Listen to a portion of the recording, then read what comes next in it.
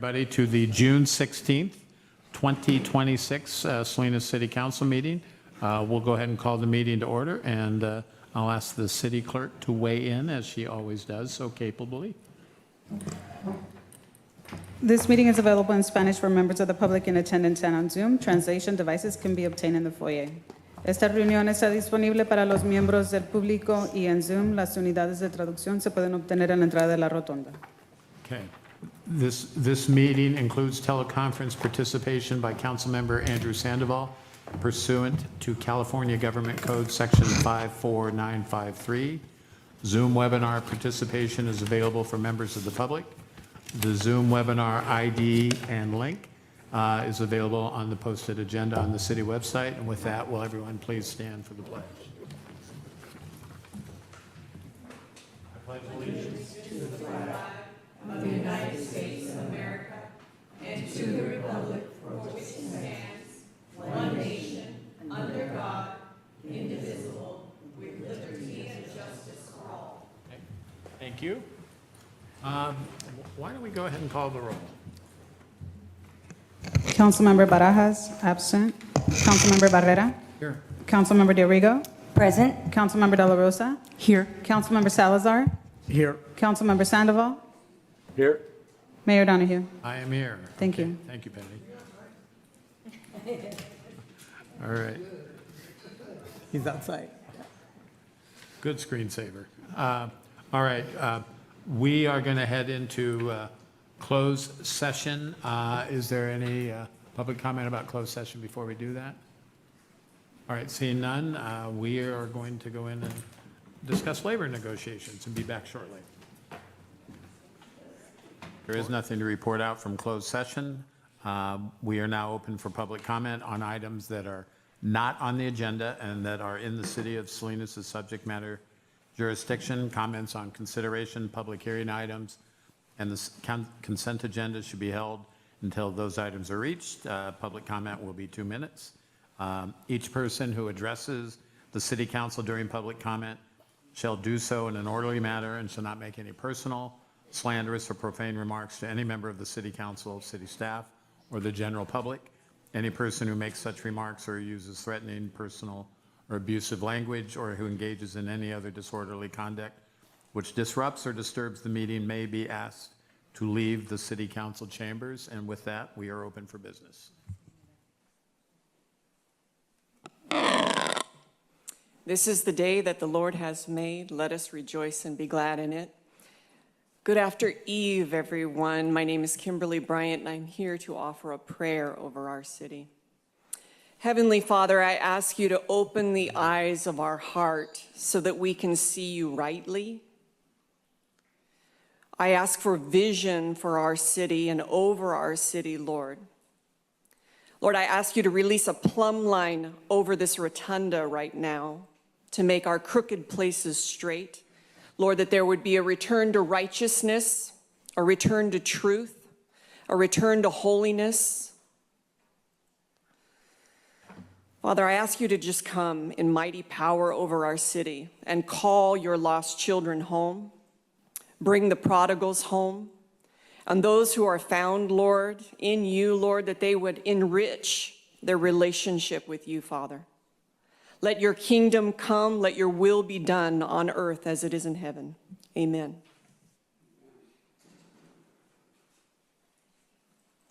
Good afternoon. My name is Denise Estrada, and at your June 2nd council meeting, I came before you in the position of liaison to the city for the Heritage Park Stakeholders Group. After thoughtful consideration, you unanimously approved the name Salinas City Heritage Park. This action will serve to help promote the historic center of Salinas and encourage economic opportunities around heritage tourism. As a follow-up, I'm here tonight to say thank you. As one of the legion of many of the volunteers who've donated years and hours of time at this site, we are truly appreciative of your action that demonstrates your understanding of the value of our efforts. During these politically contentious times when divisive actions separate people and keep us all from achieving our best outcomes, our coalition of stakeholders recognizes that we must stay true to the mission of respect for one another and solidarity in our purpose. We expect the same from our elected leaders, and on June 2nd, this council demonstrated their understanding and support of our mission. We thank you. Further, Salinas is a city of champions as we regularly demonstrate at our recognition events. I'm here also to thank all of the volunteers, not just Heritage Park stakeholders and our near property partners, but also the legions of people who volunteer for soccer fields, seniors, the libraries, the commissions, the air show, many at the rodeo, and so many at other activities. I thank you and them as well for making this a better place for us all to live in Salinas. Thank you.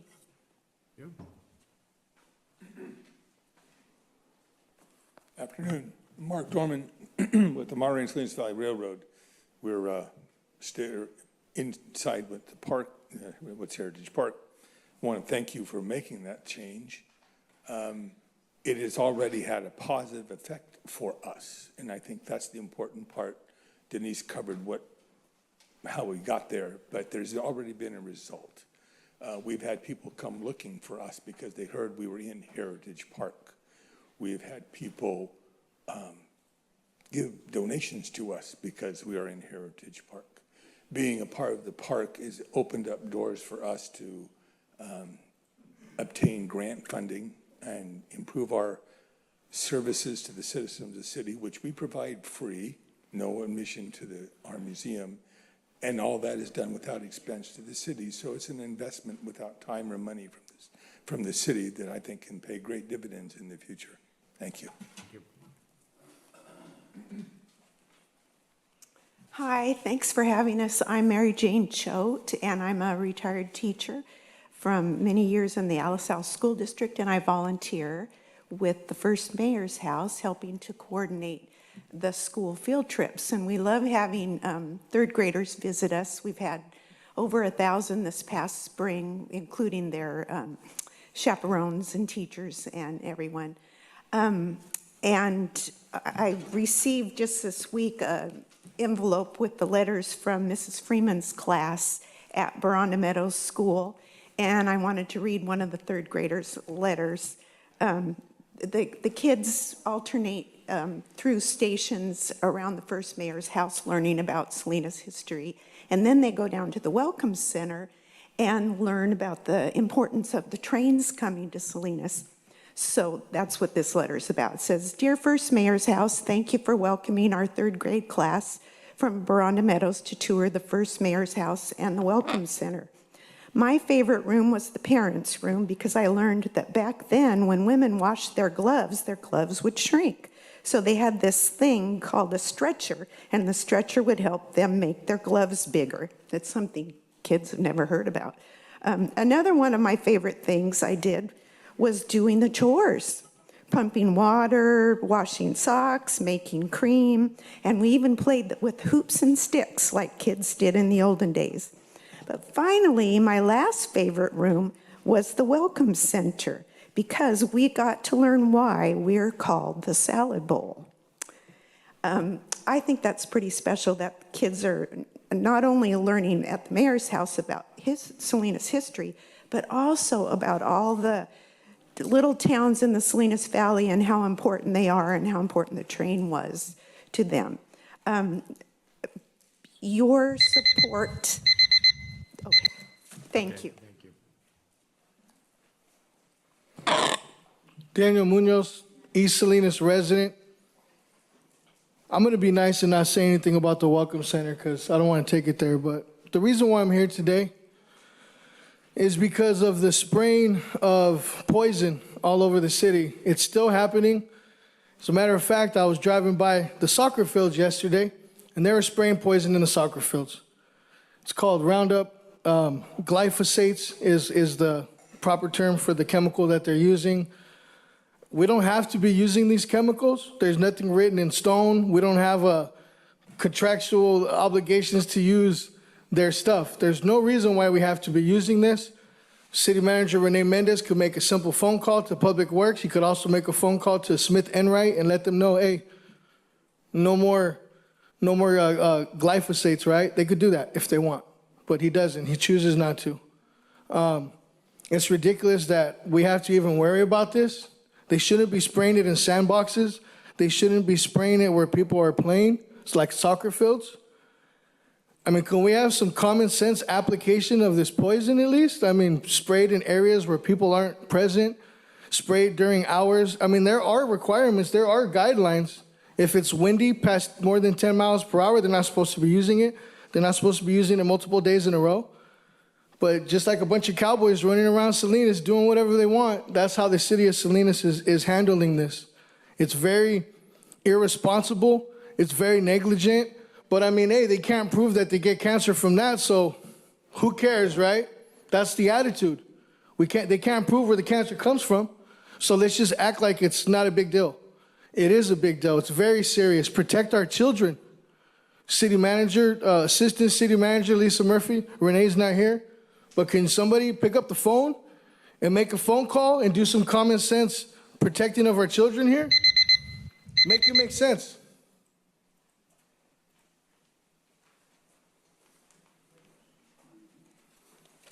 Good afternoon, Mayor and City Council members. My name is Alan Stump, and I'm a retired longtime city employee and also a longtime resident of Salinas.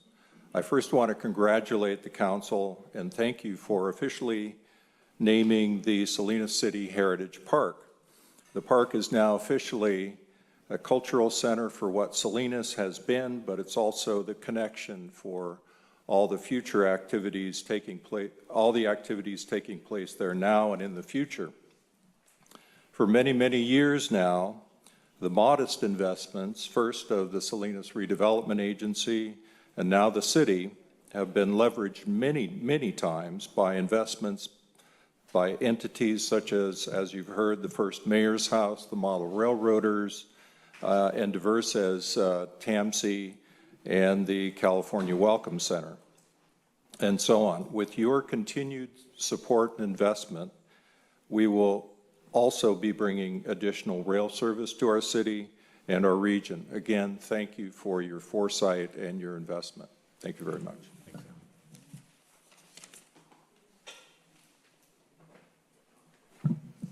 Hello, good afternoon, City Council. My name is Erin Lawrence.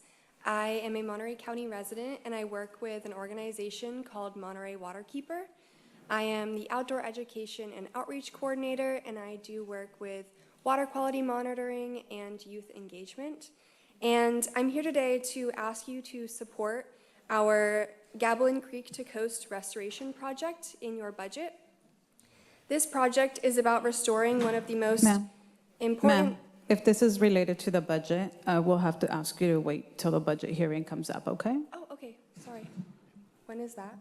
It's coming right after, well, there will be one hearing before that, and then we'll go right into the budget. Thank you. Thank you. Thank you.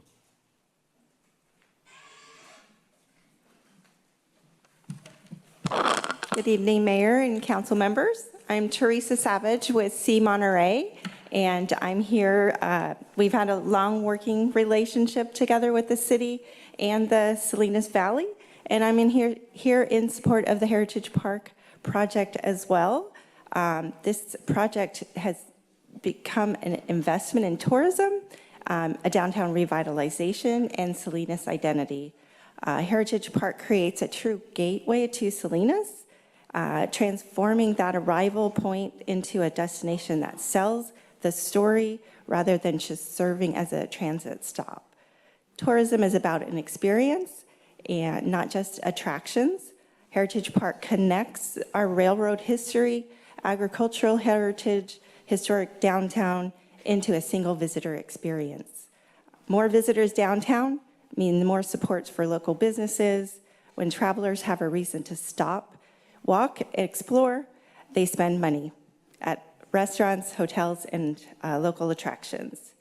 This project will leverage the investments already made, and Heritage Park helps maximize those returns on investments, making the area more marketable and visitor-friendly. And in closing, tourism is one of the cleanest forms of economic development. It brings outside dollars into our community and supports local business. Thank you for your decisions and appreciate you guys. Thank you. Good evening. Everybody looks wonderful up there. I've had a lot of reflection in 2026. It's been a great year so far, challenging. And there's a lot of heat that comes this way, a lot of passion from a lot of people here. And I'm looking to shift mine a little bit. But I look at these problems that we're having here, and we talk some things about a lot of things going around. Like I believe there's solutions in everything we're doing, whether it's oversight with the rodeo, who's in the foundation of it, the most amazing event in our community. And I think that there's solutions there, and it doesn't have to be so combative. And, I think that, our challenges with the finances of our city, first and foremost, I hope the cops and the firefighters get a raise, all of them. They deserve it. But with that said, I see, for instance, tickets being given to cars out here when there's empty spots next to them. Go down to Harkins. I think we should have the guy parked on Harkins and giving every single semi-truck that's recklessly abandoning their equipment and utilizing our resources, defecating all over, every one of them needs to be ticketed every single night, and they're lined up. That's one thing that can happen. But I also want to, say a prayer for Jose. I might not approve of the flags, but that doesn't mean that I don't approve of him. And I pray for him, and I hope that he gets a swift recovery. And thank you all for being a part of our city and working so hard. Thank you. Thank you, Michael.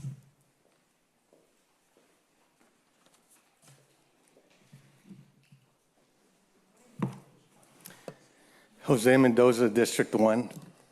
My main purpose for me being here today is to speak out against my district representative, Mr. Barajas, who's still not here. Also, I just can't understand why, Mayor, you would nominate him to be on the Oversight Committee for the Rodeo. I feel it was wrong, not just me, but a lot of people in my community, in my district, they feel the same way. They feel that, one, it was wrong to remove Mr. Sandoval. To me, it appears to be retaliation. So question is the city council and yourself required to follow the city's established harassment retaliation policy?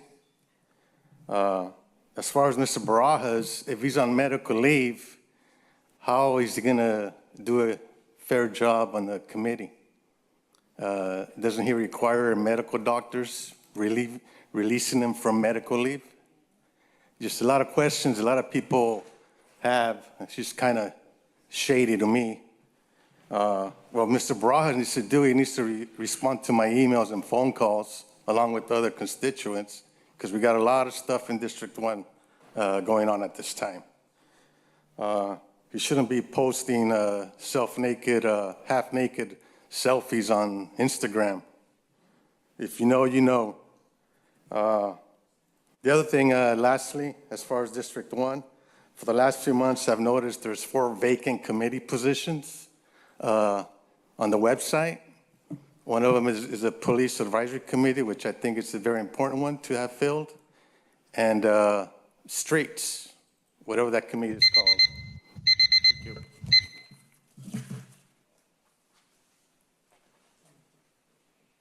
Yeah, good evening, council. I just wanted to say, I wanted to comment on, I wonder where you guys at making them more accessible for homeless people to have more confidence in having resources, because I have, he's not a friend, but there's this guy who's struggling and he has to wait, he's been waiting probably 4 months to get approved from a shelter, but every second matters, between that wait it's a lot of time, and hopefully you guys could consider this comment. Also, like, I'm from the east side, and I don't know who would I have to turn for my since Barajas, and hopefully he'll have a like speedy recovery. But like, where do we turn to? That's like, for people like from my district, and that's all, I guess. More efficiency, more confidence. Also, more reasonable time for homeless people to move, more designated places so they could go, because if they don't really feel they have that much resources, that could overwhelm someone. But anyways, that's all I want to say. Thank you so much. All right. Thank you. Hello, City Council. David Masonev, District 3. I wanted to bring up something. I went to the meeting for Chinatown, and I was kind of taken back a little bit when they were talking about finances, that nothing's really been done except for some planning, and it's cost the city, and I believe they said $1.2 million to get to where they're at now, which is absolutely nowhere. They've been looking at putting things together, and again, I was surprised because the city keeps saying, we're not in the business of development, we're not in the business of building. Yet, the city is taking on costs that pertain to building. Something you might want to think about. If you're not going to do it, don't. If you are, don't tell us you're not. Thank you. Thank you.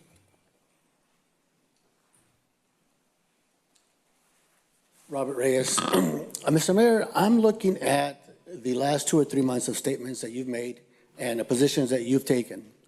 One of them is that you're not for tenant rights, so you side with the landlord there. That's pretty clear with most of the community.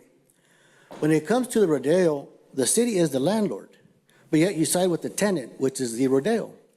So to put you in a box, and the people that are here, we're trying to make sense of the way you think. Is it a compromise in the way you think, in the terms of, if Andrew is there asking questions that generate income for the city, you remove him? Because that's kind of like the picture that you've drawn, right? And so you start putting people in there that aren't going to be fighting for the city. But you're the landlord. You're the landlord here, and your position seems to be a compromised position. Your vision also seems to be short-sighted.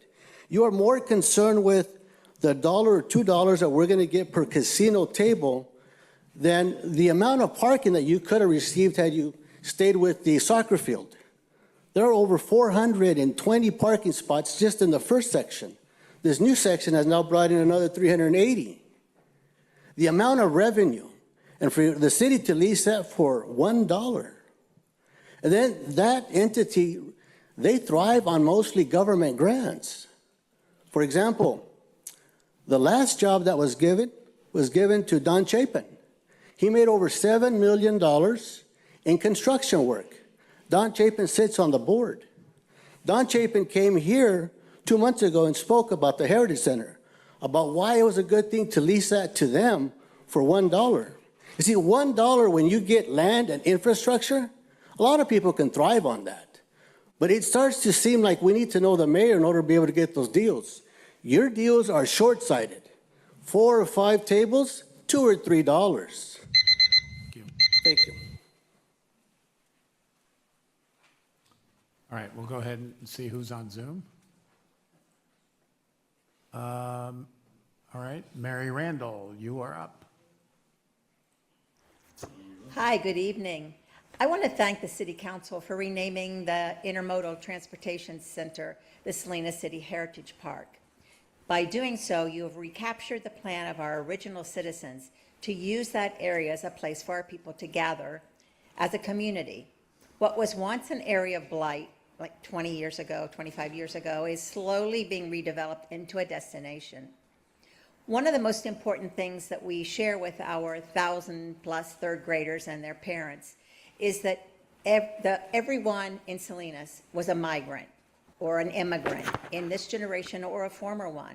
We think of the Californios, the gold rush pioneers, Chinese, Japanese, Filipino, the vaqueros, the braceros, the Dust Bowl migrants, and today's immigrants. Each of them has contributed to make Salinas the wonderful city it is now.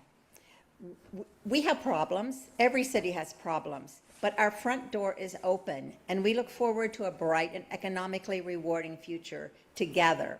Together, we will keep our history alive and our future bright. Thank you. Thank you, Mary.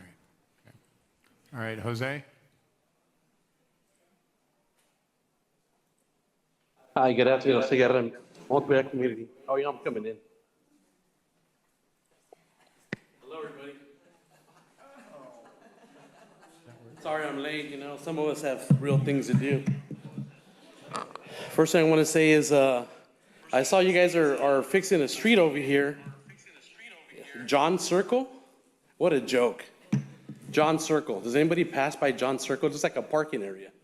Tony, that's your area, isn't it? It's your Barajas. Yeah, why are we fixing that road when we have all these other roads that need to be fixed? Come on, guys, really? Man, look at you. You guys all squinting and looking away and looking down. You have no respect for the people in Salinas, really? Come on. Mayor, you could do better.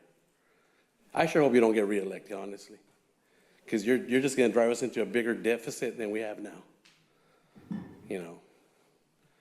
And you guys want to make comments, man? You know what? Come see me and talk to me like a person. Let's go have a cup of coffee and be real people. We don't have to negotiate with you know, politics or what's going on. Let's just be friends. Mayor, you stopped coming. What happened? Everybody misses you. Where's the mayor? I said, I don't know. He's busy. But guys, we need to go to your districts and fix everything, please. Look at your roads. You should be embarrassed to be in Salinas and your friends come over and say, wow, all that money you guys get and you guys can't fix your roads. Sad. Very sad. I'm embarrassed to say, you know what? You guys are representing Salinas. No disrespect, but man, it's sad. Everybody's looking at the clock. He's got 10 seconds. Yeah, I do. Mayor, please do your job. Now that you don't have a job, do your job. All right? God bless you guys. Have a good day. And, you know, desde La Rosa, let's have coffee sometime. Don't be scared. Have a good day. All right, thank you. All right. With that, we will close public comment. And we're going to do a real live public hearing. And I think oh, yeah, but before we jump to that, I want to note the Monterey One water informational update has been continued till after the break. And now we'll go ahead and do a public hearing. And I think we're looking for Courtney.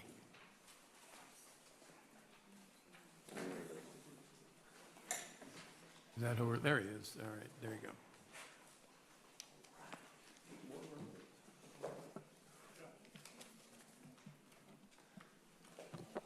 Thank you, Mayor, members of the council.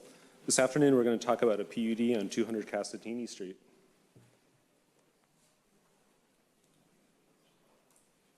I think, there it is. The location is 200 Castatini Street. The general plan designation is residential high density, which is consistent with the zoning of the same, and in the floodplain overlay zone. Looking at the subject site, 4.59 acres. The right-hand side, the blue line, is the alignment of a creek, and we'll talk about that in a minute. This project was reviewed by the Planning Commission. The Planning Commission recommended approval on May 20th, 2026. This project started back in 1992. There's a little bit of history on this one. A 1992 PUD authorized about 120 units on the entirety of the property, and it had essentially 3 phases. What has happened so far is that there have been construction on what they call Mariposa Apartments, the Manzanita House, and what we're looking at today is the last phase. And what that means is we're looking at 88 residential units, or what we call multifamily residential dwelling units. These would be subject to site plan review in the PUD, so the delegation of authority from council to staff to review the final product would come at the site plan review level, which is administrative. and a daycare subject to conditional use permit. So the the council is going to be asked to make a decision on the PUD and the conditional use permit. Those are the two discretionary actions.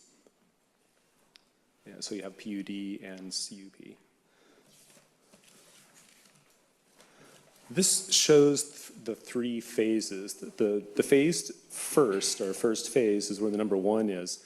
This would be where the Mariposa apartments have been constructed. Phase 2, the square kind of in the middle there, facing lower to Casantini Street. This is where the Manzanita House is, which I believe is operated by Interim Inc. And what we're talking about today is phase 3, that remainder site, which is currently vacant. The PUD from 1992 included 3 phases. They're listed there, 50, 20, and 50 units. So what this project does is it modifies the PUD from 1992. This slide shows an aerial, sorry, not an aerial, but rather a drawing of the site. So what we're looking at here in terms of the project, we have 87 affordable units, 88 total. One of them is a manager unit. There are amenities including community rooms, fitness center, basketball court, tot lot, and business computer room. There's other items happening on this site. And I'm going to find the laser. I think it's this one. On the screen, nope. I think laser's dead. So on the right side is the creek alignment. There was a study that allowed encroachment into the 100-foot creek area. And in this case, I think they're holding back at 35 feet, and that's where the abundance of the open space is provided. We're looking at about 27,000 square feet of usable open space. Down in the lower portion of the site, down by Casantini Street, there are 2 access points. One of them is the access point into the apartment project or the multifamily units. The first building is the leasing building.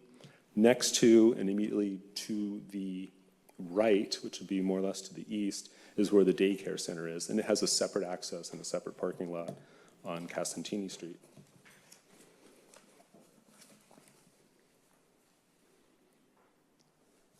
This is the chart that shows how affordability is proposed in this particular project. Again, 88 units are proposed, 87 are affordable. In this case, there's a mix of what we call income levels, or unit mix, 30%, 40%, 50, and 60 of AMI for the various categories of income. 87 units in total for affordability. This slide includes the density bonus waivers. In this case, with state law, waivers are a part of housing projects which are affordable. In this case, one of the waiver requests is a reduction in the number of parking spaces provided on site. The zoning code requires a certain number of parking stalls. In this case, the state of California has adopted something called AB 2097, which means that if a site is located within a half a mile of a performing bus stop that has service of 20 minutes or less, then no parking is required. So in this case, this waiver really is inapplicable because no parking is required to begin with. The second one is the reduction of open space. About 44,000 square feet of open space is required. In this particular proposal, 27,000, I think 305 square feet is being provided. There is a requirement in the zoning code to provide 4-bedroom and 3-bedroom units to provide for larger families. In this case, a waiver is requested to reduce and eliminate or waive the 4-bedroom requirement. So no 4 bedrooms will be provided in this project. And the fourth one is about tandem parking. This means that parking stalls will be loaded end to end, and what we call tandem parking. Next slide shows the architecture on the top of the residential buildings and then the daycare at the bottom. Generally earth tone colors, changes in planes and pitch on roof lines, and architectural projections which meet the zoning code development and design standards. Analysis. The project facilitates a number of items. One, general plan policies promoting residential higher densities, affordable housing, efficient land use, and it meets the purposes of the high density residential zoning district. In this case, 21 units towards the city's RHNA capacity and the provision of 10 extremely low 54 very low, and 24 low-income units. Environmental review, in terms of CEQA, there are a number of exemptions in this particular case, 3 in total. 2 apply for what we call the planned unit development permit, and 2 for the conditional use permit. One of them applies to both. Essentially, multiple phased projects. The original project went through an environmental process, and this is the third of the 3 phases. Infill, which is the classic class, what we call 32 infill exemption, and for the conditional use permit, it's a small construction of a small structure, rather, in this case the daycare, and infill as well. So environmental review of the project is exempt. Recommended action. The Planning Commission recommended approval back on May 20th. The City Council is being asked to confirm the findings that are in the resolution, find the project exempt to the various CEQA findings of 15165, 15303, 15332 of the CEQA guidelines, approve the PUD authorizing construction of the 88 units, the various related site improvements on the site, subject to administrative site plan review, and the daycare subject to a CUP. Then the final action would be approval of the CUP for construction and operation of the daycare center with related site improvements. This concludes staff's presentation. Staff's available for questions. Okay, thank you, Courtney. All right. Any questions? I'll start with Margaret. Yes, can you give us an idea of what the delay was from 1992 till now to finish phase 3? Was that, what was caused by that, or maybe probably a culmination of things? Yeah, I'm not really sure. I can only go back to 1996. I think I was the planner on the Interim Inc. site, so that was in the, a couple years after the approval. I wasn't here back in 1992. I think that the first phase went fairly quickly. The second phase, 4 years later, and why it took so long to get to this particular phase, I think that's a really good question of the applicant. Okay, because I know, like, we've talked about the importance of infill projects and the importance of more housing. I just wondered why we're sitting on empty land for so long. It didn't seem to make sense to me. I also have a question about the daycare. Will that be open to all residents, not just residents that reside on the property? Will that be open to the community if there's extra spots, or? I'm not sure if you know I'd like that. to defer that one to the applicant. I think the operator of the daycare is here with us today, and, Okay. and those answers would probably best come from I'd be them. curious, because we don't know what the population is going to look like that moves in, and whether they would have a need for daycare or not. And then, so you said that only 21 of them will meet the RENA requirements. Can you explain a little bit about that? That is a really good question for housing. I'm not sure why we only get to the 21 Yeah. based on the number of affordability units provided. That's a little bit out of my wheelhouse. I'm not Is there sure. someone here that can answer that, or is that a I'll get back to you kind of thing? Is there someone from housing that can? We can follow up with you on that specific question, council member. Okay, but if we vote tonight, then that'll be kind of a moot point, right? Are we voting on anything tonight, or we're just taking? We're approving the project tonight, Okay. irrespective of whatever RENA objectives it Okay, meets. but I'd like to know that. And then you also said that it is EIR exempt, correct? Because it's already been Correct, done. yeah. There are The work's 3 been different categorical exemptions applied to the 2 permits for the overall project. Yes, correct. Okay, and then my final question, I just received this after the closed session, that's 26-221. Maybe, Mr. Callahan, can you explain what this is? And I haven't had a chance to even look at it, but. Yeah, I'm not quite sure what this is. I haven't had an opportunity to review it in any great detail, but it appears to be a complaint for damages filed against a couple of contractors. It's not clear whether those contractors are related to this project or not. I'm not sure the relevance of this, Okay. Of these allegations to this project. So it sounds like you're surprised as well, so maybe we can follow up with that after tonight. I would appreciate that. Like I said, I haven't had a chance to even peek at it, but, okay, that answers my questions. Thank you. Great. Thank you, Courtney. I'm next, sorry. My question is, okay, was there any opposition to this project? The Planning Commission was pretty quiet. There were a couple questions raised by commissioners, but overall, I believe I have not seen, or I'm not aware of opposition. the residents were notified around that area. Correct. In fact, if we can pop on the PowerPoint presentation, we go one more slide past the recommendation slide. If that's possible, there are photos of the public notice. I think it's one more slide after the questions. Okay. There we go. So we put notices at the site for both the Planning Commission, the council, public places, so yes. And mailing notices went out 300 feet to the neighbors. All right. Well, it's good to see that a project of this is coming forward.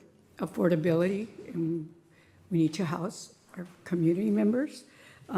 My second question would be the daycare. How many children will you be able to serve? I think that'd be a good question for the potential operator and the applicant. Okay, the operator.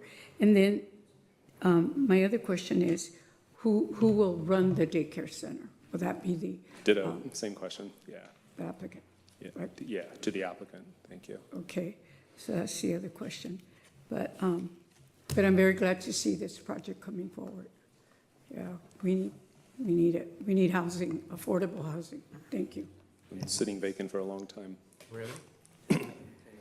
No, I had similar questions as council members De La Rosa and DeRigo. Just wanted to know if the applicant was going to be the lead operator, or if it was going to be a third party or a nonprofit third party. I think it's both. Combination of both? Is that what I'm hearing? Okay. And just want to confirm, because I'm looking in the audience, the applicant's not here, right? Yes, yeah, the Oh, applicant is applicant's here okay. and the operator. Maybe at the appropriate time, if we could just receive a couple of comments from the applicant, because I know that that was a part of this project that caught my interest, and I'm sure it caught other people's interest as well. So I'll wait until that time. Yeah, back at the Planning Commission, the commissioners were asking the same questions. A contract was not in force at that time, but I think they're getting closer to something, and I think the applicant can share that information with you. We just don't have the information at staff level. Thank you. Right. Tony? Yes, thank you. Good to see you, Mr. Grossman.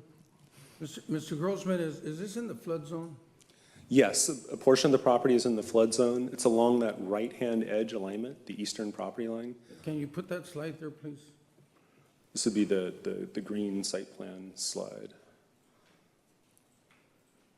It's basically a concrete channel that carries water, I think from north to south, if I'm not mistaken. What does that mean as far as their quality of life? What can happen there being in a flood zone? My understanding is that all buildings have been cited so as not to be in the flood zone. We do have a standard condition that requires compliance with all the floodplain rules and regulations, just in case anything were to shift around or move. But yes, it's in the floodplain. No, none of the buildings are in the flood outline or contour, so to speak. Mr. Grossman, do we know, Casentini, I've been through there several times. Any idea how many apartments there are already on that stretch of street right there? More or less? The roadway? Yes. No, I did not calculate or do that research. I don't have that information. There's probably about 700 to 1,000 apartments in that whole stretch. Good-looking street. I mean, very nice apartments.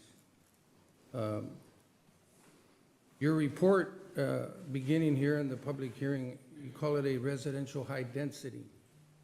Is that what it is now? Is it Yes, considered- the general plan designation and the zoning are both aligned with the high density designation. You spoke about state law about the parking. Could you put the slide on the parking, the density bonus / waivers, please? I think that was the density bonus waiver slide. Slide 7, I think.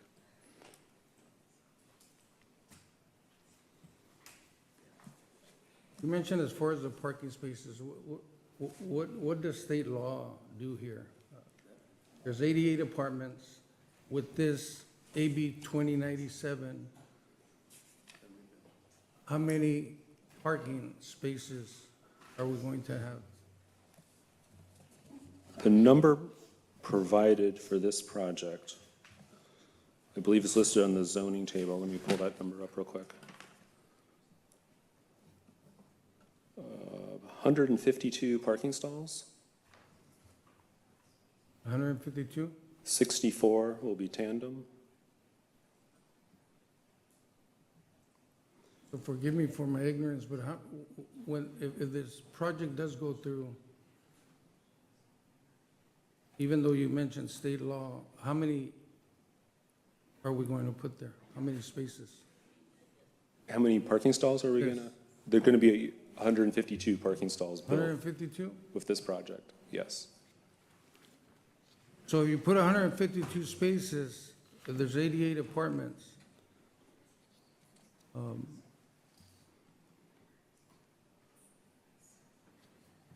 I start thinking when you're asking me to support something, I start thinking, putting myself in that neighborhood to see what my quality of life will be. The fantastic thing is the low income, very low income. I mean, who doesn't want an apartment that they can afford?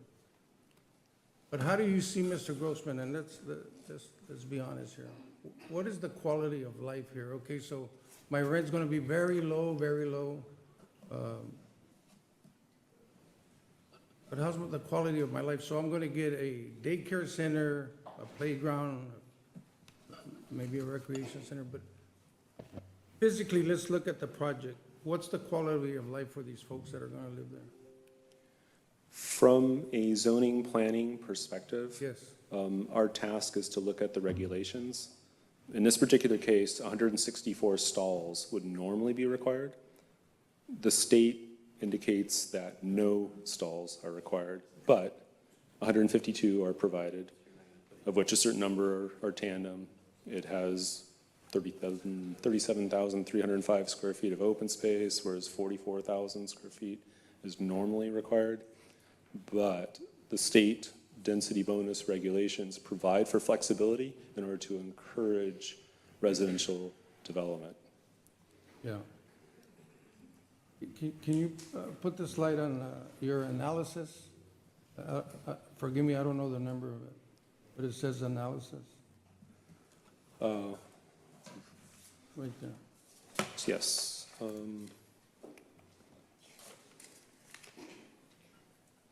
You know, I look at this, and thank you for your good work. I really believe you do some really good work. I think of the quality of life of these folks, hardworking people. Yeah, who wouldn't like a very low apartment? But I hope in the infrastructure, who's taking care of the street, of the road itself? Because you're gonna have a lot more cars. I could just see that whole area.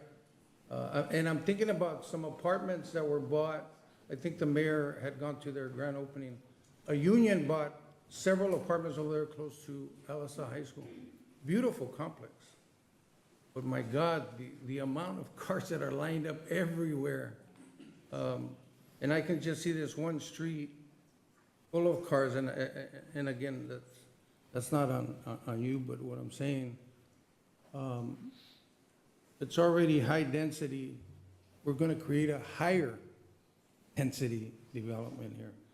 When somebody's gonna pay for a low-income unit, can you give me a rough idea of how much are they paying as far as, okay, so I get my check, how much of my check will go to that low-income unit? Any idea? Off the top of my head, I don't have those figures. Perhaps Lisa has them. So the HUD guidelines are that housing costs are to be limited to 30% of the individual's income. So it's going to vary per income level as to what that 30% number is, and that will be the calculation of their rent, and usually that's all in, including utilities. Yeah. And Ms. Brendan, there's no doubt some people are going to be blessed because of the rent. Sometimes I get concerned that we squeeze people in neighborhoods, make it very difficult. Ms. Murphy, to that question, some of my colleagues had asked some questions, but I think if we're going to vote on this, I think every question should be able to be answered.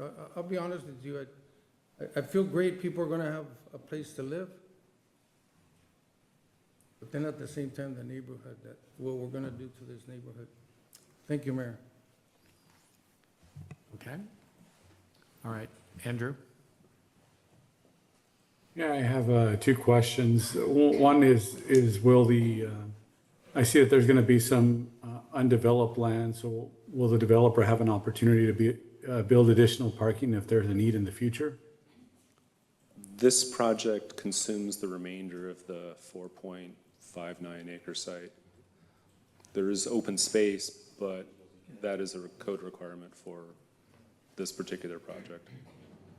Okay, the second question I have is that there had been concerns about the location of the daycare center, and I want to just ask, for safety reasons, I know that there's some power lines close to the property, and I wanted to find out what the distance between those power lines and the daycare center will be. We were looking at number not too long ago. We think it's just over 450 feet. If we're referring to the lattice towers that go along the open space rec trail, the greenway, so to speak, to the south. Okay, great. And along with this project, there is a substantial amount of money for traffic impact fees that are going to be collected. And I know that traffic along Casantini has been a concern for many years. And unfortunately, it's my understanding that with our current traffic management plan, it has not allowed for traffic calming along the area. So my question would be, well, two different things. One of the concerns that has been raised is obviously it's a dense area, so the parking availability often goes into neighborhoods, just like across our city. But one thing that may be beneficial to the community that a neighbor brought up along Rico Street was if there was designated parking spots along the street, and I don't mean permitted parking, I mean designated lined parking spots, because sometimes people park and take up a parking space and a half, and it's already a dense area. So my question is, has the funding that we're going to be receiving for a traffic impact, has there already been a recommendation as to where that will go, and will that be simultaneously developed with the project, or can traffic calming and the drawing of parking spaces be included in the project?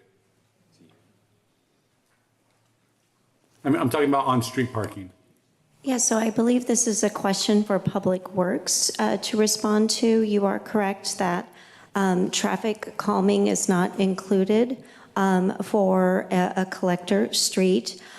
We also find that when we add those T-designated parking stalls, it actually reduces the number of parking spaces that can be accommodated, because in many cases, depending on the size of the vehicle, people can fit in more tightly than what is accommodated by those designated spaces. In terms of the, and I'm looking for Public Works, I don't see him here, but in terms of the impact fees, it's my understanding that they're already dedicated to other projects and not, they have been collected, but those fees go into to the bucket. Yes, good, thank you. In funding other, the identified projects that were set up when the TFO was established, the traffic fee ordinance. So they are not, it's not a direct correlation. The fees collected do not go specifically to this project. And then. No, but the impacts Oh, and to here the we have project- Director Jacobs. Thank you. Yes, so speaking of the traffic impact fees, those are collected to go to a specific project list that was developed when the traffic impact fees were developed. So there's a list of 50 or 60 projects that money is obligated to go to. And, for example, the widening of a roadway would be part of the traffic impact fees. I don't have the list in front of me. I actually have it in my folder that I left in the other room. But they are there specifically to mitigate traffic impacts that the development has, so they don't have to actually build things. They actually contribute toward the completion of those projects by paying into the traffic impact fees. Hopefully that answers your But question. projects directly impacted by that development, is that correct? I'm sorry, I didn't hear the question. So those are funding projects that development will directly impact traffic for, is that correct? Yeah, so they go to a specific project list, correct? But a project list, what I'm saying is that impact fee is to mitigate traffic impacts in that particular neighborhood? It not necessarily go to that particular area, it just mitigates traffic citywide. And anytime a development goes in, they're creating traffic, just not in that area, but citywide. So those traffic impact fees are going to projects to mitigate. If they weren't there, then the project would actually have to build more projects to mitigate their traffic. For example, if there was no traffic signal at Main Street and this project went in, most likely the impact would be to build a traffic signal at that intersection. And without the impact fees, they would be responsible for that entire cost. So this is, it's kind of a wider discussion in terms of what we're talking about, but impact fees are for the benefit of traffic citywide. All right, well, I appreciate that clarification. I must have a misunderstanding because one of my questions recently was the $10 million that we received for Amazon. And it's my understanding, I was told that had to be for the traffic and the projects that Amazon was impacting in that vicinity. So I think I'd like to get some follow-up clarification on that, because obviously this project is going to bring traffic to this immediate neighborhood. So I want to see what we can do to help offset that. So as part of the general plan update, they are doing a traffic portion of that, and we are updating the traffic impact fees according to the new general plan. So that's coming forward as that goes through the process. All right, those are all my questions. Thank you. Thank you, Andrew. Mayor, I think Lisa may have a response on the RENA question. Yes, thank you. So there was a question regarding the RENA numbers. So just to clarify, what the staff report says is our current 2023 to 2031 housing element identified 67 units for the site. And so this project then adds units. So we were estimating before the project really came forward the number of units and the type of units. And so this really adds to that. So it's not just the 21, but it's the 67 plus 21. All right, thank you, Lisa. All right, before we go to public comment, the applicant, I understand the applicant's here, so let me give you 5 minutes to present and perhaps in that 5 minutes pick up some of the questions or comments you heard from the dais. Sure. Mayor, council members, my name is Aaron Barger. I'm with Milestone Housing Group. We're the applicant of the project, and we're here today with our development partner and owner of the property, the Housing Authority of Monterey County. Also here tonight, we have the daycare operator. Planning Commission hearing, they weren't able to attend then, but they're here tonight to help me address any other questions that you might have. I'll do my best to answer most of the questions right now. As Courtney, the planner, pointed out, it's an 88-unit project with a mix of affordability from extremely low to low income. It averages about 49%, which is just in the very low income average. There's 24 one-bedroom and two-bedroom units, and then there's 40 three-bedroom units. We aren't building the four-bedroom units in this project. It was a waiver. Instead, we're putting laundry units on each of the floors. And so that was what was used to offset for the four-bedroom housing, or four-bedroom units. parking, which I know is always a big issue, and I appreciate that. Believe me, I know I live in a townhouse community, and I'm always driving around trying to find parking, and I drive around and help my kids find parking too. The requirements for parking, as was stated, would have been that we needed to provide 164 if that was the case. The new state law, 0 parking. And what we're doing here is we're providing 152. We're using state density bonus law. So if you would have applied the state density bonus law to the prior parking requirements, we would have had to have provided 120 parking spaces. So we're above that at 152. We also have another 16 parking spaces available at the daycare center. And so it's a total of 168 parking spaces total. As was mentioned, we are building our buildings outside of the flood zone. On the map, as you look at on the site plan, you'll see a blue line, and it shows where that floodplain line ends, and that's where our buildings start. And so the rest, that open space area to the right is undevelopable, so we can't put any more parking in there or buildings. Let's see. And then as far as the parking is concerned, we do have some surface parking of that 152, and then the remainder are built inside garages that kind of tuck under the buildings. And there's 5 separate housing buildings. We also have a leasing center that has amenity rooms in it.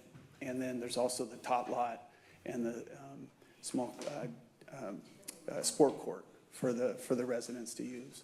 And then as far as the daycare is concerned, we have our partner MAOF.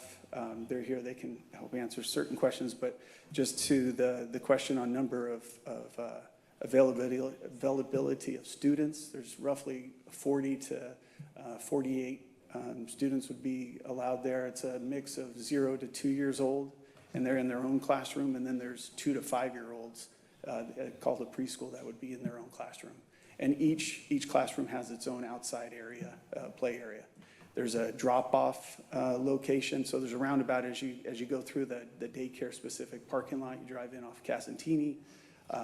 They have staggered drop-off times, so it's not the full 40 students coming at one time. It would be staggered, and then there's on the roundabout there's space for somebody to stop, drop their kid off, get them into the classroom safely, and then leave. And they don't stick around. There's no parents that stay all day. So it's just the staff.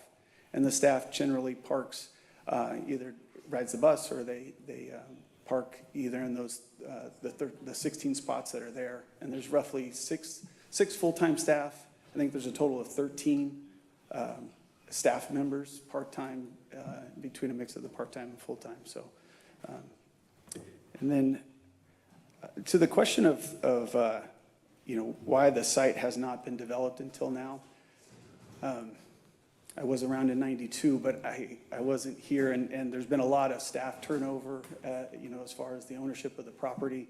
I think that played a role in it. Always financing of these projects is always difficult, but now the Housing Authority is pushing this project forward. There's vouchers that will go towards the residents of this project, so that helps fund a project of this size, and plus the site characteristics. If you've ever been out there, there's a big slope there, and it's difficult to build on. There's going to be a lot of grading work that goes into it. So, the vouchers definitely help with that, and that's why this project's able to move forward now. Yeah. All right. Is the daycare operator here? Yes. Okay.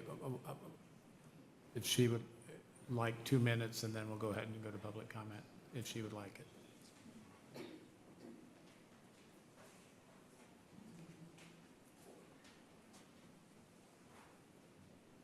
Good evening, City Council, Mayor. My name is Vicky Santos. I'm the Chief Operating Officer with MAOF.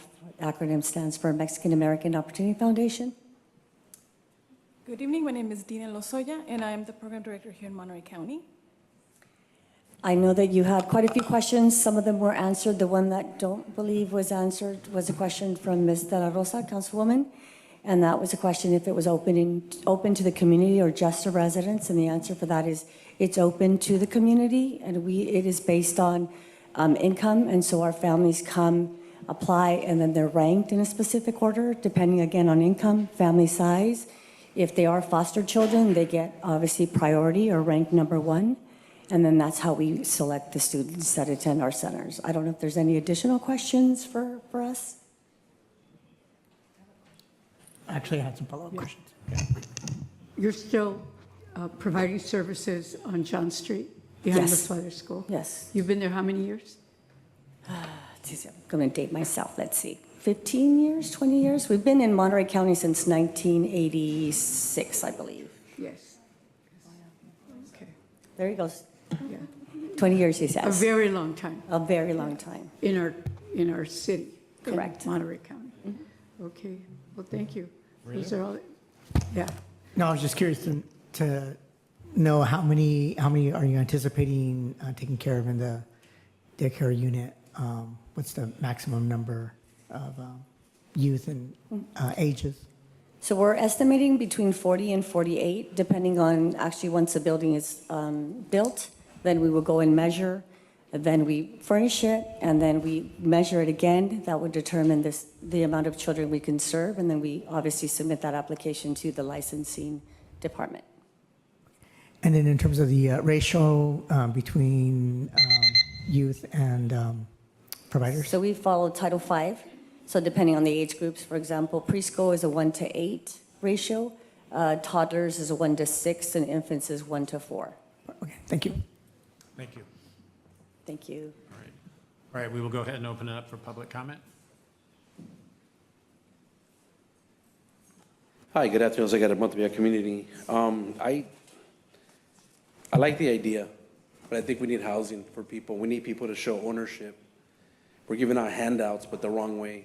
Let's do ownership for people to actually own something and be proud of it. I mean, handouts are nice. We give them to Don Chapin and everybody else in the community. The Rodeo is probably a big joke, too. I don't know how much money we lose there every year. I'm just saying we need to make people accountable to be able to afford their own home. Build affordable housing for people to buy a home. Stop building apartments. You're making it a ghetto. Stop doing that. Make it a respectful Salinas. Come on, guys. You're probably going to vote on this. You probably already voted on this in your closed session. I'm sure you probably did already. It's so sad that you guys do that. Like the lawyer said, yeah, we're going to vote on it today. Not vote. He said, yeah, we're going to recommend, we're going to have it approved today. That's sad. We don't do that. I can't believe that we're doing this. But I guess we need it. I mean, I'm for it. But I'd rather have people get houses and you know, pay taxes and make more revenue for the city and the county. You guys are trying to put a Band-Aid over a bleeding artery. You know, how many of these houses are going to be for farm workers? Have we talked about that? Has anybody talked about the farm workers? They make your great big agriculture companies rich every day, every year, every decade. A lot of money. We don't talk about that, huh? We should. We should talk about that. Those people that bust their humps every day and work through pesticides and everything else you spray through there. Like Mr. Munoz says, you guys spray a bunch of stuff and don't care. Man, that's just sad. I don't know, man. I'm embarrassed. I'm embarrassed that you guys really am. But I'm vergüenza. Thank you. God bless you guys. Good luck. Hi, I'm William Cunningham. I'm a resident of that neighborhood. We purchased a house in the Rossi Rico subdivision in '84. So I've seen what's been going on with the city since then. There are 5 apartment complexes already in that neighborhood, to answer your question, Mr. Pereira. And there's also another facility that's in that area too. I don't remember what exactly its function is. Right now on Casantini, the parking is atrocious. Casantini is almost completely taken up right now by cars every evening. What guarantees are we going to have that these apartments that they want to build, these 88 units, are going to be for single families in each unit, not multiple families? And if you figure 2 cars per unit, that's over 178, I think it was, 176 parking places that are needed. And that's just for 2 cars in every unit. So right now, we have a overabundance of vehicles on the roads. Those people have a hard time trying to find parking places. Even in my neighborhood, right next door, it's hard to find a parking place on the street sometimes. So I think the city really needs to take a look at this. Also, the ditch that runs right through there on the lower side, that floods up to 20 feet outside the ditch area on a heavy rain year. So that's also something that we need to take into consideration. Thank you. Thank you.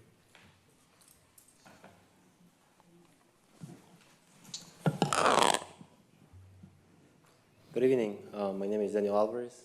I'm your representative for the Carpenters, Local 646. I represent members on Santa Cruz, Monterey, and San Benito County. To answer the question, I brought a paper that's a case against the developer, and it's not too old. That's what you have in your hands. And we do not support, we support housing, but we want responsible contractors doing the housing, because that developer has a history of not paying the workers, as you can tell in the paper. That's all I'm saying. Hopefully you make the right choice, and have a good day. Thank you. Thank you. All right, good afternoon, City Council. My name is Jose Marquez, and I've been a Salinas resident for the last 12 years here in Salinas, mainly on the north side of Salinas. And one thing I could say that relates to the previous comments is that, you know, parking is very, very difficult to get around here. And so I currently live in an apartment, and so especially in an apartment complex, parking is terrible. And then the local neighborhoods around it that are housing, that are actual houses, their neighborhood have to suffer because of the excessive parking or cars that need to find parking, right? And so I think that's a big thing to cover. But also in terms of the developer, I'd like to ask, you know, is there a cost of benefit that they're going to have to pay for the environment, for the degradation of the surrounding area? We're not sure what type of chemicals or spills are going to happen that are going to run off into that, you know, floodplain. Looking at our, you know, topography of Salinas, it's where is that chemical and contamination going to run off to? You know, could it run off into our aquifers? We're going to pump it back up, and it's going to be used for public or agricultural water. So what's going to be their cost to maintaining the ecosystem, the healthy environment, and that surrounding area? So thank you. Thank you.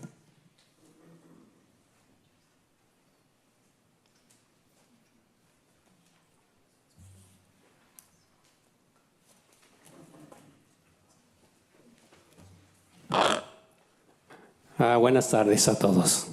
Mi nombre es Jesús Estrada, soy un organizador de vivienda con centro de abogacía de la comunidad. Yo estoy a favor que construya vivienda asequible, porque la ciudad de Salinas necesita viviendas asequibles para los que rentan. Y yo soy uno de los que estoy rentando, y mientras hay más vivienda asequible con precio bajo, para nosotros que estamos rentando sí nos conviene. Por eso yo espero que aprueben ese proyecto, porque está hablando a vivienda asequible. Es todo y muchísimas gracias. Good afternoon to everyone. My name is Jesus Estrada, and I'm organizer with CCA. I am a house organizer, and I am in favor of building these affordable houses. The city of Salinas needs affordable houses, mostly for the people that rent.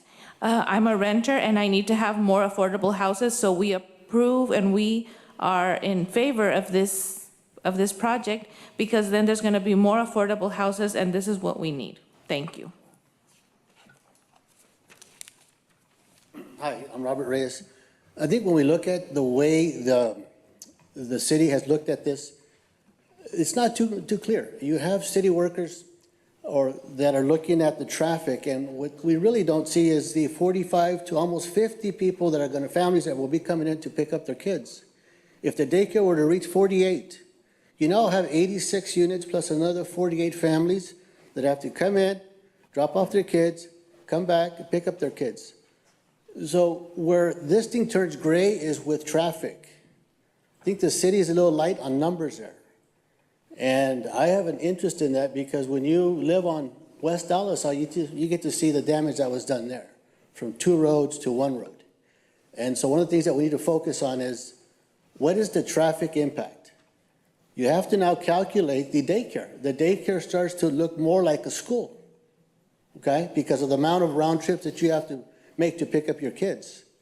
And so issue 1 is parking. Issue 2 is the traffic impact. And issue number 3 is the city needs to be better with their numbers. You kind of got a little hitch today onto they weren't too clear. And this is not a project that we want to push. This is a project that we want to have. We want it to be measured with traffic, want it to be measured appropriately. If not, then we fall into the same trap that we fell into 40 years ago. We started building apartments on top of apartments. Then we start to ask, why is there violence? Why is there these issues that give us a black eye? Now's our time to have good, smart planning. I think if we can pause and maybe come up with a better traffic plan, we would all be winners. But the project itself meets in terms of what we need. We need more housing. It's just the numbers. I think the numbers are being pushed to a point where it's possibly in an area where it's no longer good for traffic and good for the rest of the communities that live there. They need a fair shot also because they've been living there for a while, so that's my 2 cents.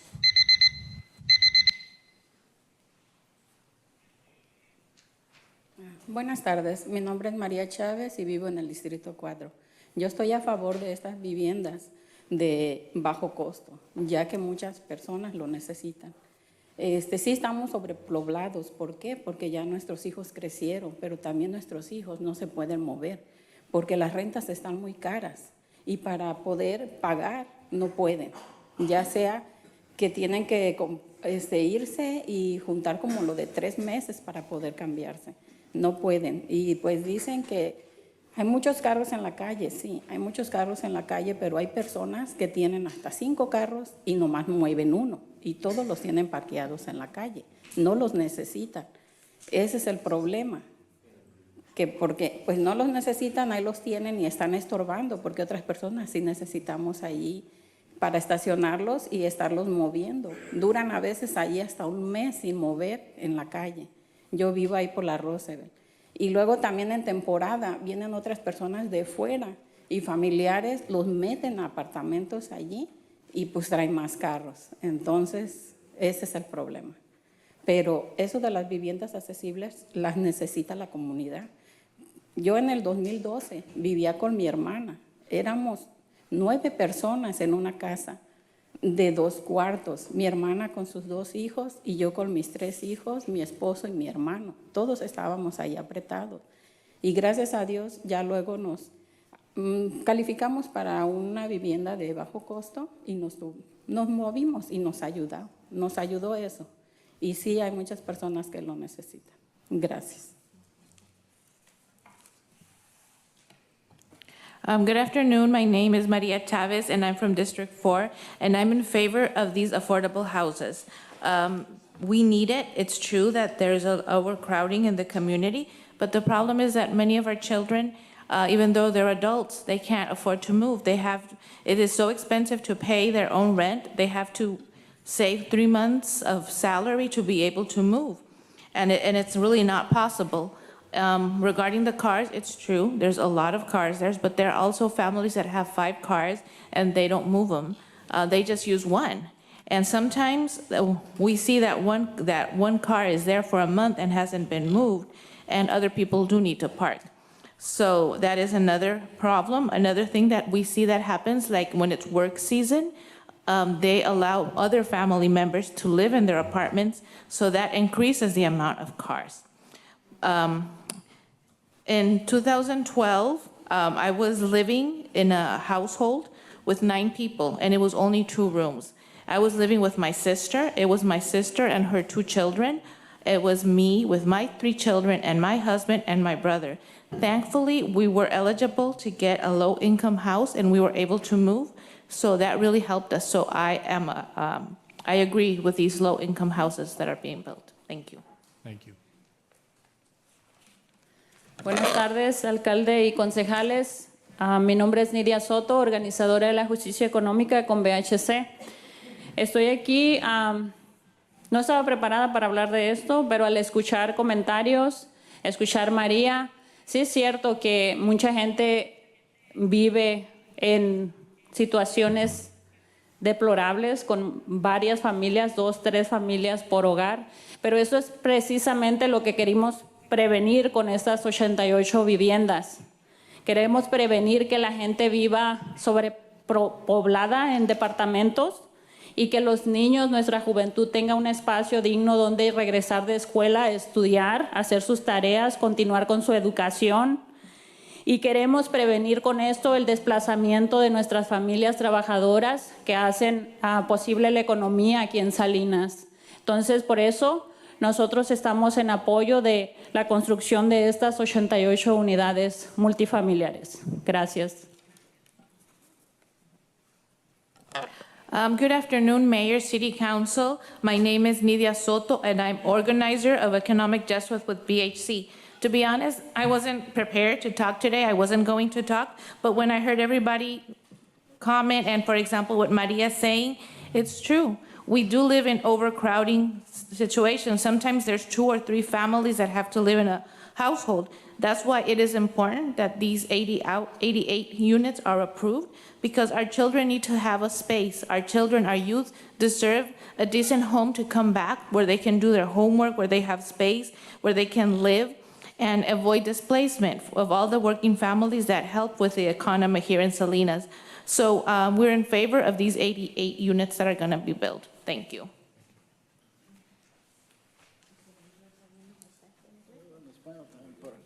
Para darte más trabajo. Sí, buenas tardes, mayor y miembros del concilio. Mi nombre es Sabino López, por muchos años, muchas décadas viviendo aquí en el Valle de Salinas, principalmente en Salinas, y trabajando muchos años en la comunidad con CCA, Centro de Abogacía de la Comunidad. Por muchos años apoyando y promoviendo proyectos de bajos ingresos.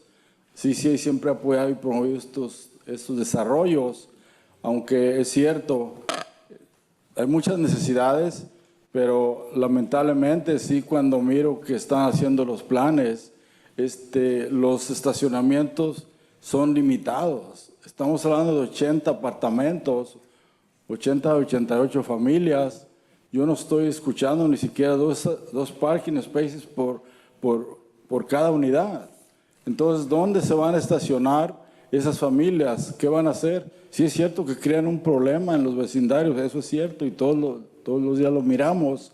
Entonces, es muy importante que se aprueben estos desarrollos, pero también planeen un espacio más cómodo para las familias, que tengan espacios para las familias. Recuerden, además tenemos hijos, nuestros hijos crecen y van a agarrar un carro y traen otro carro a la familia. Hay que considerar eso también, no solamente limitadamente un apartamento con un estacionamiento. Creo que debemos de planear espacio para no crear tanto problema en las calles. Eso es cierto, tenemos un problema y tenemos que buscar una solución, pero definitivamente tenemos que tener más casas de bajos ingresos, que la gente pueda vivir pagando su renta, porque aquí los sueldos, ustedes saben, que no alcanzan, no son suficientes para rentar una renta de mercado. Entonces, por favor, apoyen este proyecto, pero ojalá que también le abran más espacios para los estacionamientos de las familias. Gracias. Good afternoon, Mayor, City Council. My name is Sabino Lopez, and I have lived many, many years here in the Valley of Salinas, specifically in Salinas. I work with CCA, and well, I'm here, and I work in many projects for affordable housing. And it's true, we need affordable housing, but sadly, most of the time parking is not included when we're planning these homes. Right now, we're thinking of building 88 units, and it's families. We cannot really think about one parking space for family because, you know, it does affect, it's true, that it becomes a parking issue because there's not enough places to park. We see this every day in our neighborhood. So it's really important to think about a parking space, not only one for apartment, because, you know, sometimes we have children and these children grow and then they get a car, and where are they going to park? So help us find a solution. We need these units, we need this affordable housing, and but we also need to think about including parking spaces. And we need these units because there's not enough renting places here in Salinas. Most of them are market rate, and we need affordable housing. Thank you.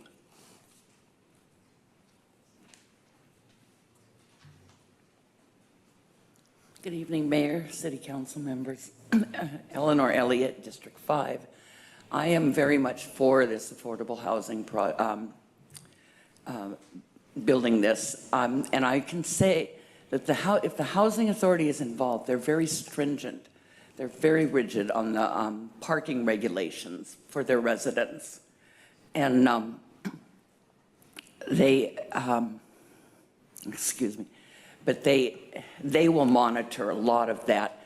And I have seen it work in other cities and other states where they develop these buildings for families and children and include the schools and parks and everything. And it's beautiful. It's really beautiful.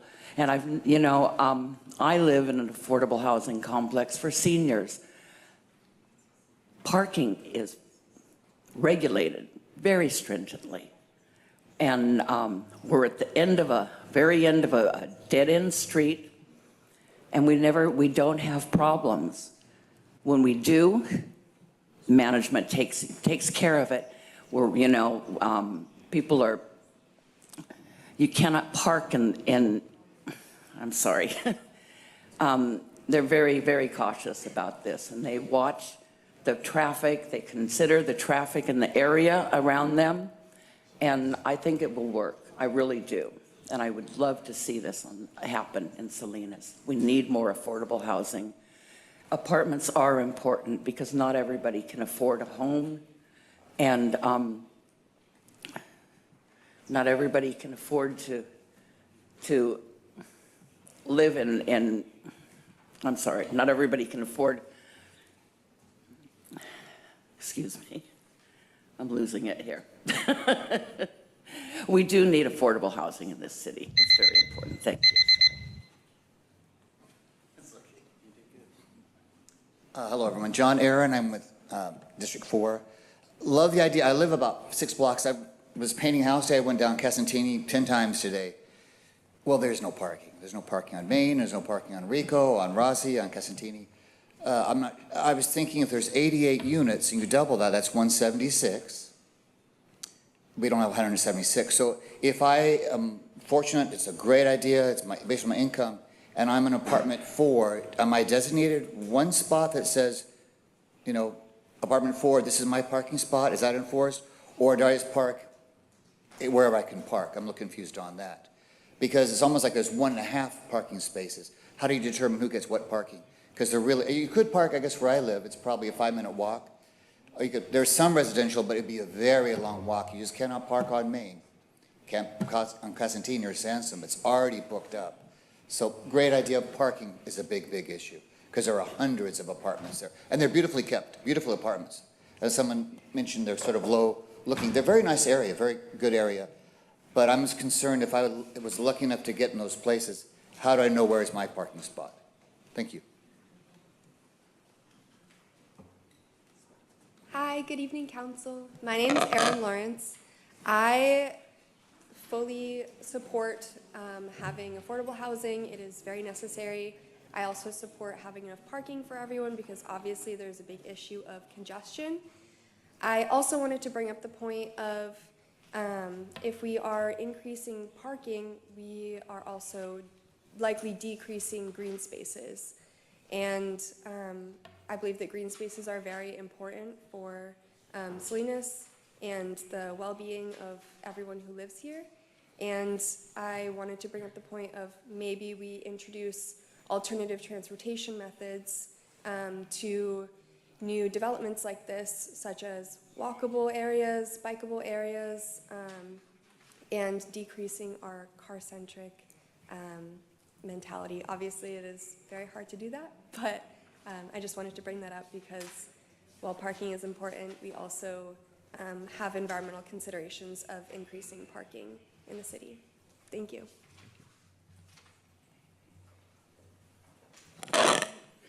Daniel Munoz, East Side resident.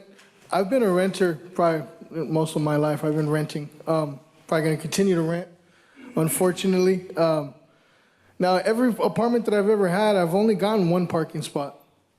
So people are saying that we need 2 or 3 parking spots for these apartments. That would have been fantastic if I had got 2 parking spots for any of the apartments that I've ever had. We've only gotten 1. So I think, you know, all this fuss about the parking is kind of funny to me, really. If you have 2 cars, park down the street, take a walk, right?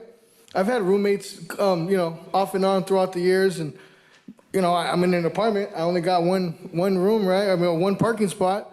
So yeah, you park down the street. I mean, it's simple as that. Now, I think the biggest issue here that was brought up so far is the gentleman from the Carpenters Union, who said that this company doesn't pay their workers and that they have pending lawsuits, litigations. I don't know if that's true or not, but that's the only thing that I've heard so far that is a big red flag to me. So if these guys are going to be, like doing their workers like that, not paying them, then I don't think they should be allowed to build in the city of Salinas just based off of that. Now, maybe you guys should do some more research to see if that's true, because like I said, this is all allegedly. I don't know if it's true or not. This is the first time I heard about it. The gentleman from the Carpenters Union stated that. And I'm a former union worker, so, you know, there has to be some kind of truth behind what he's saying, I'm assuming. So that's the biggest red flag that I'm able to pick up on so far. The parking, it is what it is. We don't have parking. We need housing. So you can't have it all, right? Not everybody's going to get a puppy and a pony, right? I mean, it's sad. I mean, that's what it is. You know, we don't get everything that we want. Sometimes we have to pick it, we have to balance it out. So anyways, I'm in the middle.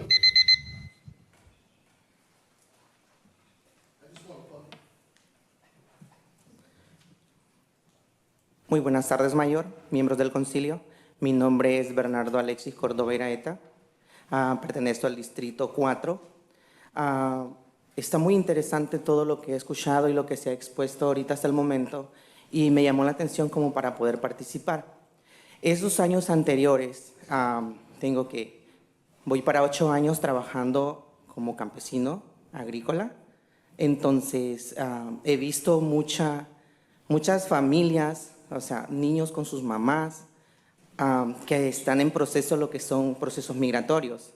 Entonces, esa mayoría de personas, cuando se termina la corrida acá en Salinas, se traslada a lo que es Yuma, Arizona, o a cualquier parte como es Oxnard, Huron, Colinga, a seguir las corridas que llevan durante todo el año.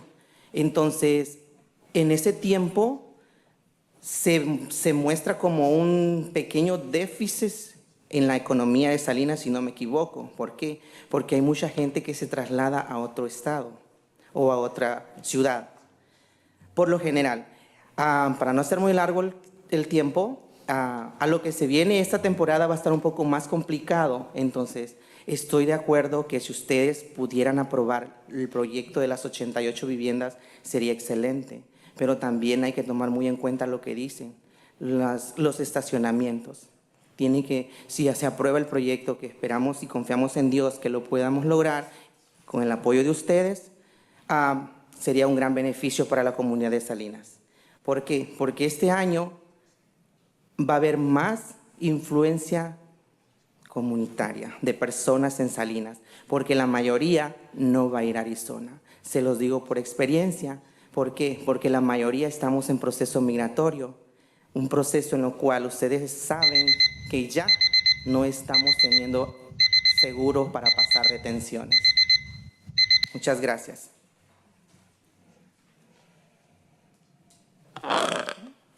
Good afternoon, Mayor, City Council. My name is Bernardo Alexander Córdoba Iraeta, and I'm from District 4. And I decided to make my comment because of everything that I've heard. It's really interesting, and there's a lot of things that I want to mention. I've been living here for 8 years, and I've been working in the fields. And I have seen a lot of families with a lot of children, a lot of mothers that are going through immigration processes right now.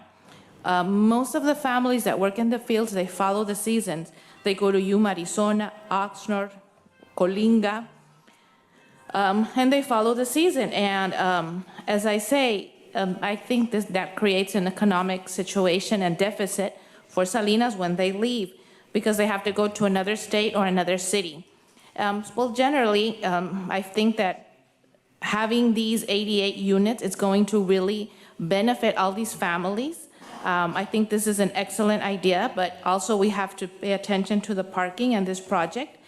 I pray to God that with your support, it is possible to be able to approve this project. What I am seeing is that, and I say it in my own experience, a lot of families are not going to follow the season this year because a lot of families are with this immigration process and it's harder to cross the borders. So I feel like they're not going to leave. So housing is going to be necessary because they're not going to leave the city or the state. Thank you.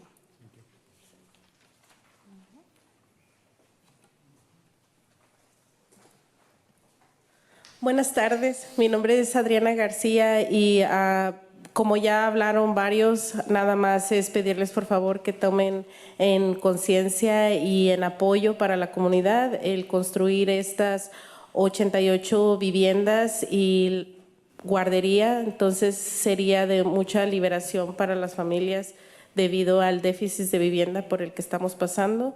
Al ser asequibles, ayudan a la comunidad y a las familias a que puedan tener un hogar digno. Entonces les agradeceríamos por favor que nos apoyaran con eso. Muchas gracias.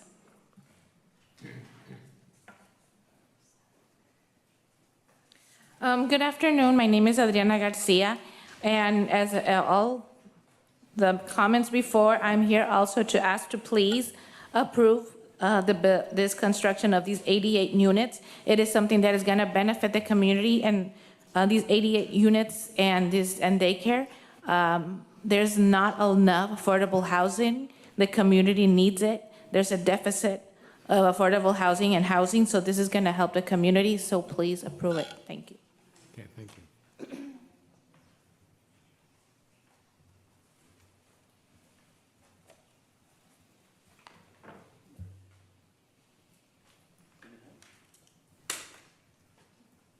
Hi, Mary Ann. Good afternoon, ladies and gentlemen. I'm very familiar with that street. My storage is right there at the Frontier Storage. For the last, so we've been there for the last 20 years, I guess. I see the homeless sleeping, camping in those ditches or whatever you call them. A few years ago, it wasn't good enough for us to have the dog park out there. They moved it over. They put it over in our area. Remember? Anyway, what are we going to do with those homeless that are living along and through there? There's still the camps are there. On Casadena Street, you have from about 4 o'clock on, you can't find a place to park on that street. It's loaded. When I try to come out through that back gate, you barely can get out of there. You barely can see because the cars are coming. They're parked there and then they come through there fast. But there's cars and there's campers. I've seen people living in little campers along that street. I mean, I'm not against the apartments. Don't get me wrong. I think that's great and the daycare and the whole bit. But we need to think about the other things. We need more spaces for those apartments or no cars allowed. I mean, nobody to live in there with that have more than 2 cars. What are you going to do with their families? Especially if their children are out there working or going to college and they need a car. At least a space for them to put their car, or visitors. Where's the space for visitors to come? You need a space for visitors because I'm going to guarantee you, you're not going to find them out in the streets. Because of what's been done in the past, we can't have visitors in our place because people from all the other apartments are parked on our street. Thank you, Mary Ann. Thank you.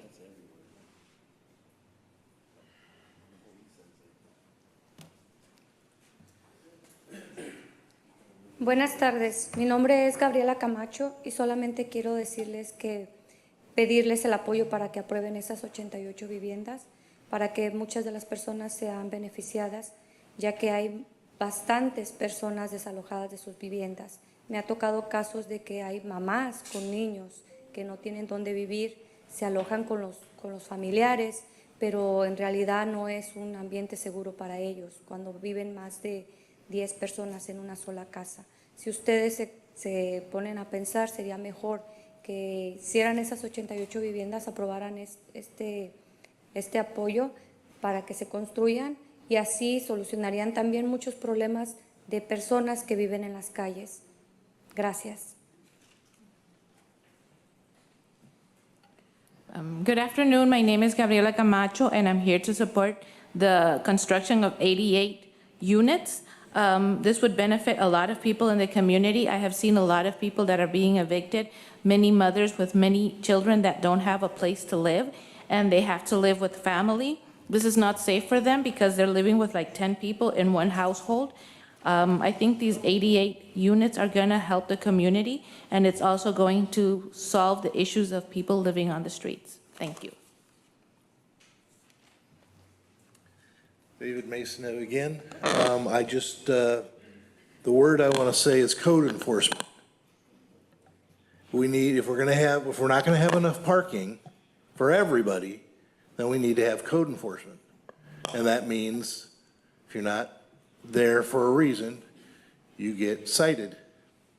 Thank you. Thank you. All right, we will see who's on Zoom. Matt Huerta, please.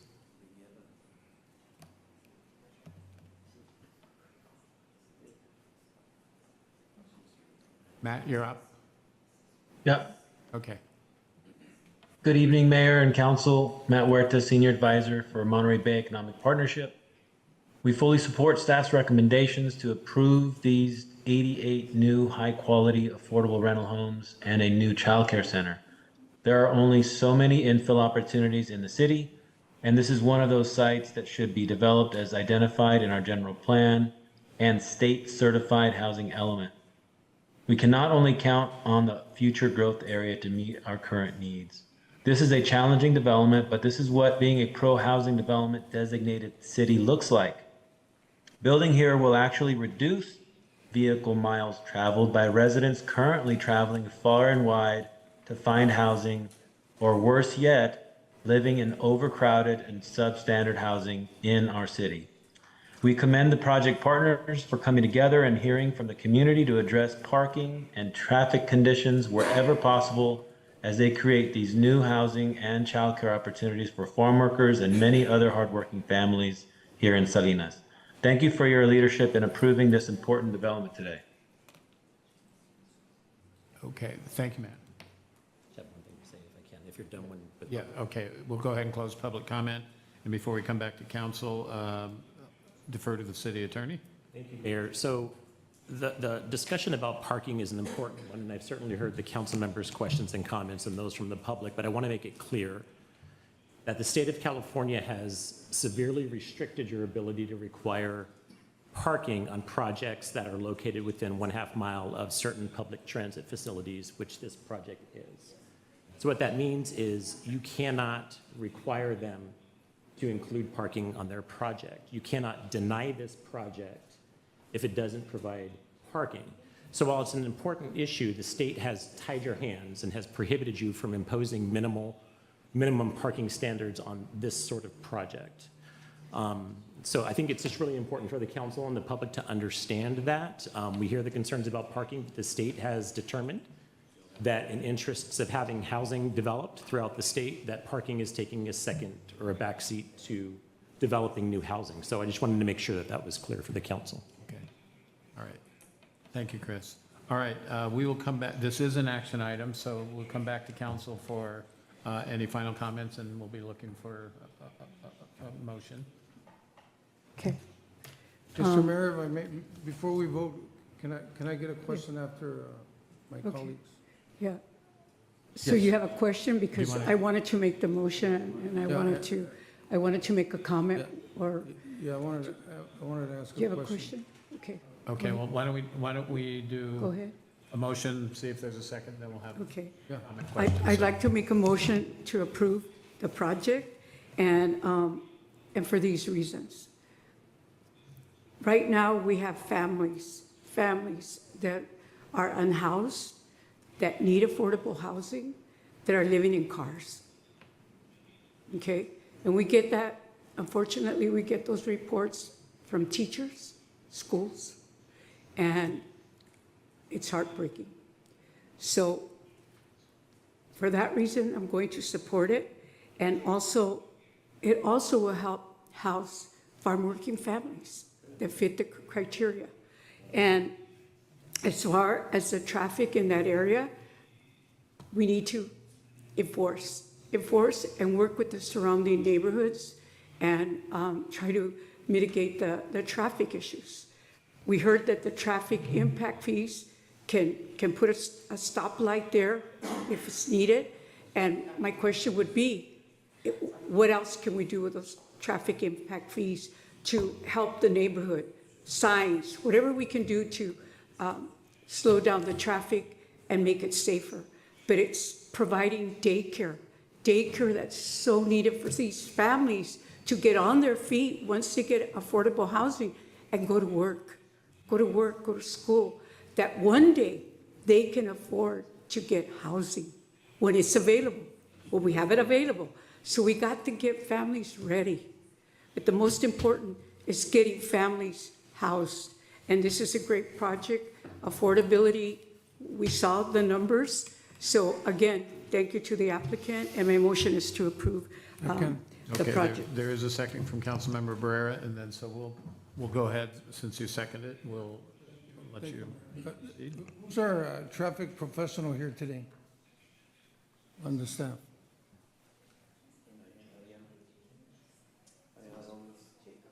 Is that Mr. Jacobs?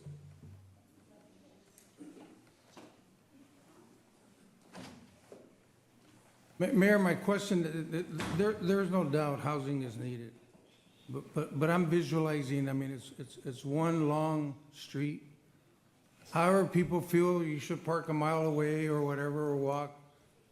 I'm interested in improving the quality of life of anybody in any neighborhood. And I want to thank the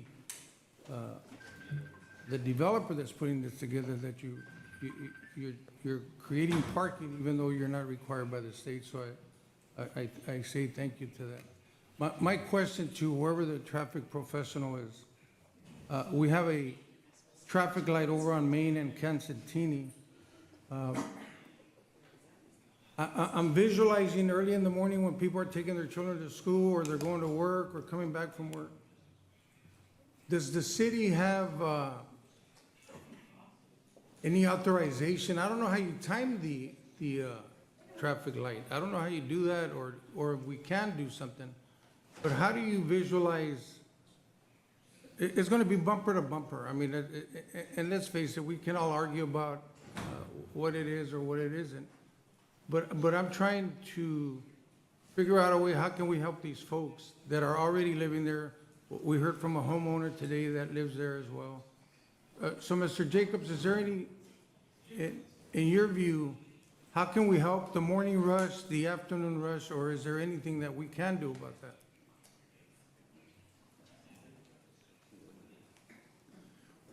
So you're asking a loaded question, because it does take studying in terms of what can be done.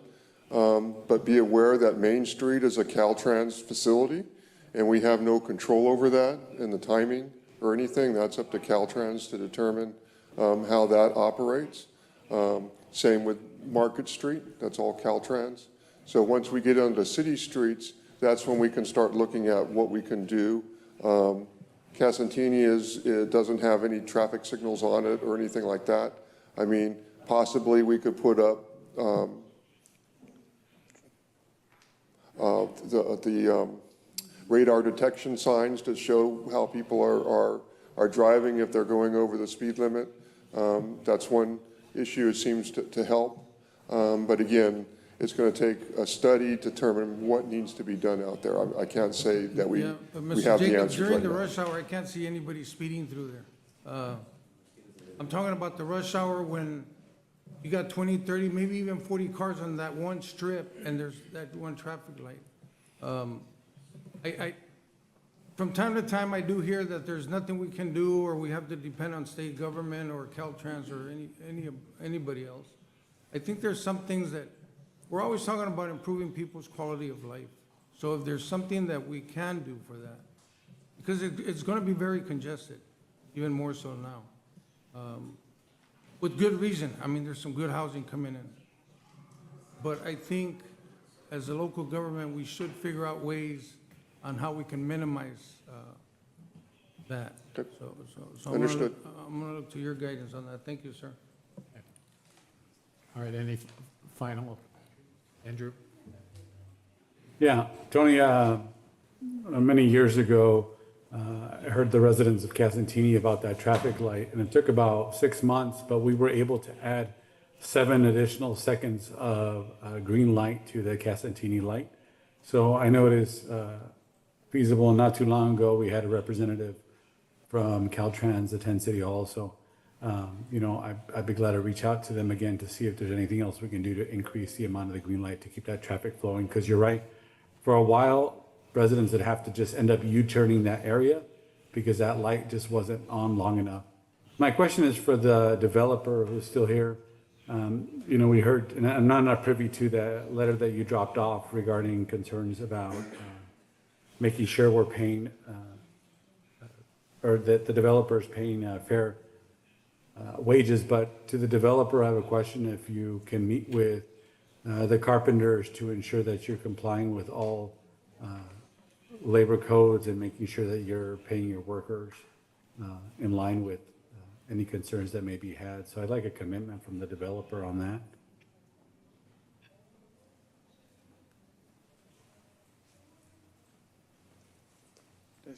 Talk here.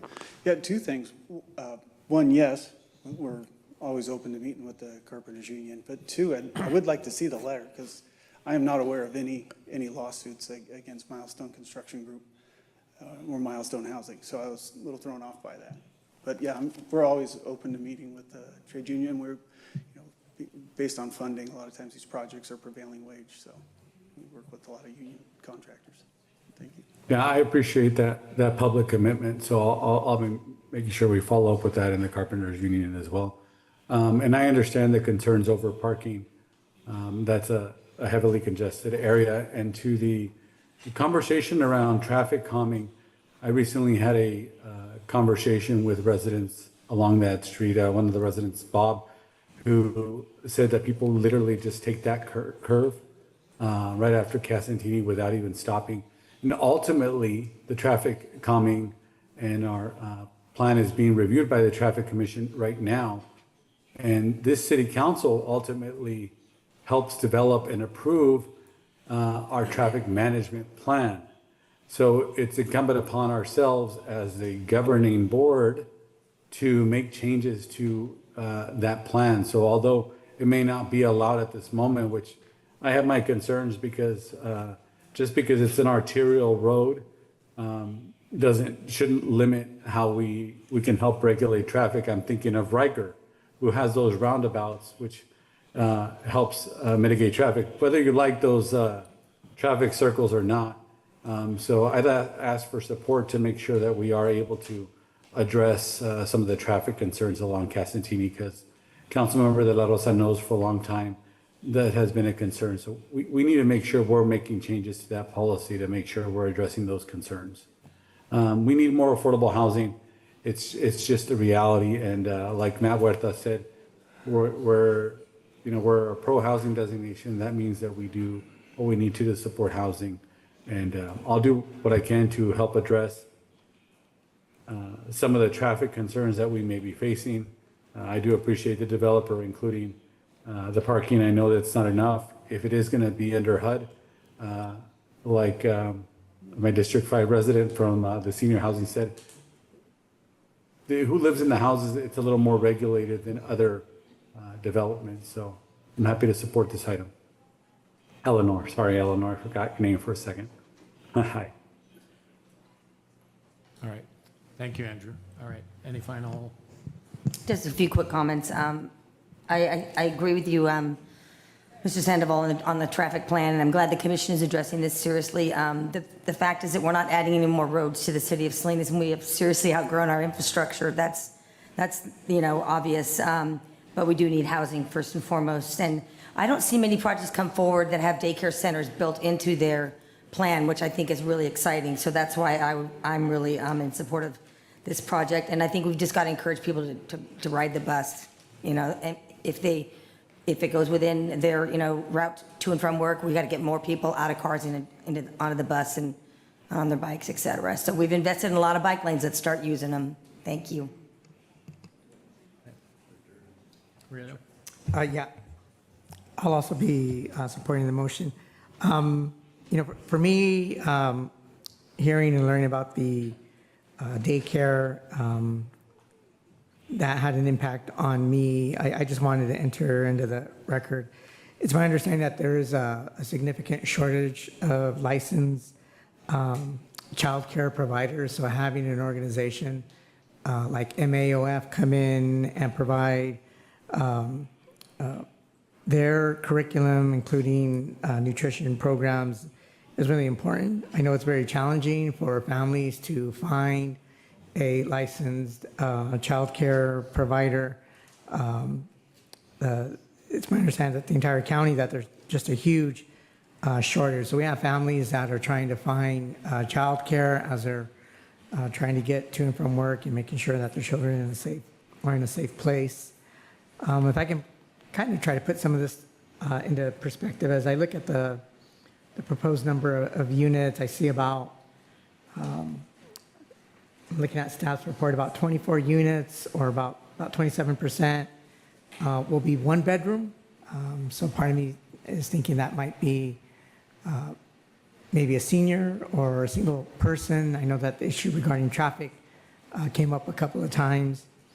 About another 23 units, or 26%, will be two bedrooms. So that'll probably be a very small family, or maybe a single parent. And then I did see that there's about 40 units, or about 47% of this project will be three bedrooms, which I'm assuming will probably also be a small bedroom. Just want to thank the public for sharing their thoughts, both kind of in support and against it. I'd like to thank City Attorney for bringing up the issue and clarifying parking and what we can and can't do about that. I think it's important, although we're not required to have those parking spaces available, but I think we should continue to strongly suggest it. And again, as I look at this project and I see that 40%, those making 40% of AMI, we're talking about, in terms of people that are going to have access to these units.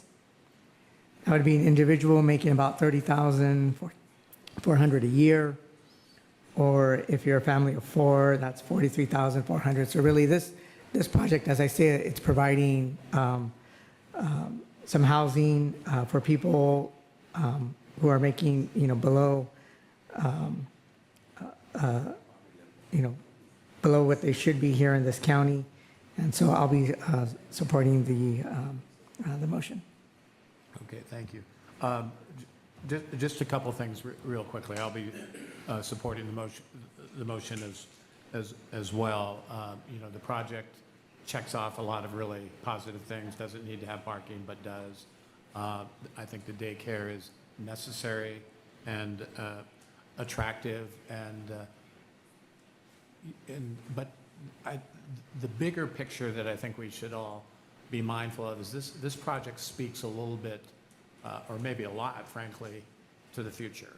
That if we're going to do affordable housing, imagine the signal that sends if here comes an affordable housing project and we're interested in strategic infill. We do know there's a parking problem, which I want to address, but our answer is no. So that creates a chill off of potential developers looking at, okay, they say they want affordable housing, here it comes. Because the things that will go along with affordable housing, in many instances, not all, but in many, are the sorts of things that Chris mentioned from the state. So the reason that's important also is because the ability to solve some of our problems in terms of circulation within the city is we'll be needing to interact with other agencies. So fortunately, Tony sits with MST.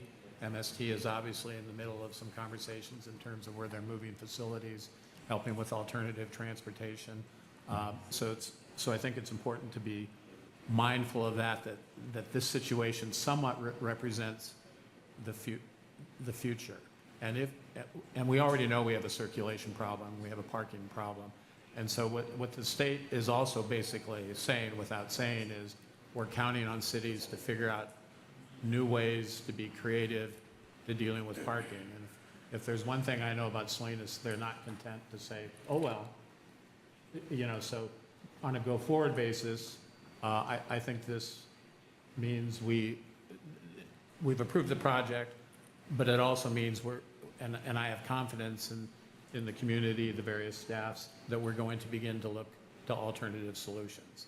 We may need to start building parking lots in neighborhoods, for all I know. I don't know what the answer is, but I think it's important to look at this project as a good thing, a necessary thing, but something that we ought to be thinking about in a broader context as we move forward, because we do want more affordable housing projects. Some of them are going to be strategic infill, and really, frankly, on a de facto basis, you can count on parking being an issue. And so at least, and even when we do ADUs, I mean, you can do an ADU and you know exactly what accompanies that in terms of parking if you've sat on the planning commission. So I think it's a great project, but I think it's a project we kind of ought to blow out and think about in a broader context. So with that, if you'll call for the question. Motion made by Councilmember De La Rosa, second by Councilmember Barrera. Councilmember Barrera? Councilmember De Rigo? Yes. Councilmember De La Rosa? Aye. Councilmember Salazar? Yes. Councilmember Sandoval? Yes. Mayor Donahue? Yes. Motion passes. All right, very good. Thank you, everyone. All right, now we're going to consider stuff, and it happens to be the budget. And the budget will be broken up in two pieces. The operating budget for 27-28, and then we will take a look at the capital budget and the 5-year capital improvement program. So I'm going to, so we'll go ahead and get started. So depending upon how things go, at some point there will be a 15-minute break. I'm not quite sure when that is, but that will occur. So I'll kind of see how the flow of things go, but there will be a break in the middle of the budget considerations. So with that, it kind of looks like a quorum, so get going. Thank you. Good evening, Mayor, Council members. Selena Andrews, Finance Director. It's a pleasure to be here today. The item before you is the proposed biennial 2026-27 and 2027-28 operating budget. Staff recommends that council approve a resolution adopting the biennial proposed operating budget for the City of Salinas and successor agency to the former Salinas Redevelopment Agency, establishing the appropriations limit for fiscal year 26-27 at $362,368,159. Additions to the budget need to be included in a motion for council vote, and we'll talk through those, through what those are. The budget development process started in December with the release of the community budget survey, followed by a community meeting In January, staff also started working internally on the budget. Meanwhile, concurrently, also working on the mid-year report, which was presented to council in March of 2026. Today, we are presenting the biennial budget. And in February 2027, we plan on coming back to council for the first year of the budget mid-year report. And then in June 2027, we will be coming back to council to review year 2 of the biennial budget. And then in February 2028, we'll do a mid-year review. We'll present a mid-year report for your consideration for year 2. Here are some forecast assumptions that were made in the budget development process. So overall growth is moderate. Sales tax increase, 7.2% in year 1 and 4.5% in year 2. Property tax increase, 3.5% in year 1 and 3.1% in year 2. Interest earnings are forecasted at 4%, and it is pretty clear that expenditures are increasing at a higher rate than revenues are. There are some risks, unknowns, and that's uncertainty with federal administration policies, new forecasted revenues such as Amazon revenue, the sunset of Measure G, and there's also economic uncertainty. The proposed biannual budget includes a balanced general fund and focuses on council strategic plan, long-term service delivery, long-range infrastructure projects, customer service, public safety, small business support, and economic vitality.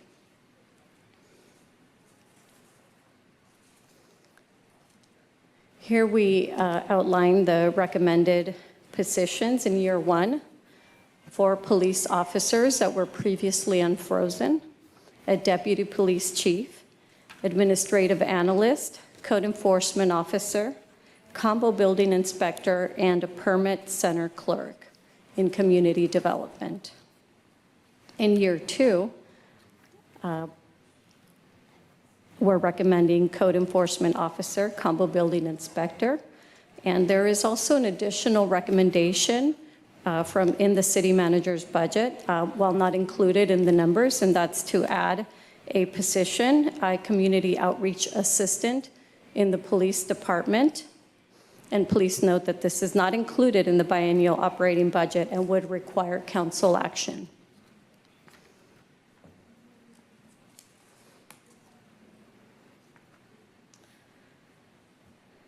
So here we have year 1, citywide budget. This includes all of the funds. As you can see, year 1 revenue is $331 million. General funds is $193.1 million. You can see the enterprise funds are $68 million, followed by internal service funds at $13.6 million, other governmental funds at $30 million, and capital funds at $26 million.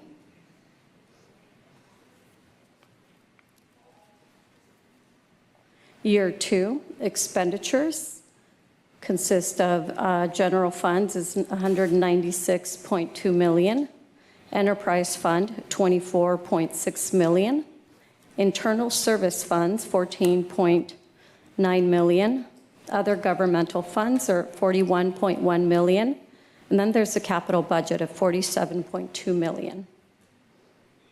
The reason why you see the enterprise funds in year 1 much larger than year 2 is a potential debt issuance of sanitary sewer bonds.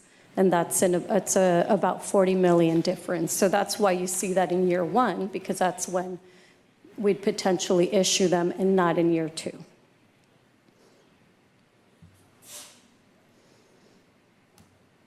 And here you have this year 2, citywide budget for all funds, and this is the revenues. And as you can see, the general funds are 199.9 million, followed by the enterprise funds, internal service funds, other governmental funds, and general funds. That's in year one, so that total is 302.8 million. And year two is 320.3 million. And the reason why you're seeing here that the expenditures may not be the same as the revenues is because we're using fund balance as well as other budget balancing strategies to make up the difference. And now we're going to get into a little bit about the balance, about how we balance the general fund. So we added new revenue, which again includes potential Amazon revenue, and increased certain revenues that we saw that historically were coming in a little bit stronger. There was a significant amount of fund balance after we closed the books, and so that's also being used. And the use of one-time funding, which includes the police development impact fee to fund the police building debt.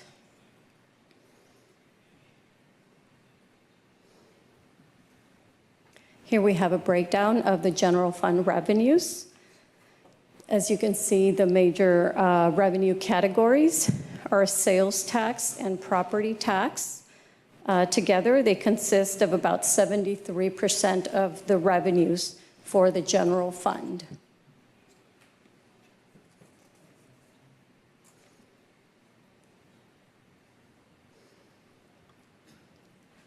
And here you have year one of the general fund budget by departments. As you can see, the distribution of expenditures. The increase from the current year to year one is about 6.5%, which is about $11.9 million increase. And then year two, again, this is the distribution of expenditures by department. And year two increase from year one is about 3.5%, or $6.8 million. I made a note here also to the right, what is included in non-departmental, because as you can see, it appears to be quite a large department, and that's the 9/11 dispatch services, animal services, JPA, community sponsorship, sewer rental assistance, debt service, insurance premiums, and so forth.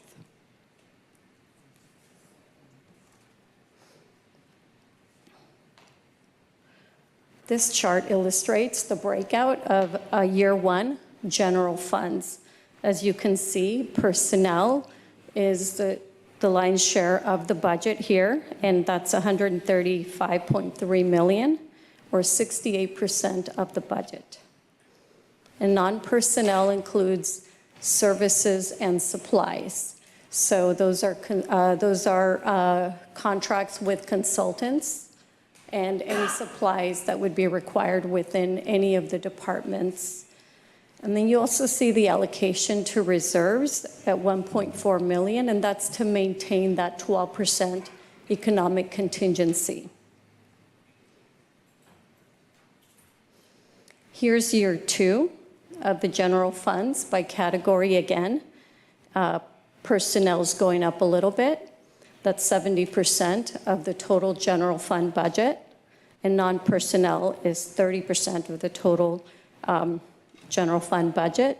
And the allocation to reserves to maintain that 12% here is $800,000, about $800,000.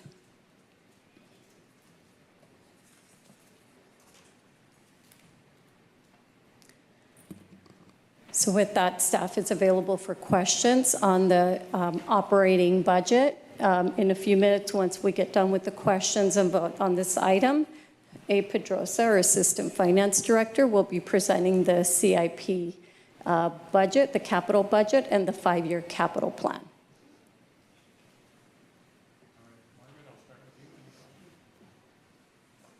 So on the general fund, looking at a $3 million deficit, right, or loss compared to revenue and expenses for year one?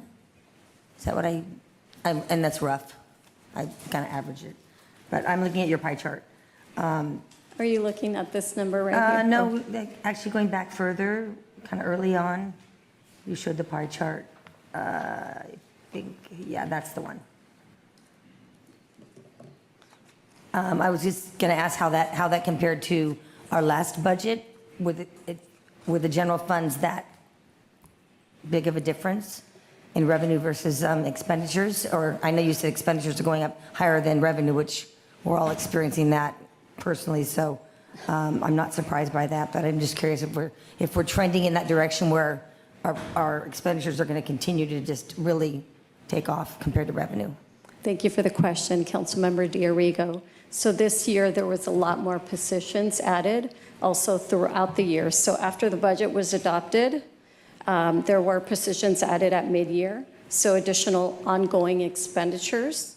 And then there were more are being recommended in this budget at year one, 26, 27. So that is going to make a pretty significant difference in the disparity. But again, there was a high fund balance, and so we are able to use some of that fund balance.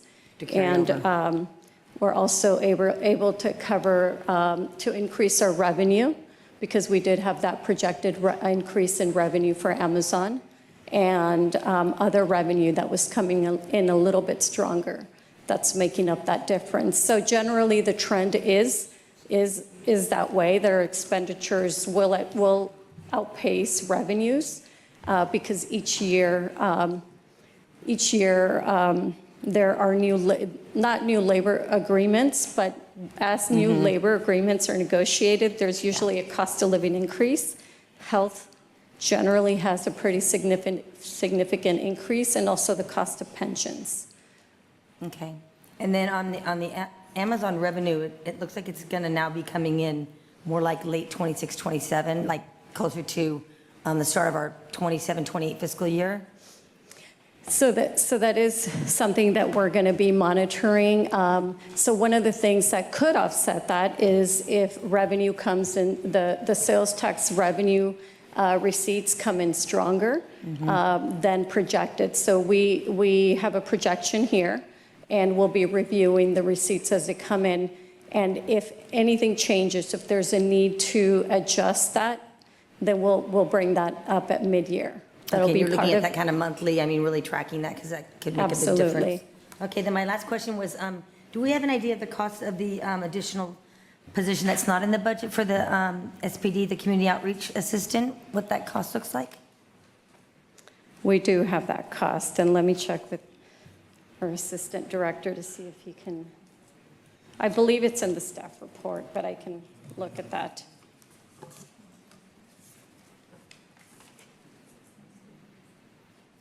That's $156,000. Okay. Okay. Thank Approximately. You. Okay. Thank you. That's all my questions. Okay. Thank you, Selena, for presenting this. And my question was kind of with Amazon, but it's been answered. But my next question is about the reserves. You mentioned that a healthy reserve is, how can you repeat that, the percentage? Yes, thank you. So currently, we have several reserves. The economic contingency reserve is set at 12%. There's also an OPEB, other post-employment benefits, which is a 115 that can be used to pay for pension benefits, and so that's set at 10 million. And there's also in infrastructure and facilities maintenance reserves, and that's combined is 6.1 million. So all of the reserves combined are about 20% of the general fund expenditures. So that is covers about 2.5 months worth of expenditures, but it is within a reasonable reserve. Okay, so that's what I want to hear. We're reasonable. We're okay with that. right? Correct. But then in the next page, when you said for the second year, general funds, on the reserve, how, you said 0.8 million? Correct, and the reserves are being maintained at about 20%. So as expenditures get added, we also increase the reserve level to always maintain it at a certain percentage. And right now, it's at 20%, approximately 20% in year one and 20% in year two. Yeah. Well, thank you very much, because I was like, okay, we need to make sure the reserves are okay. Thank you. Yes, I was wondering if you might be able to go back a slide. Did you say the last slide, council member? If you can go back. Oh, back. I believe it was a slide regarding, it was a pie chart regarding kind of the percentage going towards staff and the other percentage going towards other expenses. I think, is it 69 and 31%? There we go. 68 and 31%. In terms of the non-personnel, I did hear you say some of that does go towards contract or contractors. By any chance, of that 31%, do you know, would you be able to share with us what percentage goes towards contract work? Is it 5%, 15, 20? And then is that also available, is that percentage also available by department? So I don't have, thank you for the question, council member. I don't have that breakout, but we can definitely get that for you. What percentage is going towards contracts by department? That's what I'm hearing. Consulting services, essentially. If I could receive that in the future, it's not contingent upon my vote tonight, but I would be interested in knowing. Thank you. I'm sorry, would you mind repeating that question? That information, my vote tonight, it's not going to be contingent upon that information, but I would like that information at a future time. Thank you. Thank you, sir. Good to see you, Ms. Andrews. Ms. Andrews, at the beginning of your report here, you had mentioned there's risks and unknowns that sometimes being with the federal government, we don't have control over. And at the same time, being that we don't know if Measure G is going to pass or not, it's getting ready to sunset. On the recommendations that are several here on Measure G, what are we doing right now as far as, even though we don't know what's going to happen in the future, how are we justifying hiring these new positions from Measure G,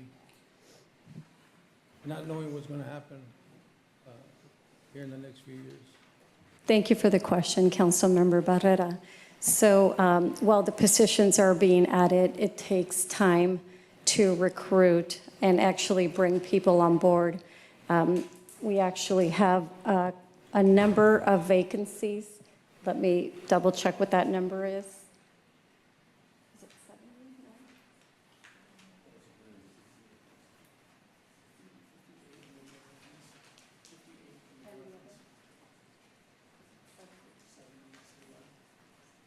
So we currently have 70 vacancies citywide. And so we're adding, yes, the other positions are being recommended for addition, but the reality is that we're not going to get through all of them. It will take quite some time to start recruiting, as there are currently a lot of ongoing recruitments as well. So we will monitor that. Yeah. We are monitoring the revenues that are coming in throughout every month. And so at mid-year, that's going to be an opportunity, or sooner if needed, that's going to be an opportunity to make adjustments if needed. Yeah, and Ms. Andrews, and you speaking about reserves, it seems like this, not only will it be a balanced budget, but it looks like a healthy budget. Am I right, or is it pretty tight, huh? So given that we shared the budget balancing strategies and we had an imbalance of about 13.5 million in the first year, and it was about $1 million higher in the second year, I would say that while the budget is balanced, we need to continue monitoring it. As we monitor this budget and having reserves, it looks like we're going to have employees. We're not going to be laying off anybody in the next year or 2 years. So it is not anticipated that that will be happening. But again, everything is contingent on how the revenues are coming in. So I think that's something that we need to look at closely, which we do regardless. But given that there was that imbalance, we do need to especially monitor the revenue as it's coming in. Yes, thank you. And Mayor, if I may, I would like the public to know, I know there's a $400,000 item here, the mobile crisis unit. I hear some great things about it. I would like the public to know, because it is a lot of money, but I would like the public to know how effective it's been, if there's somebody that can speak. Yeah, no, we'll have Lisa. That's actually on the agenda as a separate item, Yes. and we'll have folks available to speak to it. Thank you very much. Thank you. And I think with the mobile crisis unit, that comes out of the general fund, am I right? Yeah. And thank you, Ms. Murphy. Ms. Andrews, I know we're all excited about helping our nonprofit partners. I know Ciclovia is on this report, and as well as, is it Waterkeepers? Is that the name of it? Waterkeepers? Ms. Murphy, there's an item here, community sponsorship, $150,000. In speaking with the city manager earlier this week and the attorney, I think he gave a good recommendation. I wonder if you know about that, where these two groups that are very effective in our community, but that they could go through the process vetting, through the process of being fair for every other group. Can somebody share about that? They certainly could. That is a process that we have $150,000 set in the budget for the community sponsorship program. I am aware that those two groups have come separately before the council requesting separate funding, and this council can consider providing direction to staff with regards to both of those. I am aware of the recommendation to pursue funding through the community grant process, but again, that's a council decision, and they could provide instruction on that. Yes, and so my colleagues would hear about that. I do want to hear about that, the process that you're talking about, because I think it would be fair. Let's just suppose there's another nonprofit that comes forward and say, hey, we want 50,000. So do we just do that and keep doing that instead of them going through the proper application process? Certainly. I mean, the council has set up a process by which the communities can apply for grants. It's again, a council-adopted process, $150,000. I believe the process opens up in August, September. There's a group that then reviews those applications and makes the recommendations, ultimately, which I believe council then, it comes to the council for approval. Again, the 150 is budgeted in this year's budget. Anything beyond that would have to, obviously, if you wanted to increase that budget or add funding for additional groups, that would have to be another separate action and additional funding, because it's not included in this year's budget. Yes. Thank you. And Ms. Andrews, on the, and maybe somebody else can help me with this as well, the rental assistance program at $500,000. Did we talk about putting more money in this? Can you remind me of what was happening with this? Thank you for the question, Council Member. So I failed to mention earlier that there is also an attachment D to your staff report, which identifies, hopefully captures most or all, if not all, of the items that have been discussed in public meetings over the last few months. And there actually is one thing that was inadvertently left out, and that's the small business grants. So I did want to make that point. but also the item that you are asking about is included in there, and there are options included in there as well. Let me just.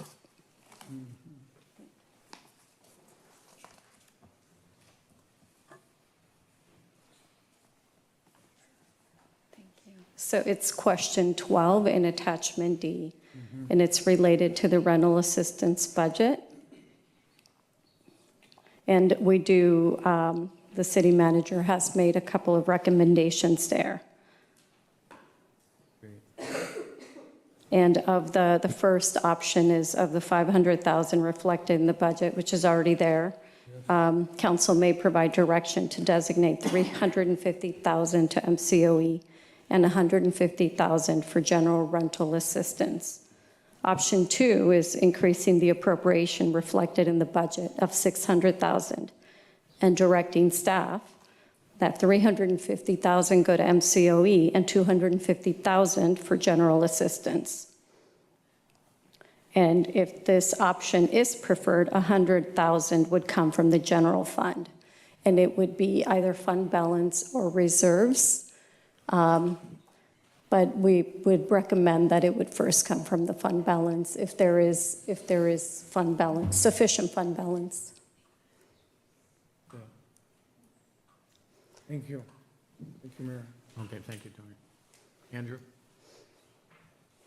Yeah, first, I'd like to ask, it's not on the slides, but in our strategic plan that was included in the packet, there's 2 items missing from our discussion that we had at our strategic planning session. And item number 1 was the consideration that our city consider a reduction of pesticides and herbicides in our city landscaping activities. So I want that noted. And also there's another item missing in the evaluations of projects to prevent seawater intrusion. So I'd like those that, as we move forward with our strategic plan, since it is in this agenda item, that update be made.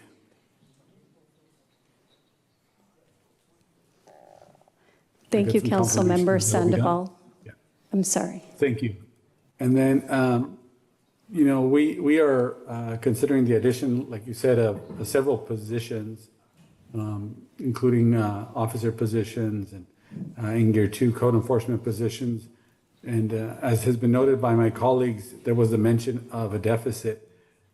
Could you just clarify a little bit more for the public that although we are intending to hire these positions, like you mentioned, there is currently vacancies in, for example, our police department. So even with the unfreezing of this, I don't want the public to think that immediately, because the council unfreezes these positions, we're going to have an influx of officers or other positions. Could you speak to that? Thank you for the question, Councilmember Sandoval. So regarding the imbalance, we did share with you, I think as of the budget study session, we did have to reallocate some funding in order to make that up. But I think as I'd mentioned earlier, with so many vacancies, and to your point, yes, when you add positions, you also are holding up budget.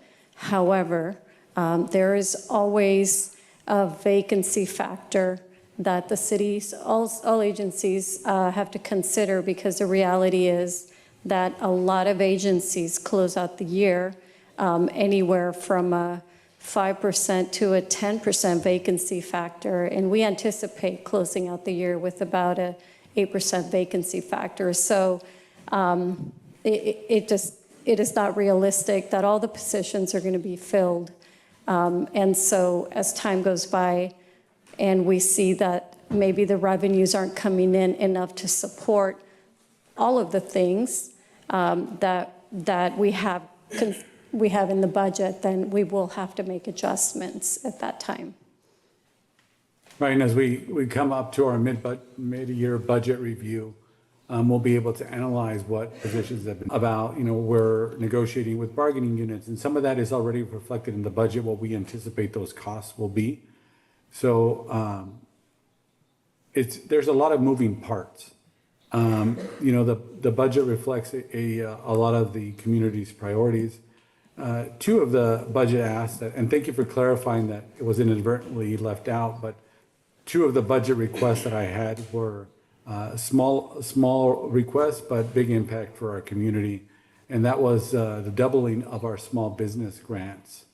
Currently, it's two steps: the doubling of our small business grants and moving all our small business grants to citywide. As we know, from District 3 to District 4 to District 1 and District 5, which I represent, there's a big need for small business support. So, moving that from 75,000 to 150,000 and making sure all our grants are available citywide. That's one of my requests for this budget cycle. And the second is, and we've all seen it from Councilwoman De Arrigo's District 3 neighborhood grant, who funded a important autism event for the first time in the city of Salinas, to Councilmember Salazar's neighborhood grant, who funded a very important market that helps provide scholarships as well as opportunities for students to visit colleges. So my second budget ask was that we double our neighborhood grants program from $42,000 to $84,000. So those two are my request that the council consider as we work through a motion after we receive public comments. Okay. All right. Thank you. Okay, thank you, Andrew.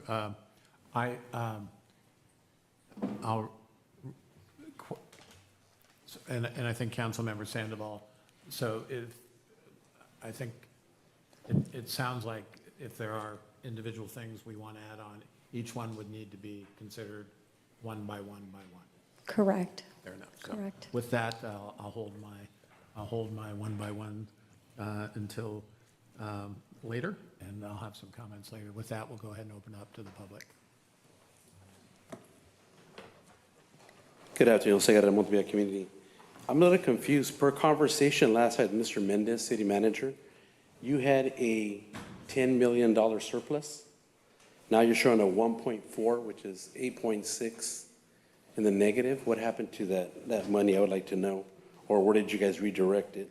Second of all, how much of this have you put towards homeless? I didn't see anybody talk about unhoused. Unhoused is different than, I get rent stabilization, is a whole different department. I didn't see that being mentioned at all either. And I guess rental assistance, 500,000. I mean, you gave that to Don Chapin for the Welcome Center. Why can't you up that a little bit and help people get somewhere to live, have somewhere to stay? I don't understand these numbers. I mean, consulting services, why are we paying consultants to do the jobs that our city can do? We have great, intelligent people working for the city. Why are we paying other people to take our money and tell us how to do something? I don't get that. Retirement it's inevitable. You have to pay people retirement. That's understood. I just don't see a number there. Raises too, I don't see a number there either. New hires, hopefully we'll fulfill the 70 vacancies. I thought it was more the last time we spoke. I'm just a little confused. I like to see the real numbers. I like to sit down with you guys, with a bunch of regular public people and go through the books with you. That'd be something really nice to do. So anybody can put a number up here. I mean, I can do that. I can tell you that, Mr. Donahue, all of you, I can tell you, this is what it's going to be. Nobody asks those questions. How come? Where is the money really at? So 10 million down to 1.4. That's $8.6 million that now is missing within 2 or 3 weeks.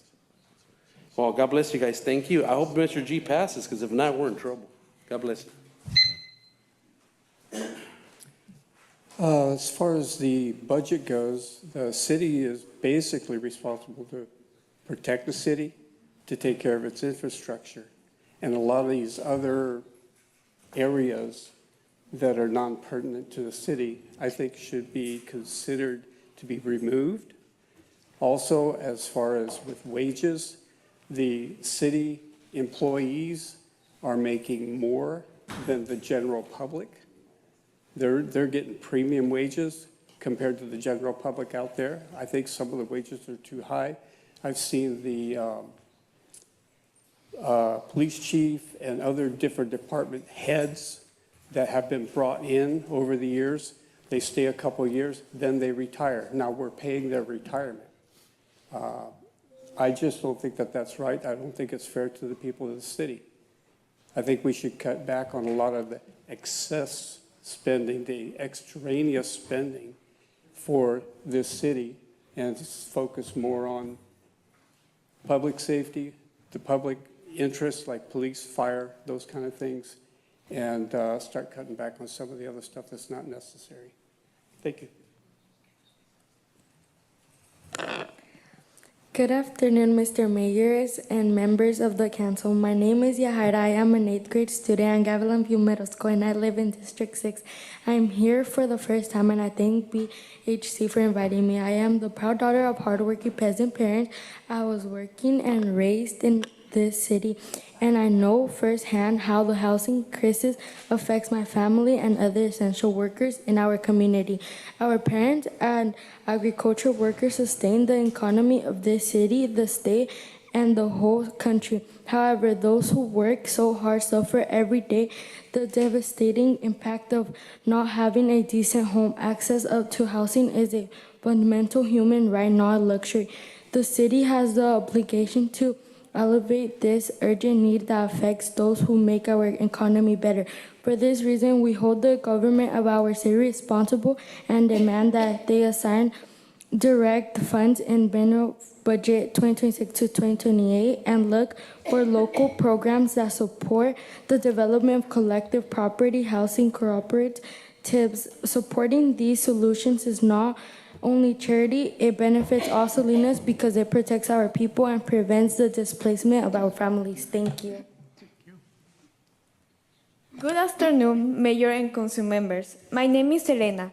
I am a student at Everett Alvarez High School, a resident of District 4, and the daughter of working parents here in Salinas. This is my first time here, and I thank BHT for the invitation. I help facilitate budget meetings because I care about our city well-being. I want to ensure the voices of Salinas residents are here. I am here for my parents, my family, and all the families who cannot be present today. They suffer for the lack of affordable housing, yet they do not give up. They keep fighting day after day with the hope that one day they will stop paying rates and become homeowners. This is why I asked this council today to consider and allocate the necessary funds in the 2026-2028 budget to support the acquisition and creation of cooperative housing. This model allows residents to become co-owners affordably, curbing displacement, and creating stability for our working families.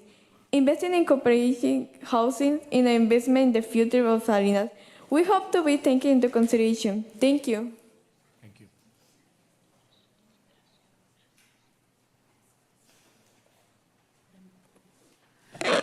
Buenas tardes a concejales y alcalde. Mi nombre es Nidia Soto, organizadora de la justicia económica con BHC. Como ustedes pueden mirar, las voces de los jóvenes están involucrándose más y más para que sean tomados en cuenta por este gobierno. Están involucrados en las viviendas asequibles, viviendas de cooperativas para esta ciudad, que traería un alivio por prevenir el desplazamiento de muchas familias que son trabajadoras, que aportan a la economía de esta ciudad, a este gobierno. Es muy importante que sea tomado en cuenta en ese presupuesto y a la vez invertir en la juventud, como el evento de Ciclovia, que trae salud y bienestar para los jóvenes. Por favor, escuchen la voz del pueblo y por último van a escuchar la voz de una persona mayor.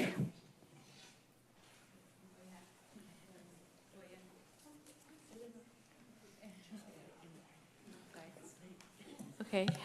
Good afternoon. My name is Nidia Soto, and I'm organizer of Economic Justice.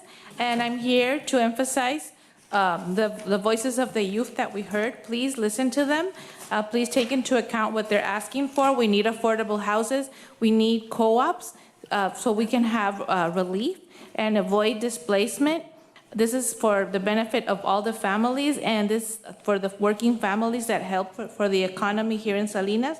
So please include this in your budget, and also please include all the programs that help the youth, like for example, Ciclovia. This is something that is healthy, that is for the youth, so please listen to the people, and somebody else is going to talk right now.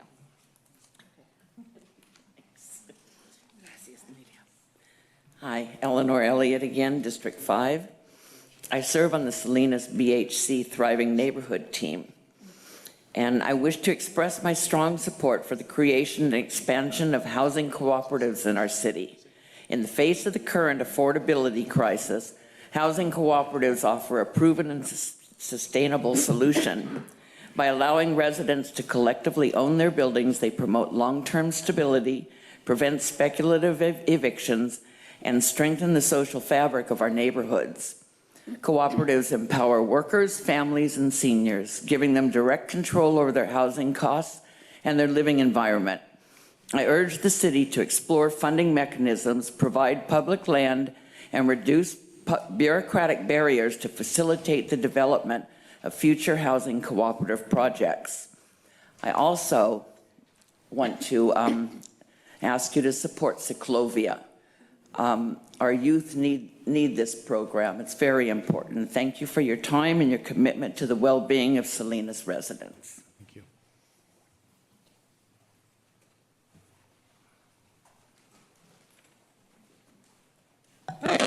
you. Good evening. Thank you for considering the request raised during the May 26 budget study session regarding Parks and Recreation staffing.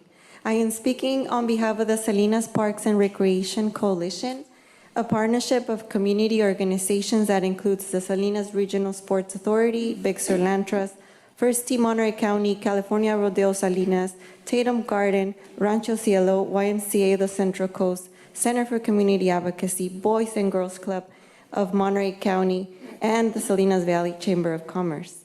We appreciate that the need for additional parks and recreation staffing has been recognized as part of the budget discussion. As we noticed previously, parks and recreational facilities are more than amenities. They are important contributors to the health and vitality of our city.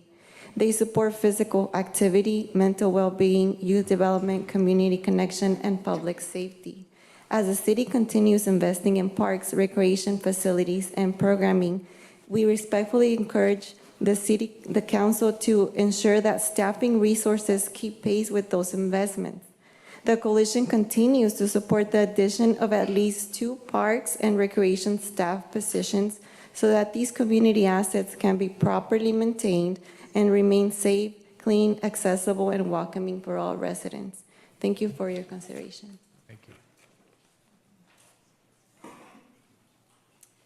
Good evening, Mayor, council members, and staff. I'm Jennifer Vasquez with Big Sur Land Trust and also representing the Salinas Parks Coalition, as well as the Friends of Ensign volunteers and interns. First, we want to express appreciation for your consideration of additional staffing for the parks and recreation. This is especially important and timely, given the upcoming expansion of parkland within the city of Salinas.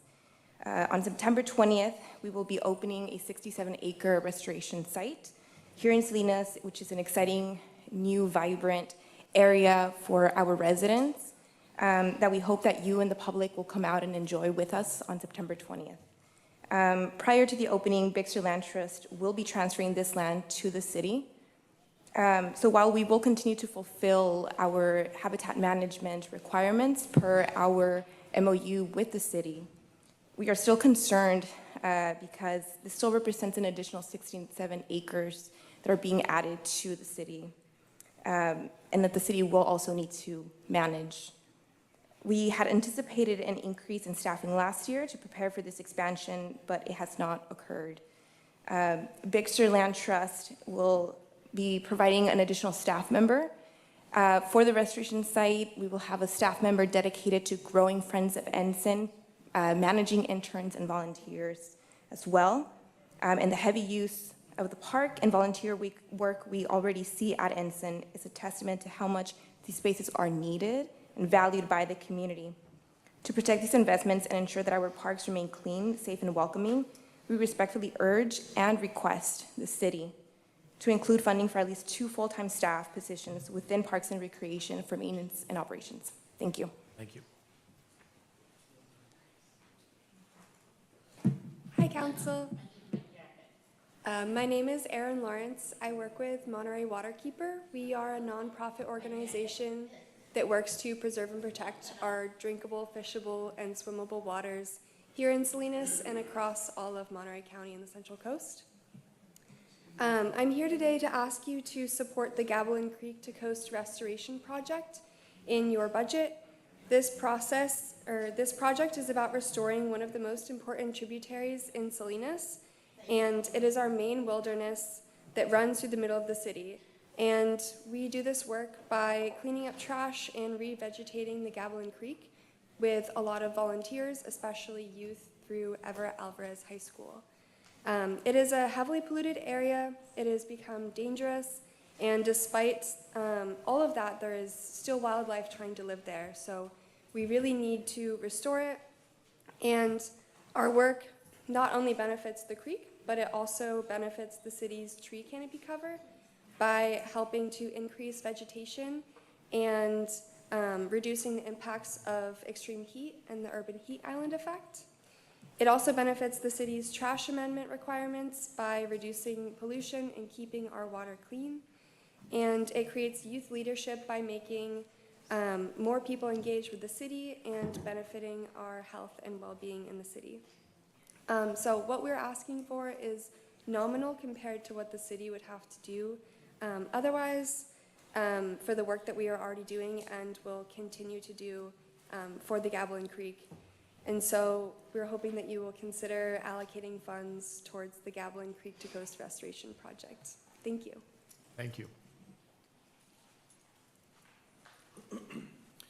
Good afternoon, City Council. My name's Jose. I spoke a little earlier, but I'm along with Aaron, my peer. I've been with Monterey Waterkeeper for the last 6 months, and during my first, 3-4 months with Monterey Waterkeeper, I was doing some research on water quality in the Salinas Valley for Monterey Waterkeeper, and I had to present the research and the study to my school at CSUMB. I'm also a CSUMB student studying environmental science, environmental studies.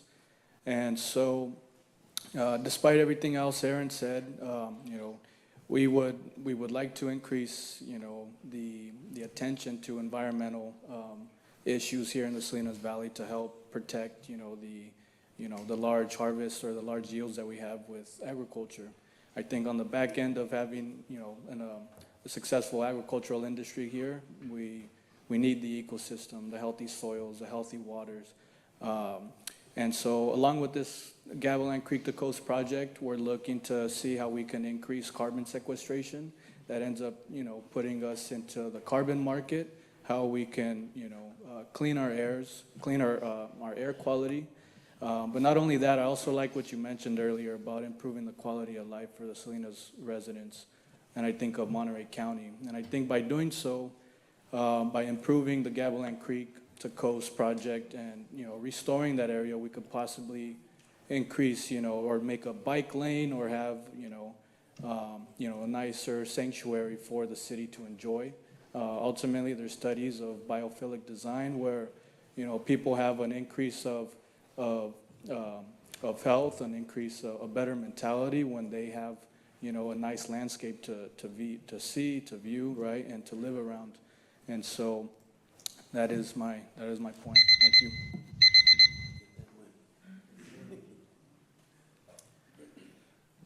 Good evening, Mayor and City Council. My name is Juan Gomez. I'm the Director of Programs at the Center for Community Advocacy, CCA. CCA's mission is to identify, cultivate, and recognize leadership from farm workers and low-income families to expand opportunities in their lives. For 8 years, in partnership with the Big Sur Land Trust, CCA has led the community engagement efforts for Ensign Community Park and Restoration Area at Carr Lake. As open and recreational spaces continue to expand, like Ensign Community Park, Hebron Center, Cluster Park, and others, it is important for the city's budget to reflect the increase in staff within the Park and Recreations Department. We are here to advocate for 2 additional full-time staff, and we thank you for your consideration. Thank you. Daniel Munoz, East Salinas resident. Well, I hate to be the bearer of bad news, but our water is not going to be clean. We got ag out here spraying poison, people. So if you want to spend money to try to clean up that water, it's not going to do anything. Ag is spraying poison every single day into our water runoff. It's polluted. It's like putting lipstick on a pig if you want to waste money on that. We have too many positions here in the city.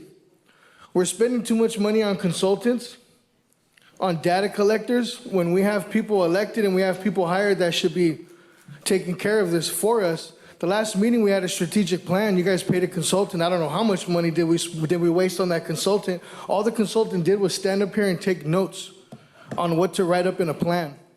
We could have had a high school student do that, but instead you guys go and hire a consultant. And we have a lot of our people that are here to talk about the budgets. They got 5 people here to answer single questions that we have for them. And most of the time, they don't even know what the answer is. Most of the time, it's we'll get back to you, we'll get back to you, we'll get back to you. We got 5 people here. I don't know how much they get paid. That's probably $1 million right there if you add it all up. The more we make, the more we're going to waste. You know, you guys raise our taxes and squeeze the citizens, right? The residents here in Salinas, but nothing for ag. Let's squeeze ag to pitch in on this strategic plan in our budget right here that we have. How many more dollar leases are we going to give out? Should ask Dennis. How many more does Don Chapin have any more dollar leases that he wants to get? We did First Tee. We did the Welcome Center or Heritage Center, I guess we changed the name. I mean, how many more dollar leases are we going to do? The Rodeo has a dollar lease too, right? 50-year lease. I mean, this is money on the table right here. We should have way more money in the budget, and we should have way less people hired wasting our money. Everybody has an assistant. Lisa Murphy is the assistant city manager. We don't need an assistant. We need the city manager to do his job. Thank you. Too many assistants.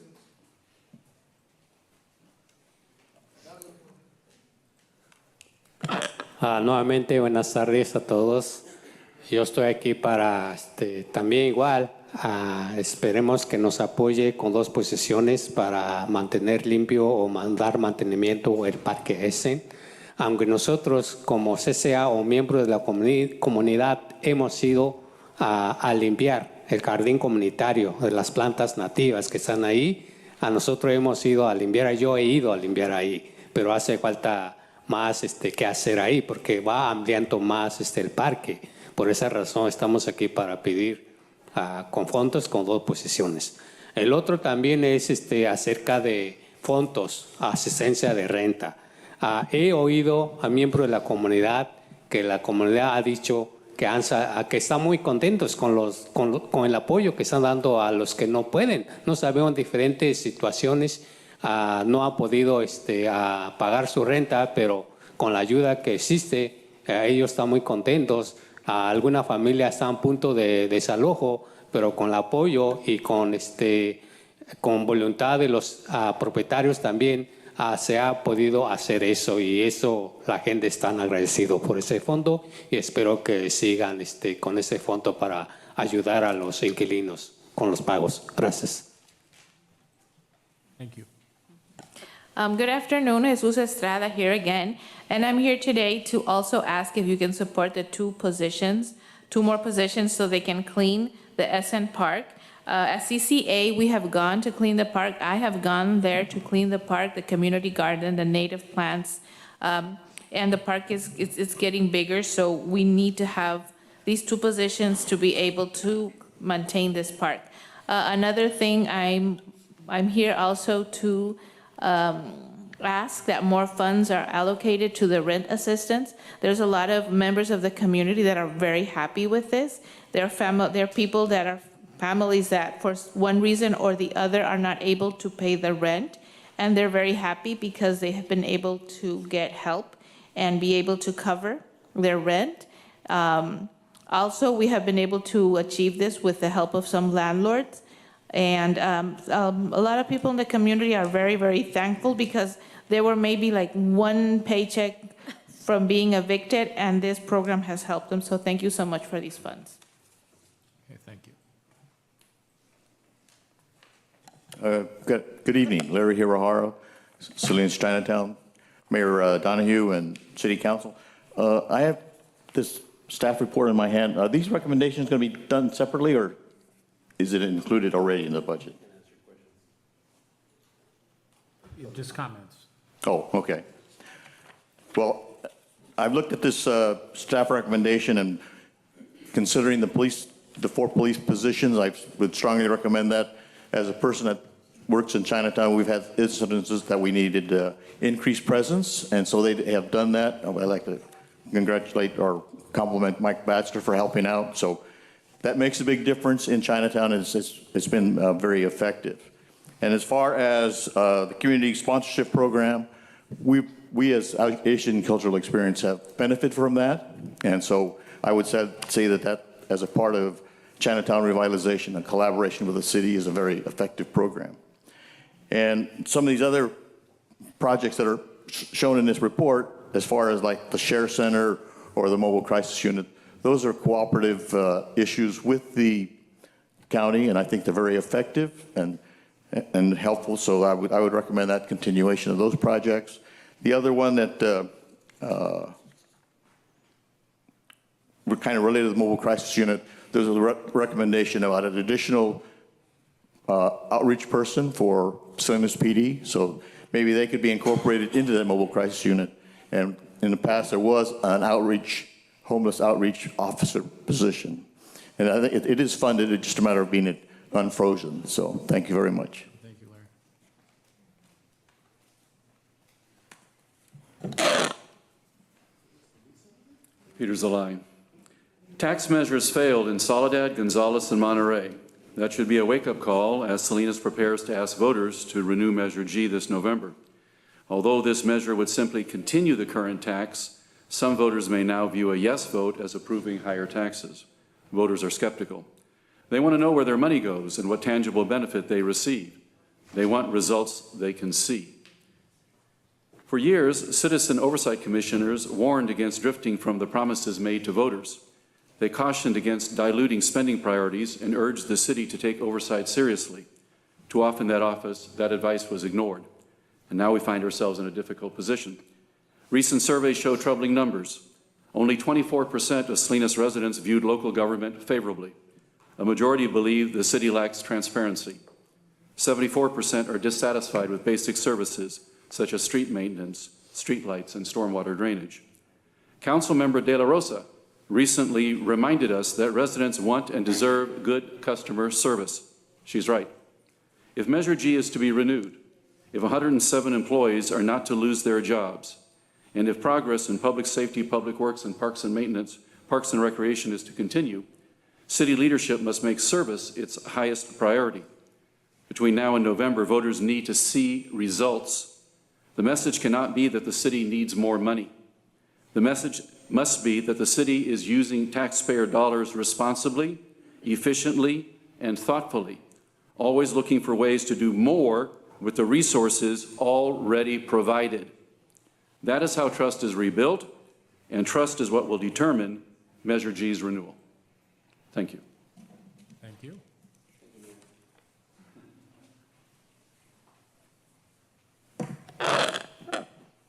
Buenas tardes otra vez. Sabino López con CCA, aquí pidiéndoles el apoyo también para que sigan apoyando todos los programas comunitarios en Salinas, todos los eventos que promueven el bienestar de nuestras familias, principalmente la mayor parte de campesinos. En este caso, CCA también ha sido parte de esta coalición para desarrollar este nuevo parque, que es un orgullo tener un nuevo parque en Salinas, Ensign Park, que hemos trabajado en colaboración con Big Sur Land Trust por varios años para desarrollar este proyecto que finalmente está a punto de ser realizado ya.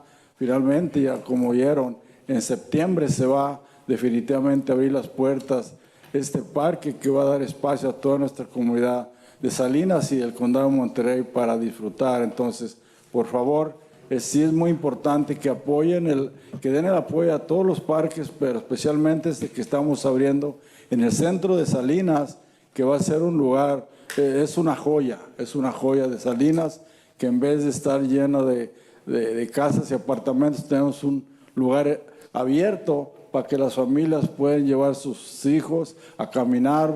Hay unos caminos muy bonitos que van a poder caminar.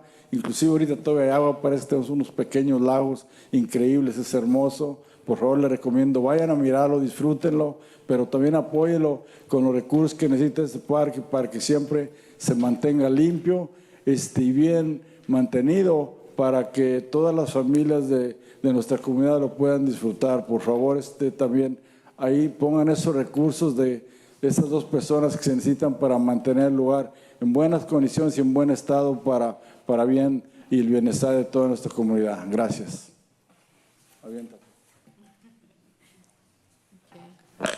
Good afternoon, Sabino Lopez again. CCA has worked on a lot of community programs here in Salinas. We have worked for the Essen Park. This is a place where a lot of families can go and enjoy, mostly field workers. This is a new park and it is a gem. It is something that we're very proud of. And it is going to be a park that is going to be completed in September. It's going to be open for everyone, for all the families to come and enjoy. And so we really need you to support this. We really need you to help us so we can continue maintaining this park. These two positions are necessary so they can maintain this park clean. And it is an open space. It is in the middle of Salinas. It is a gem for us. It is a great place for families to enjoy. It has a lot of paths so families can come and walk. It has lakes. So we're asking you to please support this. It is, we need 2 more people so we can maintain this park. Thank you. Thank you. All right, we will go to Zoom.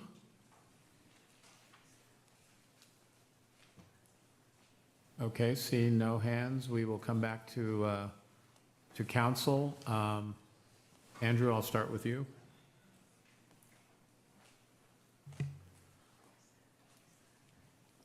Thank you, Mayor. I just want to follow up with the request from the community for the addition of parks workers. I've been in communication with the city manager, and the last update we have is that staff will work with finance to look for opportunities to bring forward the recommendations for the 2 additional parks workers. As you know, we are way below our staffing for the amount of acreages we have. So just want to update you on that. This year, we're allocating $150,000 to our sewer rate assistance program. And this was in a response to the council raising sewer rates.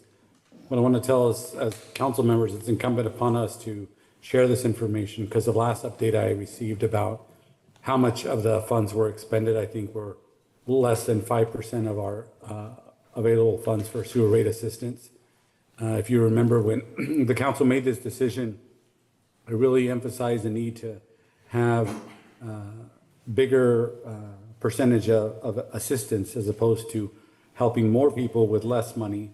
I think the average probably is we're only helping about $30 to $40 per person, and the paperwork involved in applying for that it's pretty extensive. So I know that we need to revisit that to make sure that those funds that are allocated are being used by those people who need those.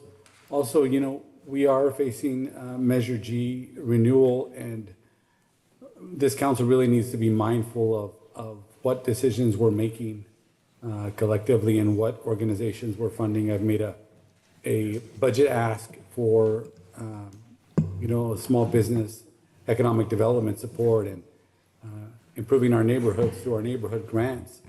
But, you know, even that request that I'm requesting is not even reaching the amount that we funded the Welcome Center at. So I just want to emphasize the importance of making wise decisions. I want to keep pushing for us to get additional project management support. We have a lot of projects in the queue, and as the council has seen, there's quite a bit of CIP projects pending and carryover. So whatever we need to do to assist the city manager in making sure we have staff capacity to move as many of these projects forward as soon as possible is very important. I want to thank the city manager, the finance department, all the staff, because I know that this was quite a heavy lift to make the transition to a two-year budget cycle. Obviously, there's going to be opportunity for community input and revisions along the way, but I just want to highlight some of the things in this city's budget, this year's budget. Funding to keep the mobile crisis unit.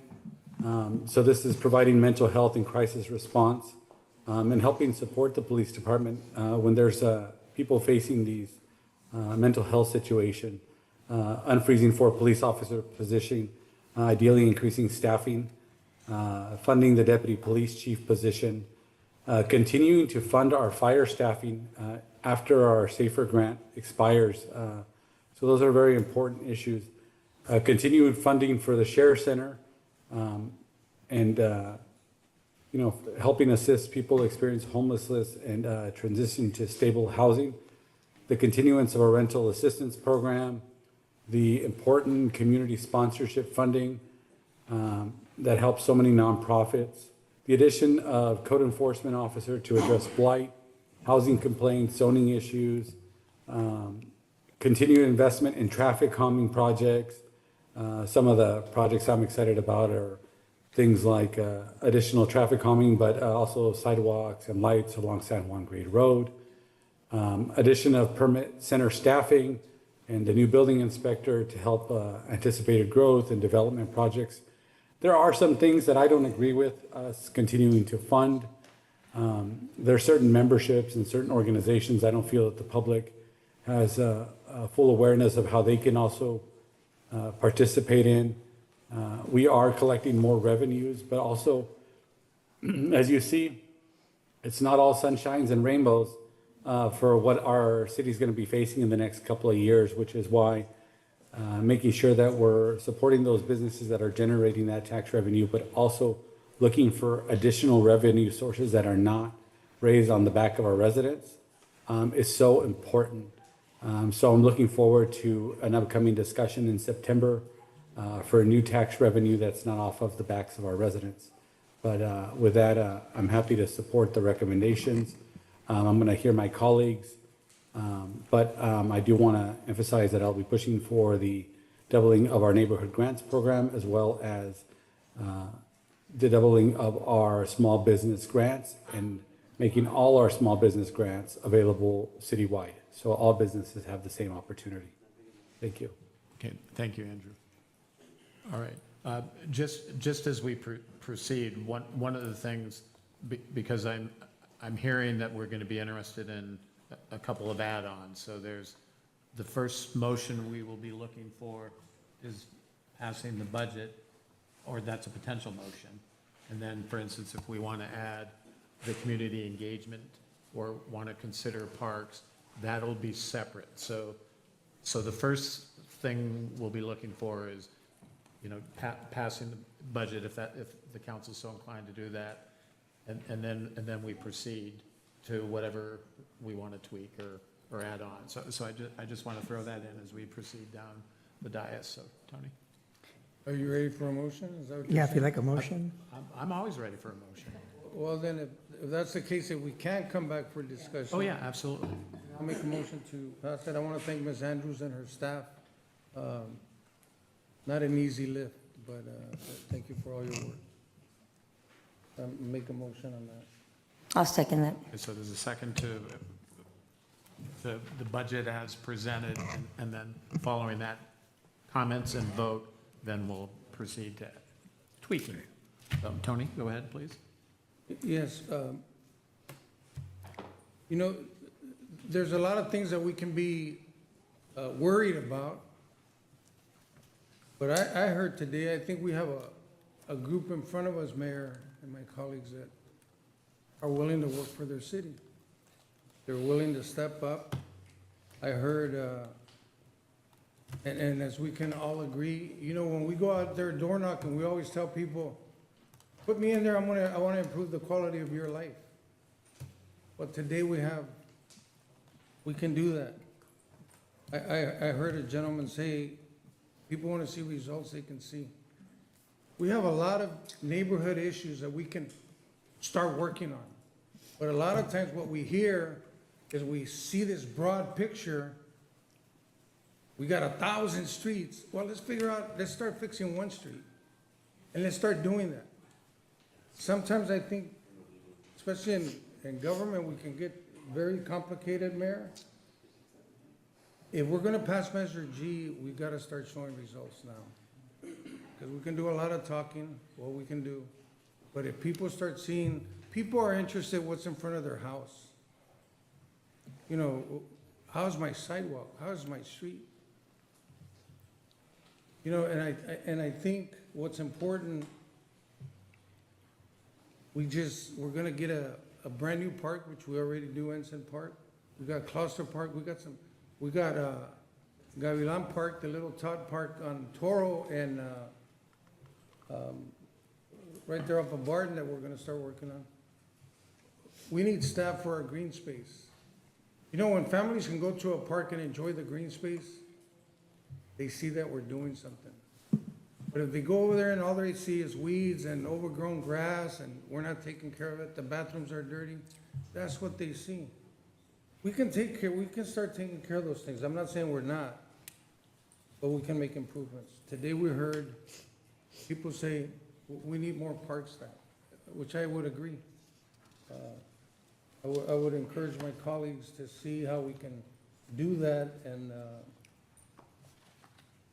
also, you know, we have a city that's full of volunteers. We have a lot of young people that want to get involved.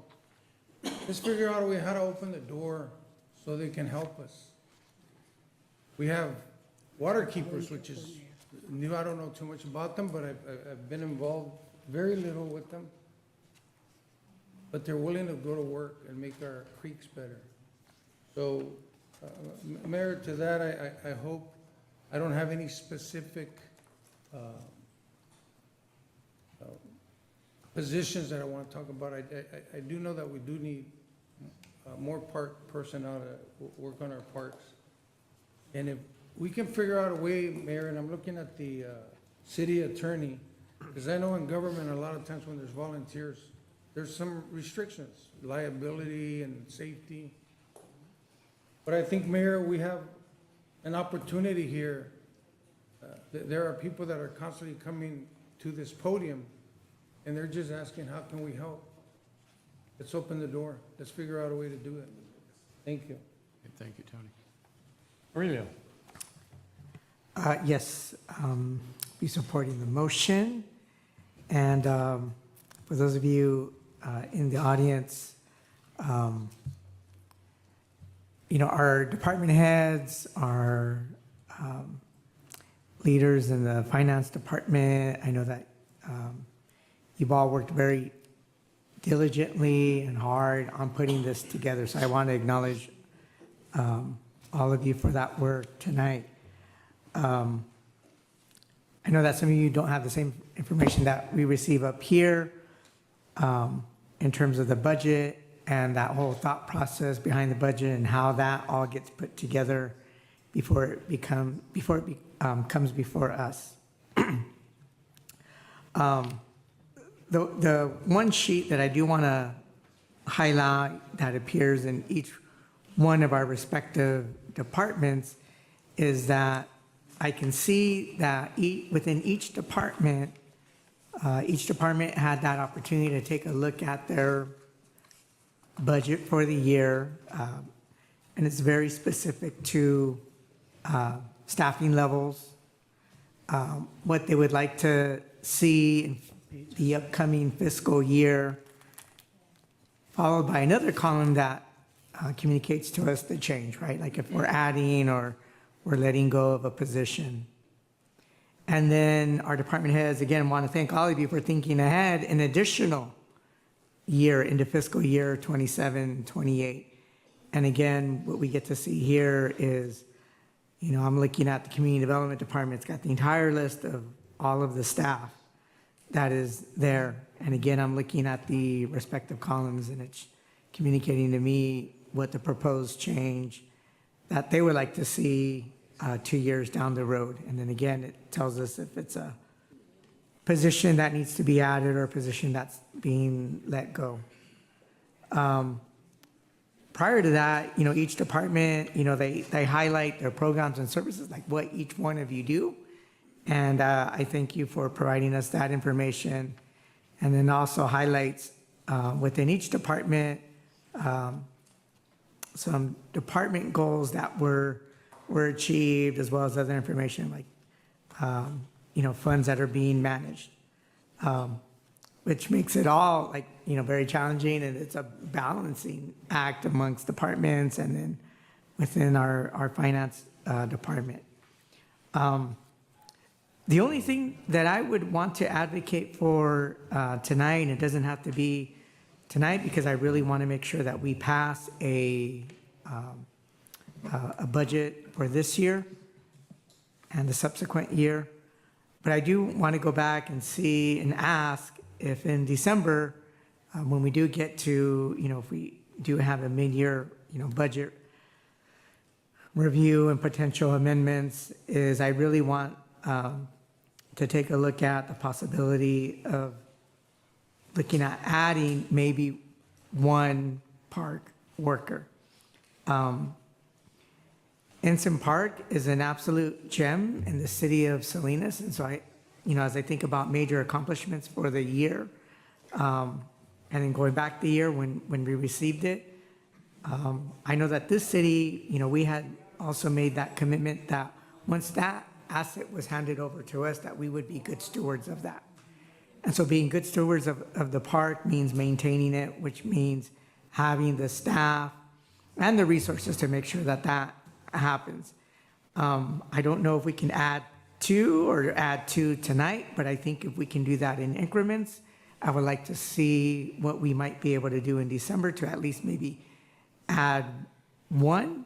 And then this time next year, if we can look at increasing it to a staff of two, because I do feel that those are two very important positions that we need for an absolute gem that we have in our city. It brings people together. It's addressing some of our health inequities. That skate park that we have out there, a lot of youth are using it. Families are using it. It's and it's still in that second phase regarding the trails that are going to be coming in soon, and that we know is going to require additional maintenance. I'll conclude my comments there and look forward for a vote. Thank you, Aurelio. Gloria? Well, thank you again, Selena, for presenting the budget, and I have no problems approving it. But I will also support Councilmember Salazar's comments that he just made on Ensign Park. We did, when we had conversations with the Big Sur Land Trust, that we would support and maintain that park, our park, which is a gem. And it's being utilized by a lot of community members. So I would also like to support Councilmember Salazar's statement on coming back in December. And yes, we need to fund those positions. We said we were going to support them, and we need to do it. We need to look at that and then, support the positions. So we're going to come back to make more comments, and if we want to move something else and approve. Right, yeah, the first one is just, Okay, so as long as the budget it's itself, yeah. in there And then we're going to come back. for that position. And then community services, we'll bring it back, the comment. Anything in addition to the general fund, the Okay. budget as presented, will be the next conversation amongst. Oh, okay. So right now, we're those just are the proceeding with approving the budget. Weeks to follow. Okay, thank you, Mr. Mayor. I just wanted to comment on some of the comments that were made here tonight, and I think that I listened loud and clear that, show us what you're doing. If you want us to keep funding Measure G, I get that loud and clear, and I think that's brilliant of us to really focus in and do a few things right, not try and do everything, given the time that we have. And I also don't agree with just adding people. I think that we really need to add people and get the most out of them that we can, and make sure that they're, as effective as possible. I do question the Parks and Recreation staff that there was not, I don't believe there's any funding for any increases in staffing there. And are we confident 100% that we can maintain it without adding staff? I really I have to ask that question tonight because I'm not so sure that we can. And I want to maintain it. And then a couple of the groups that came forward, I love the projects you're working on, the Monterey Waterkeeper. I'd like to learn more, and I did hear from them, and I reached out to say I would love to meet with them. I want to see the data. I want to see what you're seeing, and so I can be more supportive. I like the work you're doing. I love that the youth are getting involved as volunteers. I think that those are the kind of projects we want to have going on in our city. So I'm very supportive of that. I just don't know that we can do that now, but I would want to get more information, and then I'll save my other comments for the specific ones coming up. But I support the motion and this evening. Okay. Just a couple of things before we go ahead and call for the question. I think this budget does reflect what we've been hearing and where the council wants to go and the input from staff. In my mind, it is kind of a pivot to the future, and it picks up, for instance, there was a question about homelessness. Those things had typically, Share Center, Mobile Crisis Unit sort had been basically grant funded. In order to maintain a commitment, we have shifted those to the general fund. So that's an action that we've taken, a million plus. The budget, and we'll pick it up as we move forward, begins to reflect, Amazon's arrival into the city in terms of contribution to the tax base. And we're not quite sure what that high-low ceiling looks like, but it's a net positive, and certainly speaking for myself, it looks to me like we ought to be, a minimum of 50%, put into our streets, our sidewalks, our potholes, our lights. So I think that's some good news coming as it relates to infrastructure and the priorities that you're talking about, improving quality of life in neighborhoods. I mean, I think that's a message we're hearing loud and clear. And we certainly have heard a lot about potholes. This budget reflects, we're also going to take a look at new technology and innovation. So coming soon to a city near us, as in the city of Salinas, Pothole Pro, which is an exploration of new technology, to see if we can do a better job. So we've heard those things, and I think this budget does reflect that we're responding to that. And when we get to the capital budget, we'll get into the infrastructure costs. But if you really think about the Christians group, Hebron Family Center, Closter, they're just Ensign Park. There are just a number of big things coming online. Baranda, Laurel, we're talking about Abbott. So those are big projects, but we're hearing loud and clear, close to home, and I think we're beginning to address that, and I think there are more resources coming. The one thing I want to say about Measure G, and if you think about parks and libraries, and we've heard how people are doubled or tripled up in houses. I mean, the reality is our park system is an extension of the housing conversation, because you've got to be able to get outdoors and have a place to play and kind of spread your wings. So these conversations about services are really important, and I frankly think they reflect part of the broader housing conversation. So I think it's really important we do take a close look at that. So the thing about Measure G, the sunset is not until 2030. What we're trying to do, because at the turn of the century when we had to deal with Measure V, it was 2 bites of the apple. Now I have confidence in the residents of this community that they generally have understood when we go to them on this sort of issue. And so just as Measure E, the sunset was taken off, likewise I believe this will. Technically, there could be if there were to be an issue in this election, we have another bite at the apple. So, in my mind, we need to be moving forward, providing the right services, getting confidence, because it is important, as people have picked it up and asked questions. You've heard how long it takes to hire people, and we want to provide we want to send that signal to financial stability to those who are interested, to our residents, that the services are going to be there, that we can continue to build in public safety, that we can continue to move forward in infrastructure. So the sooner we can provide that stability, the better. Because without Measure G, you just simply blow a hole in the general fund budget. And then everything contracts. And Tony, you and Gloria and I have been through that. And when things contract, they tend to contract around your contractual obligations, your pension obligations do not go away. And infrastructure in particular tends to suffer.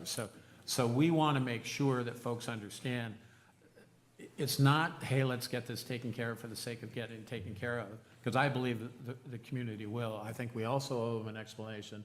Why are we going out a little earlier? Because we're trying to build momentum. And the guardrails are in place for mid-year adjustments, because that would be the exact right time, because it would be after the November election. Like, okay, we're going to have to think about some things. But if we get that, addressed, then the council, whoever that may be, has a decision to make. Do business as usual, confidence in 2028, or pump the brakes. That's a future decision. So the budget will require diligence, but all budgets do. I mean, I can't think of a single government body that isn't looking at a budget and sleeps well at night. You kind of got to sleep with one eye open when it comes to budgets. And so I think we understand that. We clearly have a community that's interested and perfectly prepared to keep us in check.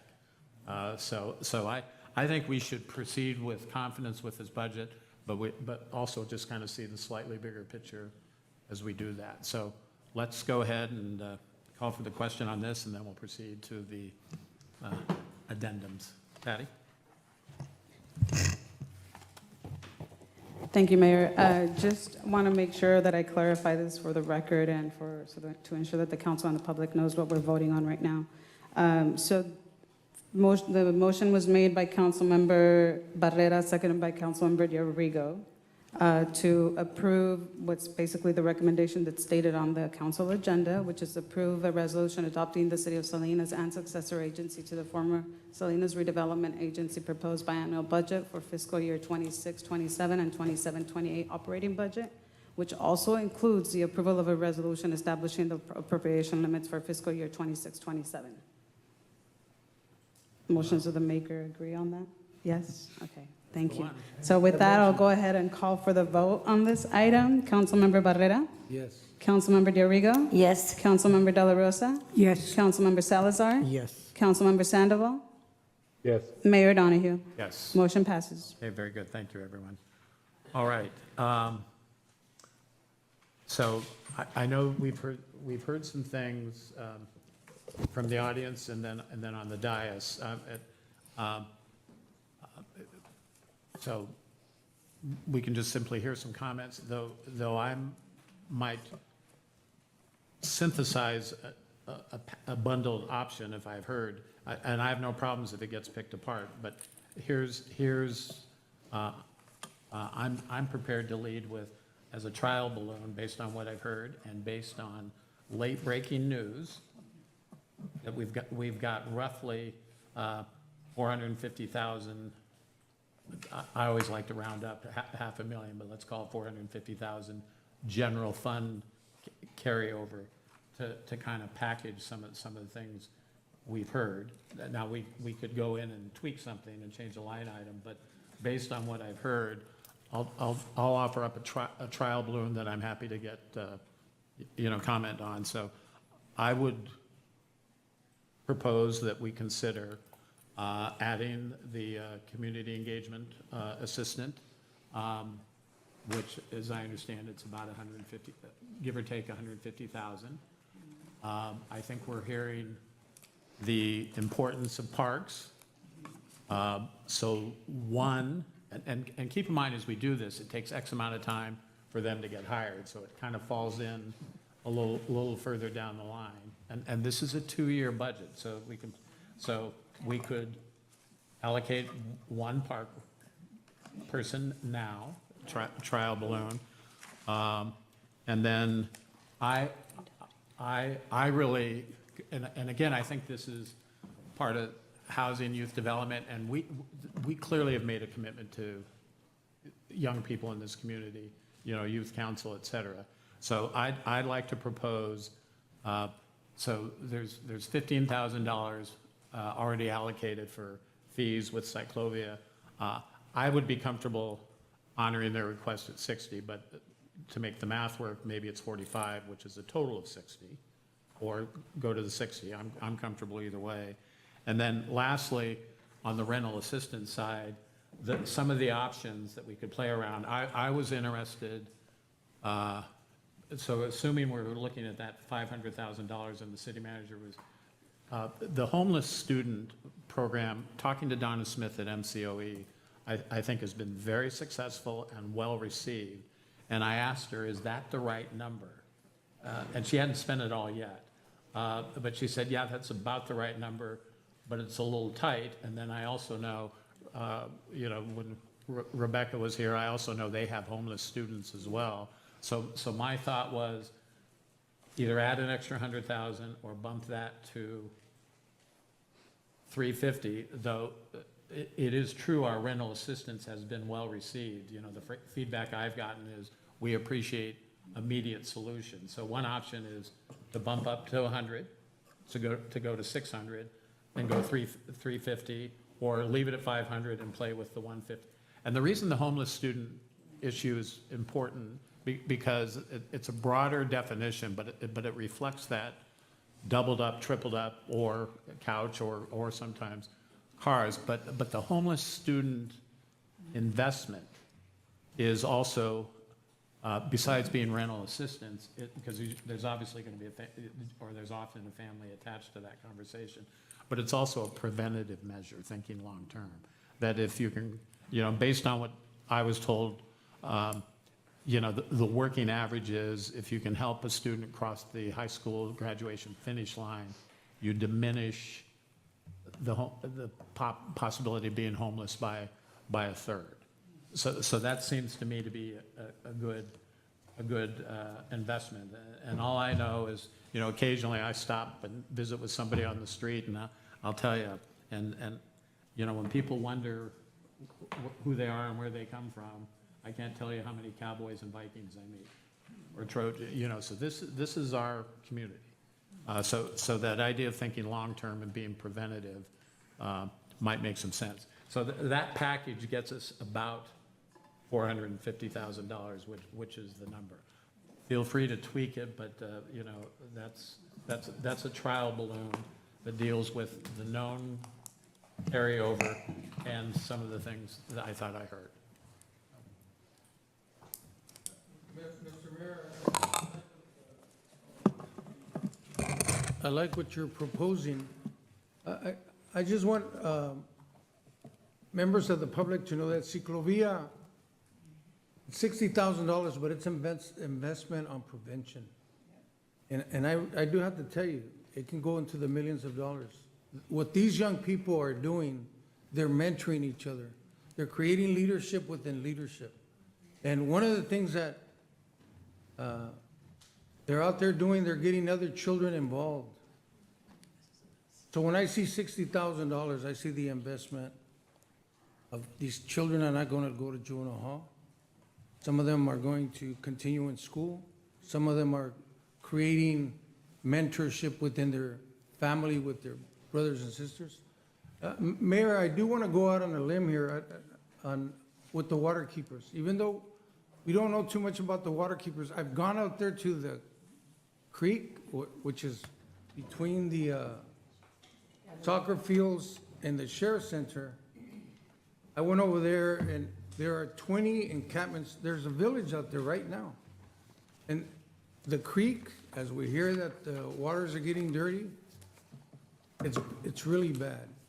And here, not only do we have an investment of $35,000, again, I don't know these young people, but I know of their work. They came up today and they says, you know what, not only do we have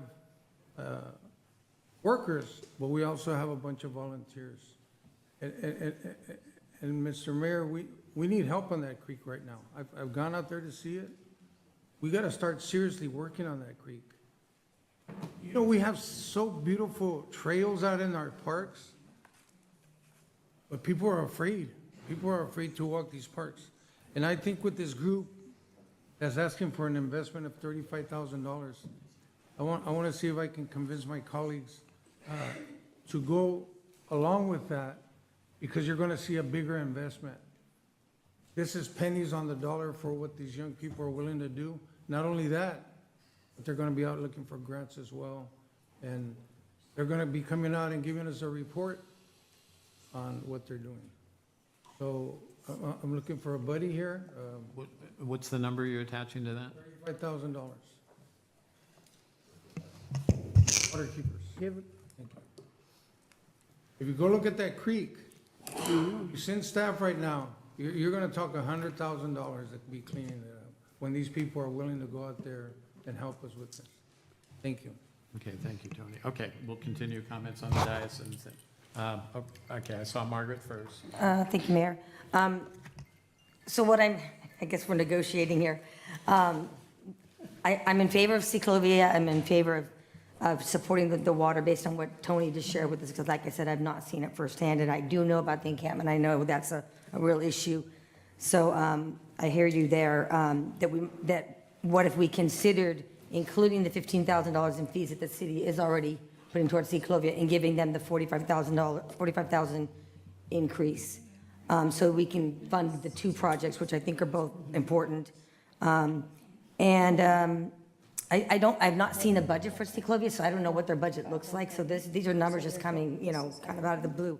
But, and I know they're doing some fundraising. I know fundraising is really difficult right now, but I also want to encourage them, not only to go out and put on the events, but fundraising is part of it. It's the worst part of putting on an event is having to ask people for money. Trust me, I've been doing it for 40 years and it is not fun. But you're not doing it for you, you're doing it for your community. So I want to encourage them to have that incentive to continue to go out and get a broader base of support instead of the city picking up the bulk of it. I really like when projects are funded by multiple sources, so that's where I'm asking for the possibility of a compromise on that one. Okay. Gloria? I agree with you. I think that that we need to continue to fund Ciclovia. I call it Ciclovia. And I just want to remind the city that back when it started, the city supported it and started it with BHC and CCA, and everybody got involved. So we need to continue to support you. But I like the idea that you said about the 45,000. We're giving 15. 15's already there, so 45 would bring it to 60. So 45, we would add the 45 to make it 60 for Ciclovia. And then about the water, yeah, I think that creek really needs to be clean. And we're talking about quality of life, and we're talking about volunteers. But since we're asking for a budget from Ciclovia, I think you're also a nonprofit. Or did they leave? I don't know if they're still here. Yeah. Yeah. Can we also see what their operating budget is? Yeah. But I would say fund them. Okay. Fund them, because that creek does need to be cleaned. And the recommendations about the police position, I'm in favor of that. And we need to fund the position for the parks. That one position, we need to fund it for Eslam Park. Rizzo? Yeah, I'll just go back to my previous comments regarding supporting our parks worker. In terms of Gavilan Creek. If there's an opportunity to use some funding for tree replacement, I've had an opportunity to go out there with residents on a number of occasions. I know that there's some trees that were removed, and I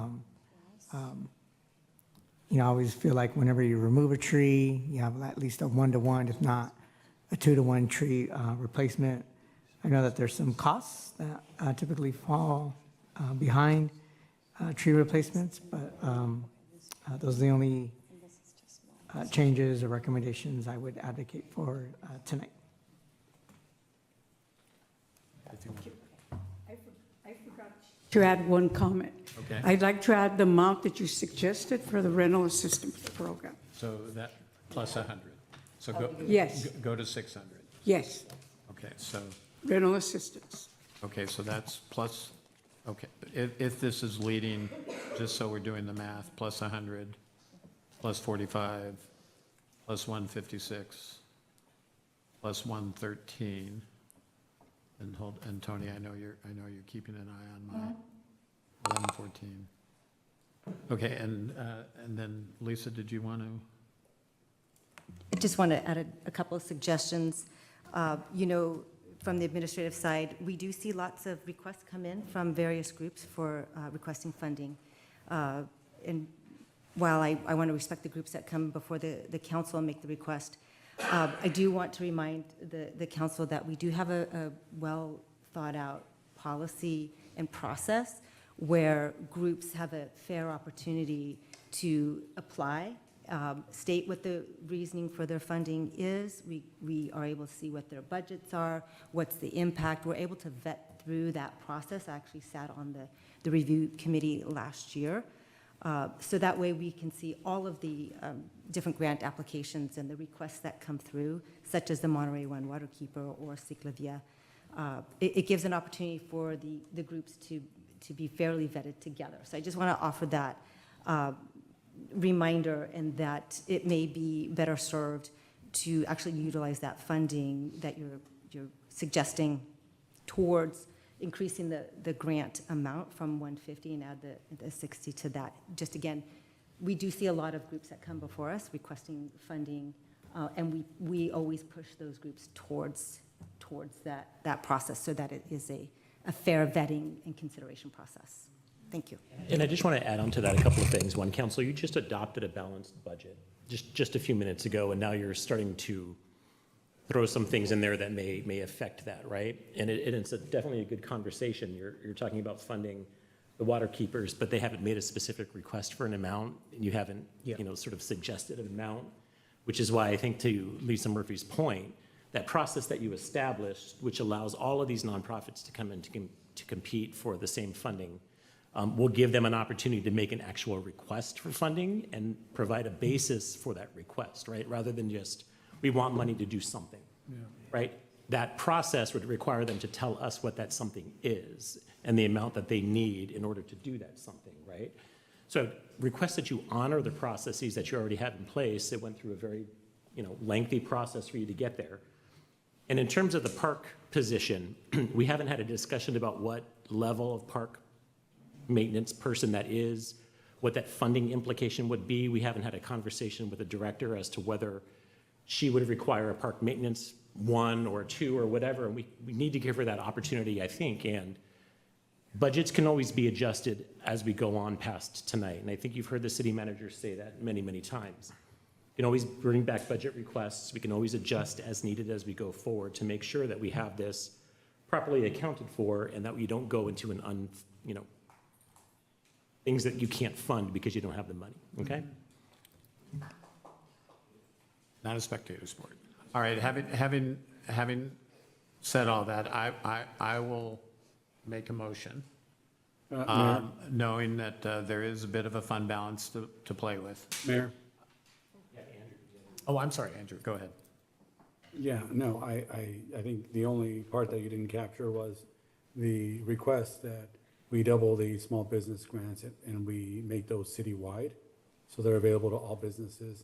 Also, I want to talk about the neighborhood grants program. that neighborhood grants program, each council member will be able to allocate. There's a little more discretion on who, each council member can allocate those neighborhood grants to projects that they want to see beautified or supported in their community. So I want to just remind the mayor that was a request I made as well. Okay, no, thank you. Well, just speaking for myself, if there is noting that we had carefully calibrated, and I am just frankly, I'm adamant about the police position.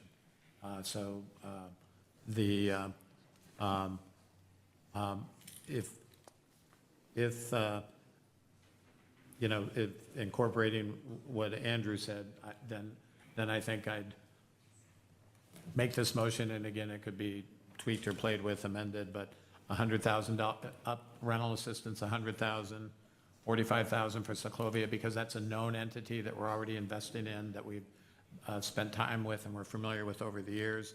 The estimated $156,000 for the community assistant, and then a senior park person, as I understand it, it's in about in the 110, 113,000 range.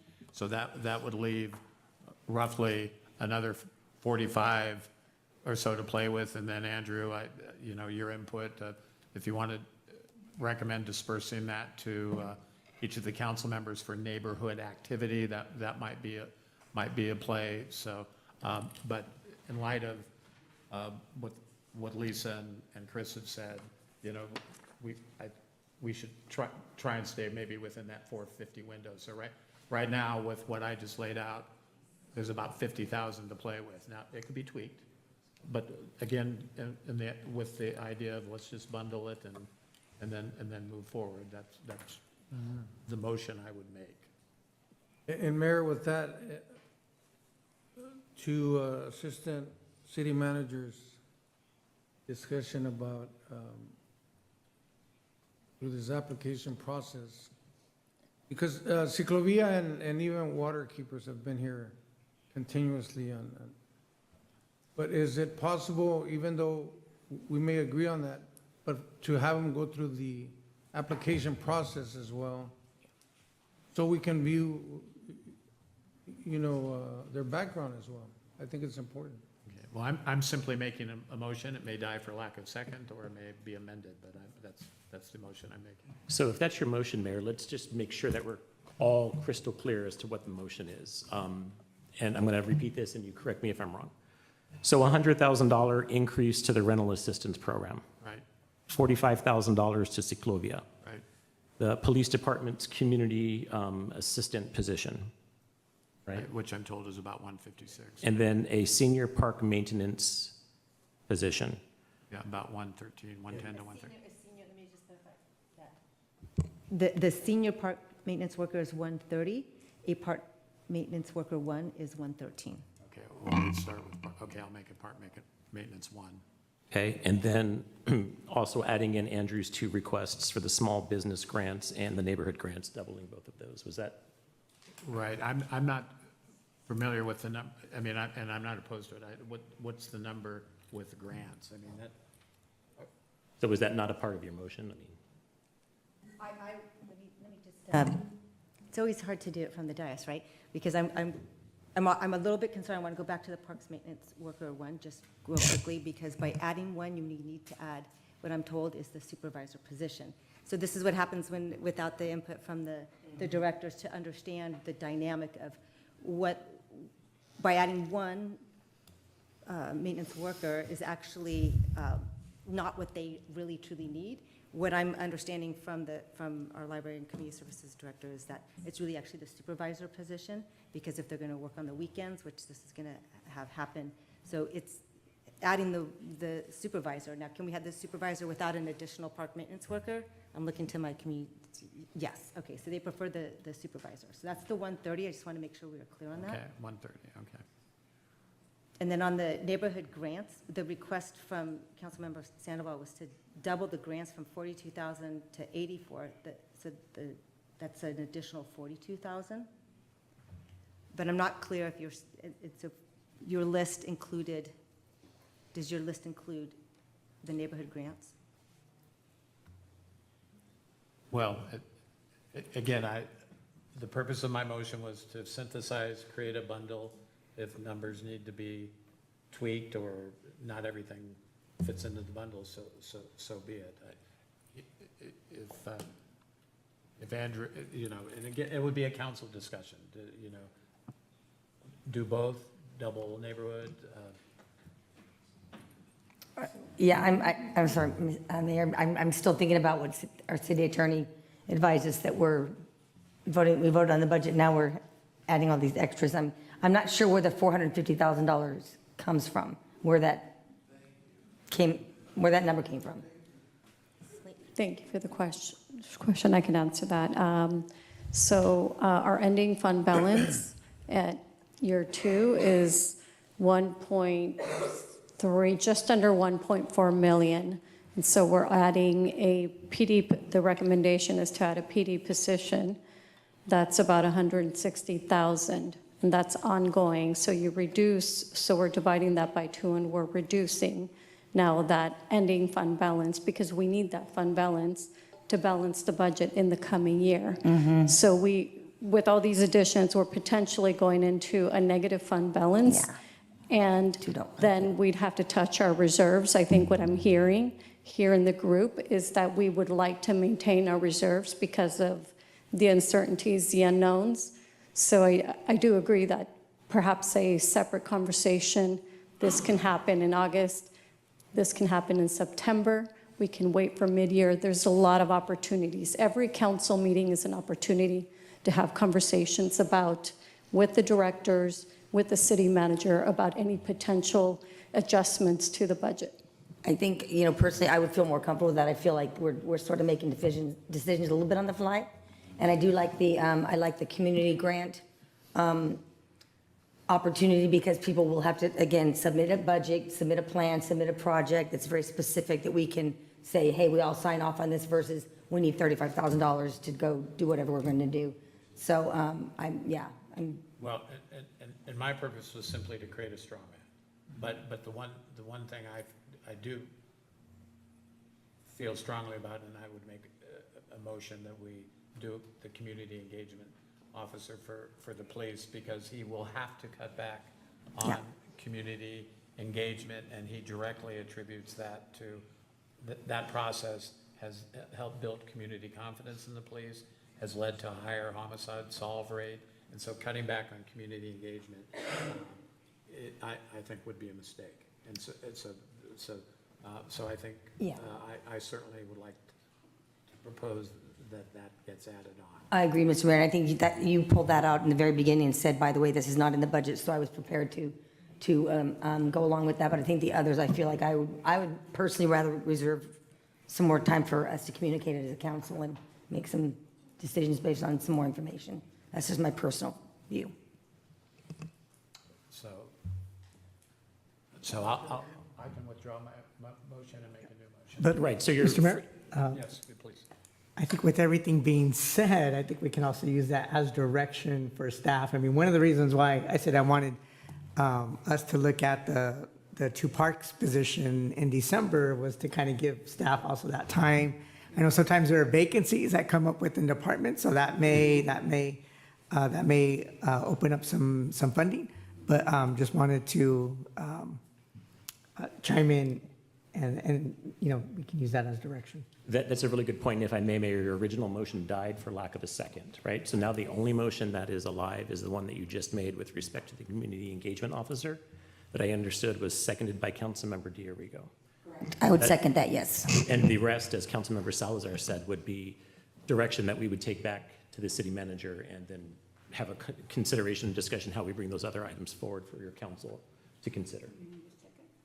And so there's a motion and a second on the floor that you can call for the question on, Mayor, if you're ready. Call for the question. I'd like to make a comment before we do that. Oh, okay. Go ahead.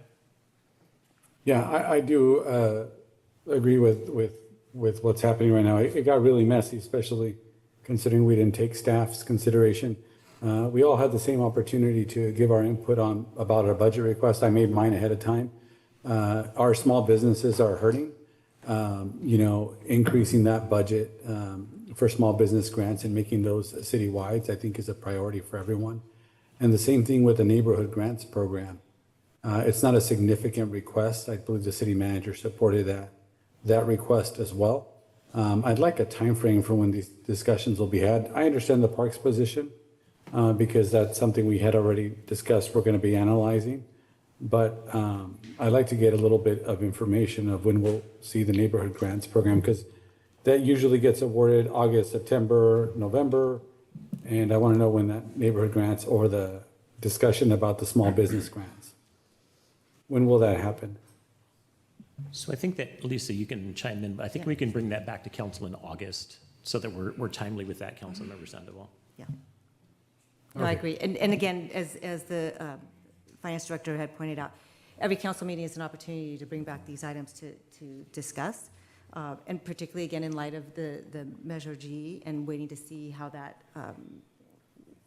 what happens with that in November, gives us a lot of comfort and stability knowing to move forward, particularly with positions, and to have an opportunity to hear from the Library and Community Services Director. I always want to say Parks and Rec Director, sorry. To hear come back to us with a report on what the needs are, given what what's coming online, when they're coming online. Because you also have to remember, when you add bodies, you have to add equipment, you have to add vehicles. So it's usually a much larger picture than just adding a body. So I think it would be good to have a fully vetted conversation, again, and bring that back. Okay. Go ahead and call for the question. Calling for the vote on this motion. Councilmember Barrera? Yes. Councilmember DeRigo? Yes. Councilmember De La Rosa? Yes. Councilmember Salazar? Yes. Councilmember Sandoval? Yes. Mayor Donahue? Yes. Motion passes. Okay, thank you, everyone. All right, we're going to take a 15-minute break. Budget and 5-year capital improvement program. So, Abe? We are going to need the clerk Do we? Yeah, we probably do. for the PowerPoint.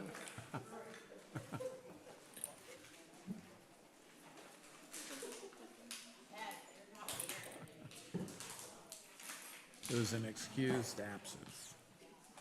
All right, now we're ready.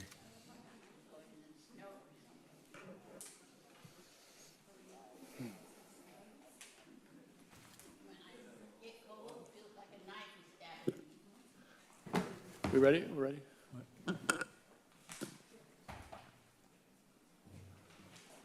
All right, good evening, Council. Abe Pedroza, Assistant Finance Director.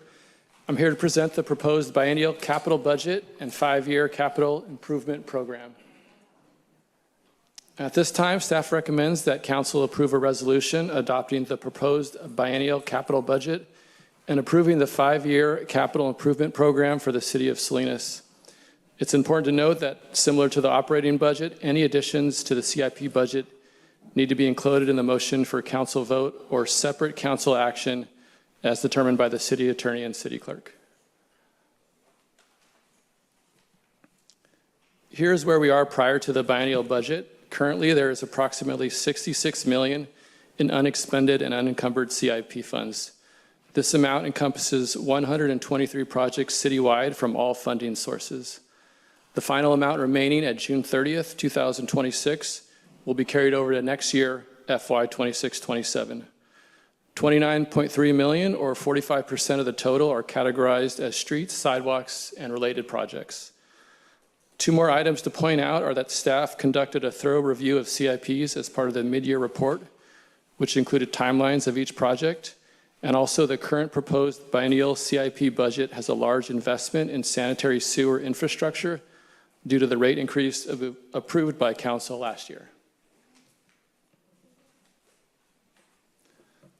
Okay, now we're getting into the details of the proposed biennial budget.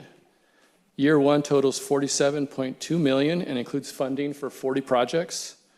Some of the larger projects are listed, such as the sewer lift station and mains at $16.5 million, street maintenance at $8.5 million, Baranda Road, $3.4 million, and pavement and sidewalk improvements at $1.8 million.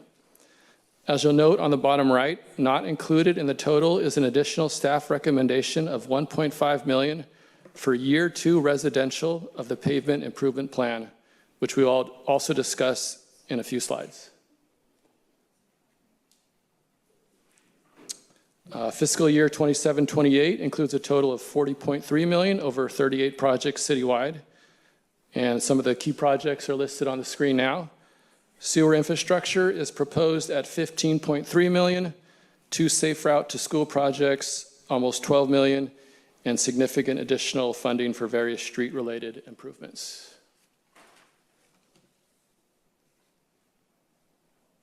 And here's a recap of the biennial CIP budget. $87.5 million in citywide infrastructure is being proposed over the 2 years. The top 3 categories for both years are streets and sidewalks, sanitary sewer, and engineering and transportation. The details of the CIP budget are provided in the hard copy binders as well as the attachment to the staff report. There are 2 recommendations that I wanted to highlight as detailed on pages 6 and 7 of the CIP staff report. Recommendation 1 is a $3.4 million reallocation of funding and is included in the budget as presented. Staff is proposing to shift funding in the amount of $2.6 million to Abbott Street, another $500,000 for traffic calming, and $289,000 to Baranda Road. Recommendation 2 is the appropriation of an additional $1.5 million from SB1 fund balance to complete year 2 residential of the 5-year pavement improvement plan, as I mentioned earlier. This recommendation is currently not included in the budget. And that concludes the capital portion of the proposed biennial budget. Staff is here for questions. Thank you. So before we proceed with questions, same situation as based on the last recommendation as presented, an option. And then if we want to consider the $1.5 million, that would be an addendum or an additional. Okay, very good. All right, with that in mind, Tony, why don't we start with you and then we'll go to Andrew. Mr. Pedrosa, can you go back to the slide where you have Williams Road, please? There's 2 slides that has Williams Road.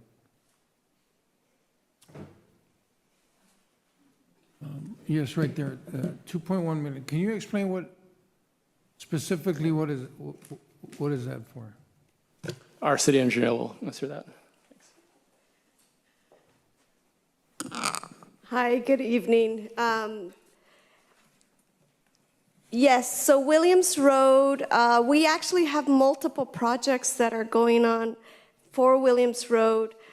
We've identified them here just as Williams Road, but really we actually have Williams Road undergrounding, one project. We have John Williams, which was a grant that we received for active transportation program, and then we have safety improvements on Williams Road, which we did receive the $16 million from the federal government. Yeah. And Ms. Adriana, on the sewer lift station, is that the one that's over on Lake Street? Yes. Can This you is just tell us Lake Street sewer lift station. Can you just share a little bit about that? Because I understand that's the main lift station in Salinas, if I understand Yes, correctly. this is the largest lift station that we have in the city. It's in the heart, it's in Chinatown, and it has a sewer shed that encompasses District 2, District 4, District 6, District 1. It's pretty massive, and it basically takes all of that, a lot of that area, and that's the pump station that pumps it out. So it's my understanding, I mean, whenever the entire project gets done, we're talking about like $50 million, is that right? In that neighborhood? No, the $15 million actually was for a much bigger project. What we're looking at right now is we're looking anywhere between 16 and 20 million for that specific project. And what will that amount of money, what will that do? What we're looking at is for basically a new pump station. Thank you. And if I may, Mayor, I have one other question. Mr. Pedrosa, with the reallocations on page 6 in your report, I know there's several reallocations here, and it does say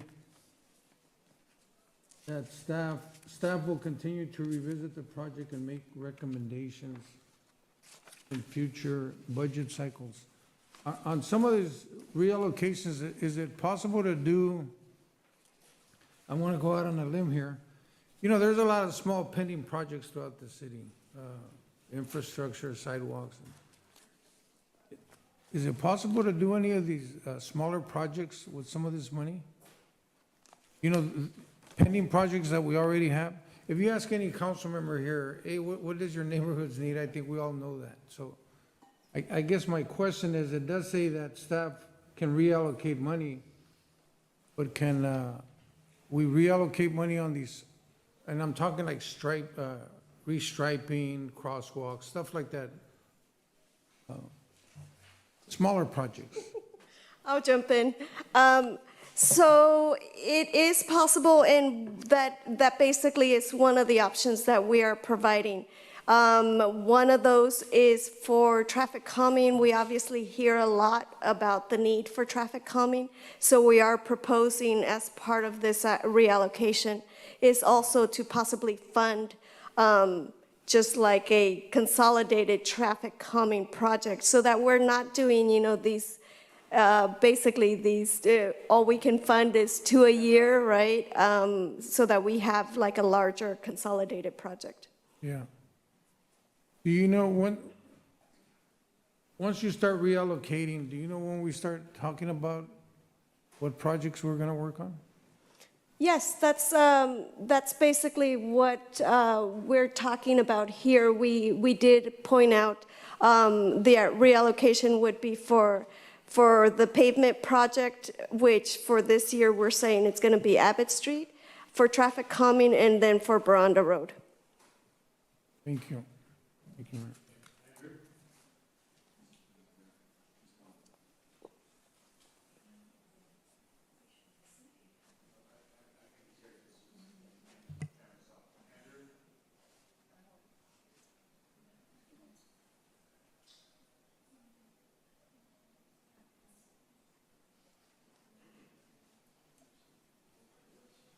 Yes, well, thank you for the addition, for the additional 1 million to make sure we're keeping our word to our year 2 payment management plan.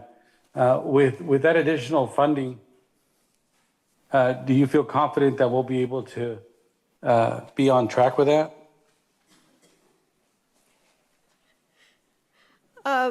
Yes, the additional funding will provide basically that gap that we need to fill for the residential. We had originally budgeted or in our estimate when we prepared the program, we basically had 1.8 million. We do have funding from the 2025 project that can also be allocated towards that. So then we identified to finance that what we needed was the 1.5. Okay, those are all my questions. Thank you.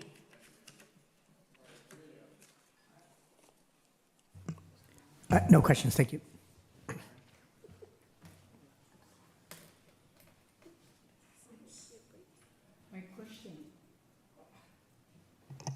My question on Abbott Street, you know. Because I've been, you know, I go around the area and everything. And I just realized that when you come down Abbott from the south end, that's the gateway, Abbott Street. So this funding is going to go in to Abbott Street, right? Correct. Yeah, some of Correct. it so So that the- we can, now that Amazon's coming in and we're going to have all this traffic and so forth like that. Correct. Right. So I just want to make sure that we do that we don't take money from this, because that really needs to happen. No, and we're actually ready to come forward to the council. We pulled it from tonight's agenda, but we're ready to come forward on the 30th to award the contract for this project. Oh, okay. I mean, all of them are important, but I just want to make sure that, yeah, because it's a gateway. You're coming into the city from the south, and it's like, wow. Correct. Okay, thank you. Adding on to Gloria's question, so I kept hearing 4 million for Abbott Street from the Sanborn Street to the railroad tracks. This 2.6 million, is that additional to take it further south? Yeah, the project actually grew a bit because what we're doing is, since we're going to be in the area, we're also going to be making sewer improvements. And so what the original pavement management program, how we had originally scheduled it, was we were actually going to be doing the improvements from the railroad track, or better yet, from Harkins to the city limits in year 2. Mm-hmm. So that's what was scheduled. But since we're doing the sewer line extends to Harkins, and then it goes up onto Harkins. And so what we're looking at for the project now is actually consolidating year 2 and year 5, which identified Abbott Street, and also incorporating Harkins, because we are doing those sewer improvements on Harkins as well. Okay, so you're just, I think I understand. So you're basically just accelerating everything and doing it now while it's cheaper and while your roads are torn up anyways. Correct. Which makes a lot of sense. So what about the area from Harkins to Harris? Like, I know there's a lot of work being done now at the median. What part of that are we funding, and when will that happen? We're basically, the limits that we're proposing for this project is going to be from Sanborn all the way to the city limits. Okay. So the entire length, entire thing. south of Sanborn. And that'll be later, because that's not in these numbers, I'm assuming. Excuse me? That's not in these numbers that we're looking at here, right? That's an additional funding that we'll have to... No. That is. So with the reallocation, that would take care of that entire limit. Okay. And then, can you explain, so the last bullet point on the additional staff recommendations, the 1.5 million for the preventative maintenance plan that we're supposed to be, that you're asking us to approve tonight, it's not in the budget. Can you tell me again what that is? And I think that might have been what Andrew was referring to. I just want to make sure I understand what that's for exactly. So that's the 1.5 million? The 1.5 million really is for the year 2 residential streets that the program had, because the program basically identified, we developed the program with the assumption that there would be about 5 million to 5.5 million. And so what we did was we broke up, major streets and then residential streets. So Abbott Street being what it is and the amount of work that it needs a lot more than $5 million. Mm-hmm. So what it ended up happening was we requested additional funds for Abbott Street in order to accomplish, resurfacing that. But then what happened was then we were deficient on the residential. So the 1.5 million gets us there so that we're able to also move forward with the residential streets. And the residential is throughout the city? No, the residential really is streets within District 3, and that was based on the street selection and the pavement Priorities and managing such. policy. Okay, thank you. You answered that question. Thank you very much. Appreciate it.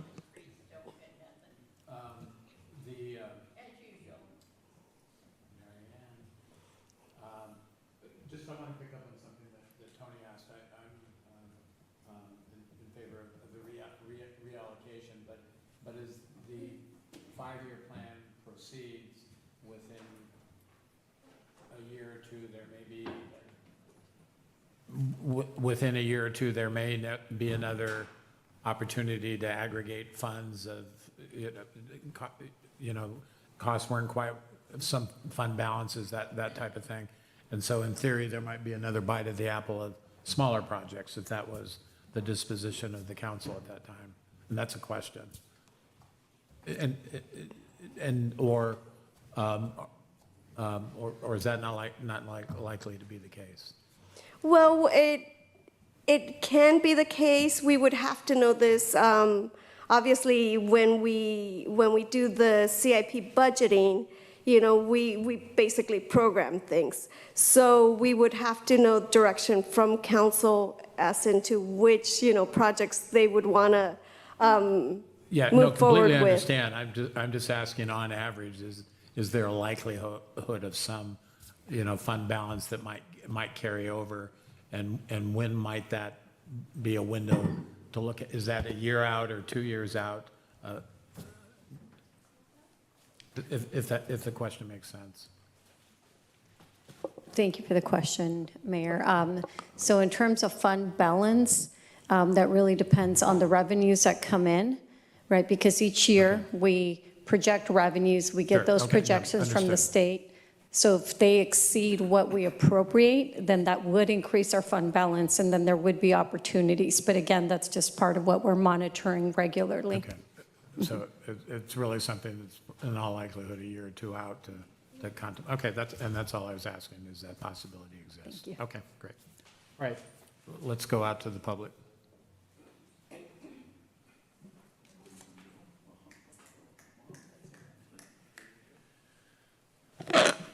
Peter Zalai. All right, so here's what I don't understand. In May, I went back and I looked at a report from the engineer from the Public Works Department where they showed there was some work done in your district, I believe, Tony, and I looked at the residential roads that were selected, and they were cul-de-sacs, they were dead ends, they were roads that did not connect to any kind of thoroughfares. And so I don't understand why we are taking scarce resources and using them on areas that are not heavily traveled. So for example, in District 5 where I live, if you go down Main Street and you cross Alvin and you're going south, there are no stripes whatsoever on the road, zero.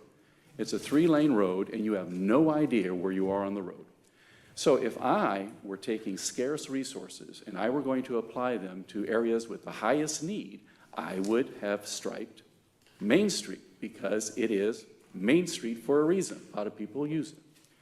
And so I am sick to death of going over the same potholes and the same poor conditions of our roads. And at the same time, I'm hearing from staff saying there are millions of dollars and there are all these projects that are in the works. And like I said earlier, to go along with what Councilwoman De La Rosa suggested, where are the results? Where is the service? Where is the tangible results of the money that we're providing, right? That's what people want to see. They want to see their particular road that they go on every single day, and not a side road, not a cul-de-sac, not a circle, not something that is not a through street. Cherokee is another lane of Highway 101. It connects to Madrid. Madrid is basically dirt. That's how you get to Northridge. Everybody goes through the same way. Adams is another road. It's practically dirt in sections. Why on earth would you go to one of these roads over there in District 2 when you have those needs in District 5? Good evening, Mayor, City Council, Mr. Callahan, and Ms. Murphy. Sharon Field, North Salinas, District 6. This is a thorn in my side. My neighborhood was on for speed bumps from February of 2017 to July of 2022. We never got them. We were always number 5. The 4 streets above us kept changing each year. One was one block, dead-end street in the Creek Bridge area. Westminster was number 12, and Mendocino was number 3 in 2022. The city went to the meeting. And at that time, they dumped us all off. They said there were 2 streets, enough money for 2 streets, and all the rest of us had to reapply again. I gave up. So our street still doesn't have it. We have 5 schools around us, a daycare, a church that has a daycare and a preschool. The people come down Mendocino, they take plaster on 2 wheels. Many times I can't get out of my driveway. They're going up on the sidewalk on the side when I'm halfway out. It's dangerous. But I gave up. I don't have time to do this again because I was the one going around. So this is kind of a sticky issue for me. Thank you. Good, thank you.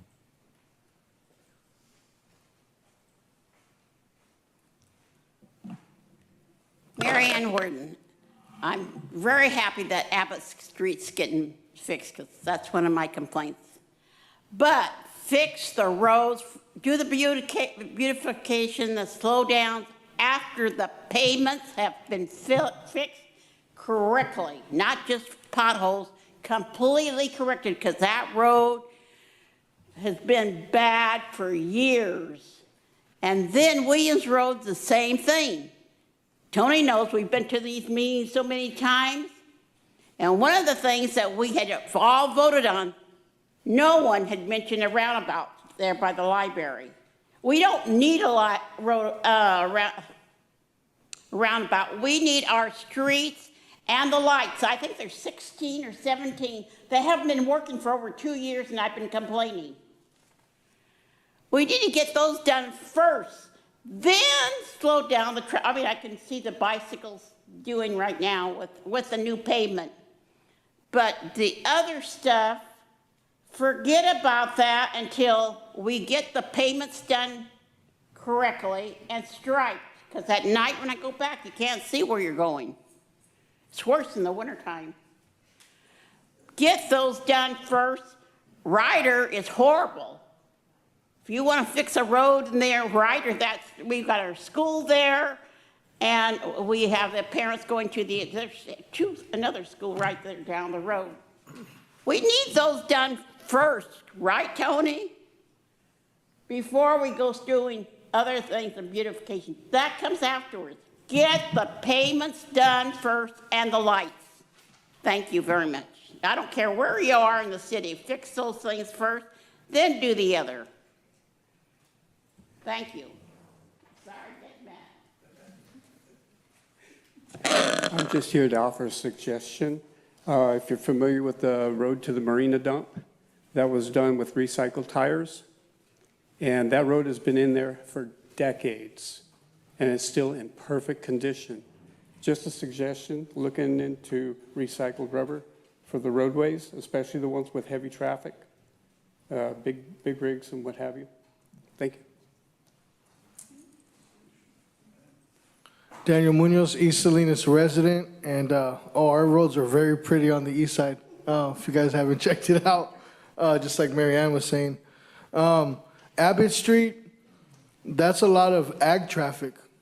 They eat all that up, but I don't see them trying to pay for it. I don't see you guys trying to get them to pay for it. It's everything comes out of our pockets and not ag. And I sound like a broken record, but I mean, that's their road. I mean, I don't know if you've ever driven down that road during, maybe 2 or 3 o'clock or something like that. I mean, because I live on the east side, so I come from the airport. Sometimes I'm going to the elections department because I've been filing paperwork and stuff. Anyways, it takes like 30 minutes to get over there, to get past that little intersection right there. You know what I'm talking about? Right there, when you get the overpass, then there's like, what is it? I think it's Harkins or something like that. It leads to Abbott Street. It takes forever to get right there. So, I mean, like I said, it's ag that messed up Abbott Street, right? Those are the people that drive on that road. Now Amazon's going to move in. They're going to get a brand new road. But all the taxpayers, we don't get nothing. We get the short end of the stick. Our roads are falling apart. People can't even walk down the street. Like, I'm talking about like people who are in wheelchairs, people who are, they're not ADA compliant in our streets. So I know that's a lawsuit right there, Mr. Callahan. Somebody trips on that, right? It's going to cost a lot of money.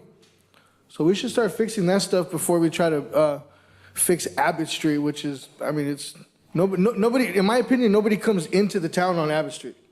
I know you guys are saying people come from the south side. No, people come from the south on Highway 101 and they get off whatever exit they're going in. They don't drive through Abbott Street. Amazon's going to be driving on Abbott Street.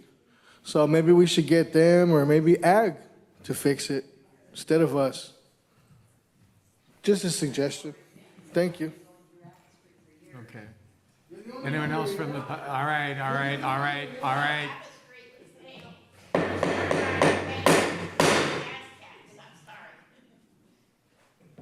It is not a spectator sport.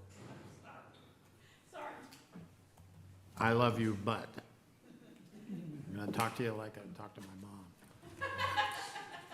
All right. All right. Anyone else from the public? All right. Anybody on Zoom? Jose? Hi, good evening. Jose Guerra, Montevideo Community. How are you? I'm going to agree with everybody that's talking about that. The east side looks so bad. It's embarrassing. It is embarrassing that, I mean, Tony Barrera, you're in charge of the east side. I mean, why haven't you tried to talk to someone there to get the roads done? You know, I don't get it. I don't understand. I'm coming in, guys. Yeah, I don't get it, man. It's ridiculous. You know, all that money you guys spend, and you want it all done on Abbott Street? Are you kidding me? I mean, we're so behind on the east side, it's terrible. You guys need to drive down there. Tony, you live over there. Gloria, you live there. You guys are both embarrassing. You don't stick up for us. Really. Seriously. Donnie, you've been down there. You've been to East Salinas. What else, High? How'd you like that drive on Williams Road? Did you like it? It was pretty bumpy, huh? Oh, you don't remember? Or you got a lowrider too? You were hopping it, or what were you doing? You guys, seriously, man.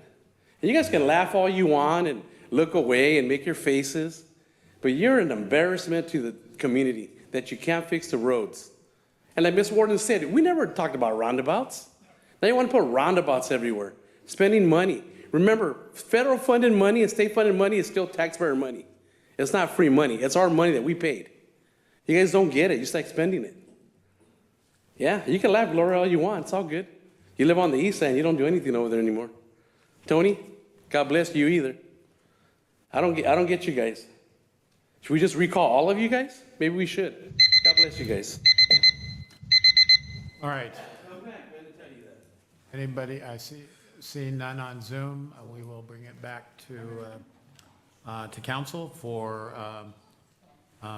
So this is a two-part process. So I'll look for a motion on the CIP for 5-year. To approve. Okay. Is there a second? Salazar. Okay. Are there any additional comments? Yes, Mr. Mayor, if I may. Yes, please. I think there is, and I know that the staff is doing the best that they can. I think one of the important things is, you know, we can look at. No. Not in council chambers. We're trying to conduct business. She asked me a question. I understand that, but that should be happening. I just got through correcting her. We're going to be quiet while we conduct business. Okay, thank you. All right, go ahead, Tony. I think what's important, and I know there's a lot of projects, but we just heard a gentleman going through a street, and it just needs striping. You know, we could, you know, we just finished Pacific and Gardner Avenue. I thought it was great work. Well, 3 corners were painted red, but one corner was not, and then there's a little space, and there's always one car or cars that just looks for that small space, and they cover half of the crosswalk. And I'm thinking, I wonder why we just didn't paint that area red. So we didn't finish that project. And you know, we're talking state law, and I'm speaking neighborhoods. I'm a neighborhood politician. Whether some people believe I don't do anything or not, that's opinions. But we're governed by laws here and ordinance. I don't like when we're getting ready to approve another ordinance because we just don't enforce them for whatever justifiable reason. And people aren't supposed to park in front of fire hydrants, but they do because there's no parking. They park in the corners of the street. They're not supposed to, but there's no parking. But for whatever reason, we don't enforce it.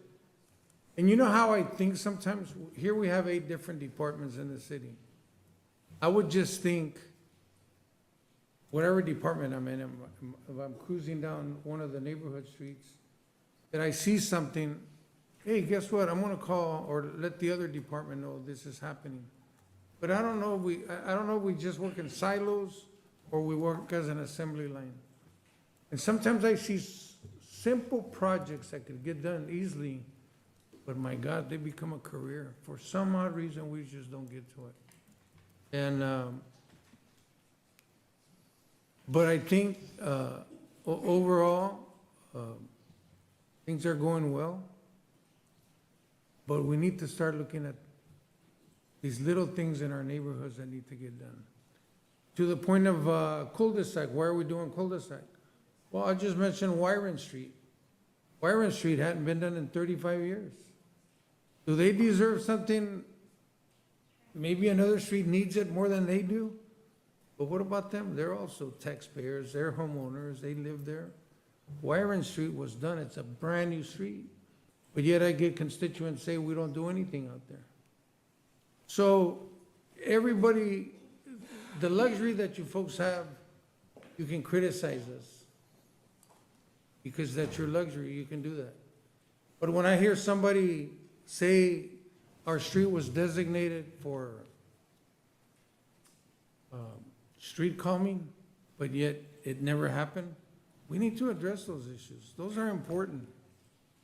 So, Mr. Pedrosa, I think you're doing a fine job with these numbers, and hopefully we can continue, but I think, Mr. Mayor, on these smaller projects, I think we can do a better job.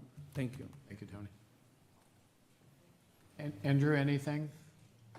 Yeah, I do want to address something Ms. Fields mentioned because, you know, I have residents, to give you an example, off of Northridge Drive who were also on lists before and then removed. And unfortunately, I'm still dealing with promises made by my predecessor that there was funding allocated for a traffic calming project in that neighborhood, but it just never materialized in a budget or a formal approval process. Councilmember Herrera was talking about some red zones. Well, I'll count you blessed, Tony, because along Jackson Street, residents are asking for their red zones painted. I have a neighborhood, and you've been CC'd on some of these emails from Miss Irene Merrill, where we've been trying to get a fire hydrant painted, zone painted red. It shouldn't take so many years when I see other fire hydrants being painted red. And so other zones being painted red. So I do want to thank the staff for, Ms. Robles, for the approach of trying to get a lump of traffic calming projects done. I'm really looking forward to seeing that because I think this is probably historic from the amount. But I just want to remind, Tony, you just said we need to do better on these traffic calming projects, but we need to, as a council, bring back this traffic management plan and make revisions to it so we better serve our residents. I do also want to find out a little more details about the segments that are going to be done this next upcoming year and two, because I do know that there are specific roads, but I think being able to identify those segments, and I'll give you an example. You know, I've been reporting potholes on Tyler Street, and there was a cul-de-sac recently fixed there. And the potholes that I reported, well, let me tell you, the neighbors originally thought Tyler Street was going to get redone, not just a tiny cul-de-sac. I mean, our public works crew was already there, and the pothole repairs that they did along Tyler Street they're really disappointing. You know, the roads, you can literally peel the road off of that street. So, you know, while we're in a specific neighborhood, it'd be best to try to find a solution for either the entire road or mitigate some of the concerns for those residents. So I just want to emphasize the need for the roads that I identified and the red zones, and it shouldn't take 3 years for a curb to be painted red. I've got neighborhoods along Alhambra who are concerned about line of sight. You know, so I want us to find a way to appropriate more money for striping. I know that North Main is going to get done this upcoming year, but red zones are such a big issue, and many residents in District 5 are really struggling with line of sight. And Northridge and Jackson, there's been several accidents along those streets, and people just can't see around the corner, as also along Rossi and Rico area. So whatever we can do with this next mid-year budget review to see what we can do to accelerate some red zone painting, we appreciate it. Thank you. And I'll be supporting are we making an additional motion, or are we taking those two motions separately for the additional roads? We're taking them separately, Andrew. Okay, thank you. Thank you. All right, to my left. Yes, in terms of our 5-year capital improvement program, I think what would help me and hopefully our residents and member of the audience, I know that we have a number of residents that come to our meetings, and they continue to bring to our attention some of our infrastructure needs, and I can understand the frustration. As someone who also lives and drives through these streets and walks on our sidewalks, I also see roads with significant wear and in need of some attention. I know quite often, before coming on to council, Salinas Connect, I was told, Salinas Connect is where we all need to go. And so I see a shaking of the head, and I understand that. As I heard back regarding Salinas Connect, I hear one of the challenges quite often, there might be multiple requests on the same project. And so I hear, on the city end, like this long list going on and on.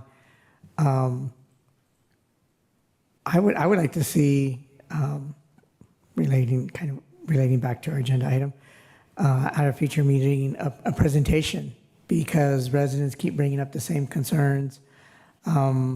If we need to prioritize some of these issues, I think that's where we need to go. But I agree with the statement that was brought up earlier. We got to take care of our main arteries, North Main, Sanborn, Williams. They all need attention. And, sometimes when we see, as a resident, you see something that seems relatively basic and years have gone by and it's not been addressed. There's a legitimate concern and frustration there. I think that will help us, probably continue to amend this. I know we probably don't want to talk about amending the CIP, but as we hear these things, we need to be able to address community and resident and city needs and be able to pivot, because I do agree, our roads are a mess, our sidewalks are uneven, and there's work that needs to be prioritized sooner rather than later. Thank you. you. All right. In District 4, I have gone around and I have had conversations with Adriana on prioritizing some of the neighborhood streets in District 4 that are really tore up. So I'm hoping that I can make that happen. And going back to arterial streets that are very busy streets, like Laurel, which looks great. It feels great when you're driving. That's the way every street should look like, I feel. But now even Natividad is needing help. I go by there all the time, all the way from Veranda all the way to downtown. And yeah, so you're going around our city and making an assessment and you're going, God, a lot of our streets need repairs. And I get it, you have to prioritize, but from what you have explained to me, and thank you, is that you you have to decide which ones are the most important ones. Well, to the community, everything's important. But again, I am looking at that for District 4. And yeah, we have to keep working, and we have to keep, fixing our neighborhood streets and the main streets. And I know in the Chinatown area, in Sun Street, that's a very much needed repavement. Right now in Sun Street from Market all the way to the Expo Park. And then where Cristo Rey, all those little streets, Cherry, yeah, those are in a very much needed repair. So I thank you for communicating with me. I want to give kudos to you because I can come to you and you will give me feedback. And I just want to let everyone know that those are my priorities right now for District 4. And that I will support the budget. Margaret? I really don't have anything more to add. I think all the districts need road improvement. I think we can all agree that there are certain areas that are worse than others, and striping is certainly an area of concern for a lot of places for safety reasons. When there's no middle line, people are going to go wherever they think the middle line should be. So that is a concern, and it's happening in every district throughout the city. I think this is just, our infrastructure is just, like I said, we've outgrown it, and it's fallen apart, and we're spending a lot of money to fix it. We just have to keep prioritizing that as one of our top areas of concern, because I think that at a minimum, that's what our residents deserve, is safe streets and sidewalks. Thanks. Okay, before we call for the question, just a couple things. One of the things to recognize is, and I think, and tonight is not a surprise, the importance of the pothole streets, sidewalk lights in people's immediate surrounding. And I think we hear that loud and clear, and we are working to address that. Something that we certainly have heard about the quality of how you fix a pothole, so we are addressing that. If you attended the infrastructure summit, we are looking at new financial tools to accelerate more available dollars to be applied directly to our streets, sidewalks, lights, striping, and all of that. So we hear that.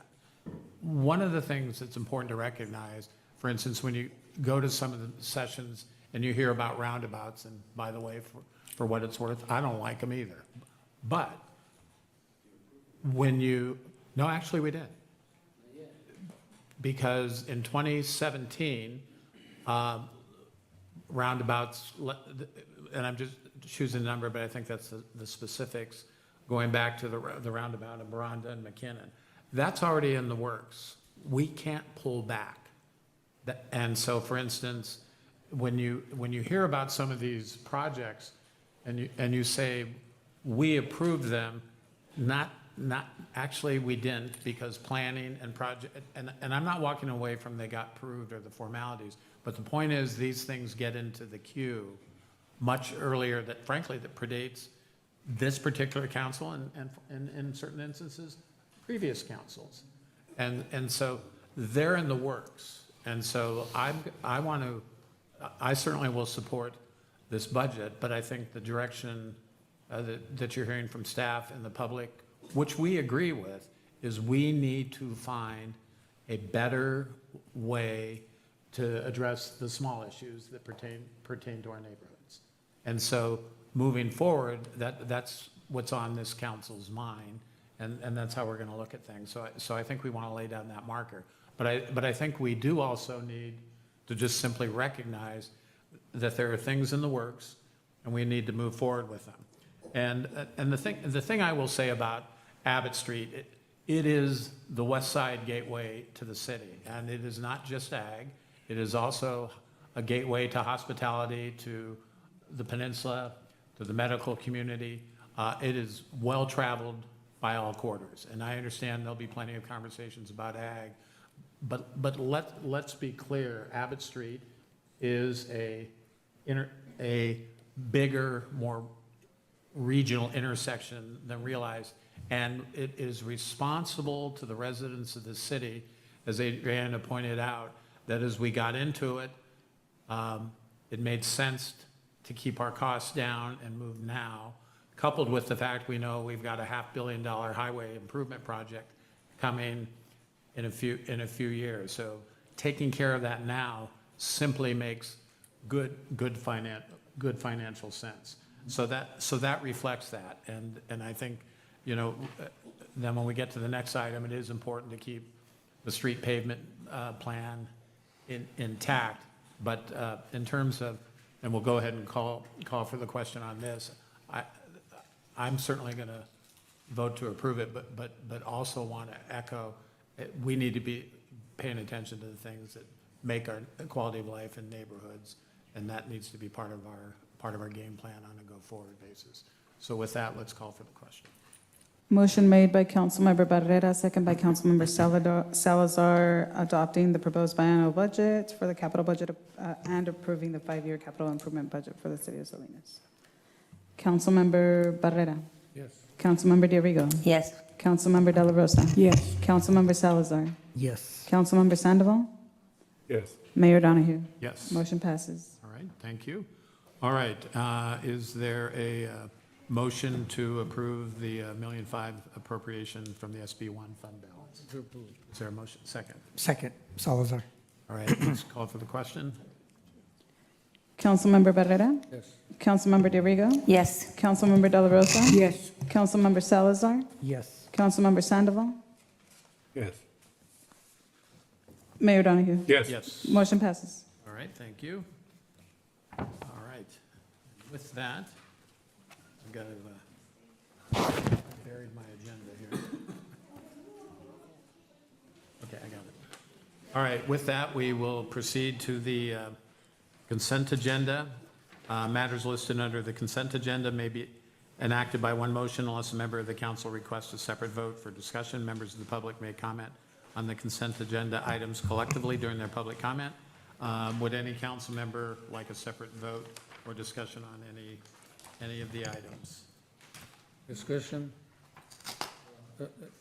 Mr. Mayor, I'm just going to make one comment on, I'm going to lump 276, Okay, 281, okay. 2, 282? yes, Okay, 288. Just one comment on. one collective comment. Okay, got it. All right, anyone else? Margaret? Thank you, Mr. Mayor. I just have a question on 250, 278, and 282. Okay, you're at 282 and did you say 278? Correct. Thank you. Okay, thank you. All right, anyone else? Just a comment on 26-247, the MOU with the County of Monterey for the Mobile Crisis Center, All right. just on that one. All Thank right, you. very good. All right, anyone else? Andrew? Yeah, I'd like to hear from staff on 247 Okay. and 282. Okay. Right. All right, that sounds good. All right, public comment on any of the items on the consent agenda? Jose Guerra, Montevilla Community. 1 minute now, guys? Okay, here we go. Let me know when you're ready. Thank you. Okay, guys, like again, Mayor, this is unjustifiable that you want public comment for 2 minutes on 15 items that we don't even get to discuss or hear about, or get the questions you guys ask so we can interact. This is wrong. I mean, and for you guys not to say anything up there, nobody to even say, hey, he's right, you know, we should let the public speak, right? That's what you guys want us to do, to interact with you. I don't think you do, honestly. I don't think you do. I think you just want to do what you want to do, and you want to go home and you know, and rest, and everybody say yay, and everybody passes everything, and you're good to go. I think it's wrong, Mayor. I mean, you need to do better, honestly. Going to be here every week, Mayor, telling you the same thing, because you need to let us engage with every information that you guys have to share with us. When you're not doing that, you're not being correct. Okay? You can be disrespectful to me, Mayor, but not to Miss Warden. Don't be disrespectful to her. Okay? I know you like hitting that gavel and it makes you all powerful. It's not. You're just a man like everybody else. Everybody out there, you're all human beings, guys. You're our representatives. Act like it. Don't get offended. Don't get offended. You took the job, and this is part of the job. You need to be able to take the criticism when you're not doing something correctly, and for no one to speak up about it, that's really ridiculous. You know, I'm sorry. Everybody looks at the clock. I got 15 seconds. Man. Well, God bless you guys, man. You guys need it. I'm going to pray for you tonight. God bless you. Have a good night.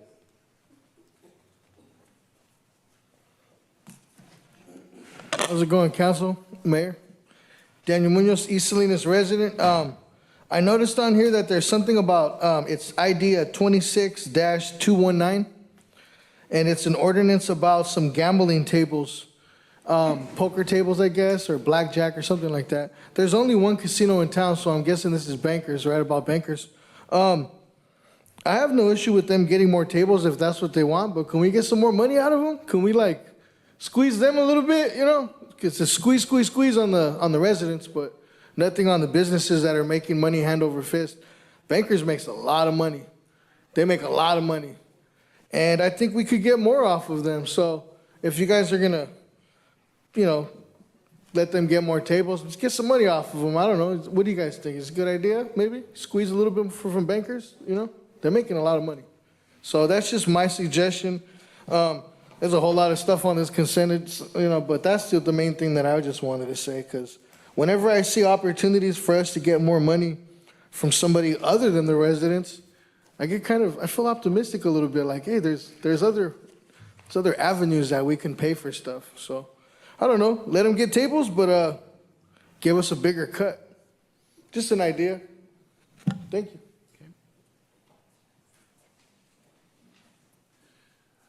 So I appreciate you guys. It's a tough job to do.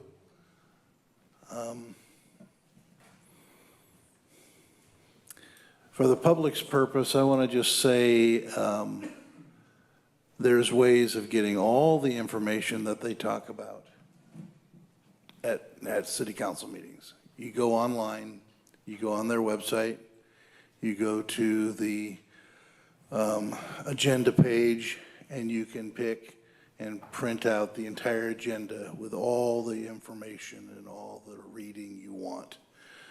I just wanted to throw that out there because it gets thrown back at you guys a lot that nobody ever tells us anything. Well, we can find out what it is you do. So I personally apologize for that.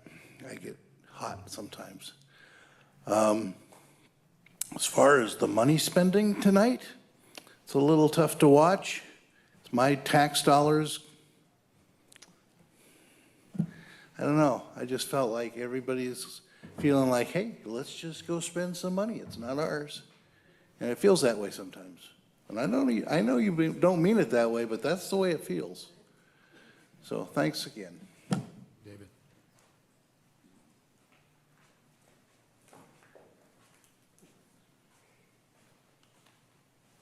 First of all, if you want to get mad at me, you can get mad at me. I just want to inform all of them, those big trucks pay for taxes when they fill up their tanks with diesel and gas. That money that they pay on taxes goes towards fixing our roads. So you need to understand that. Every time you see a big truck filling up a gas tank or their diesel, that money is going towards our roads. Be thankful for them. They're filling them up here instead of someplace else. And another thing, I've watched these guys put their money in the bank.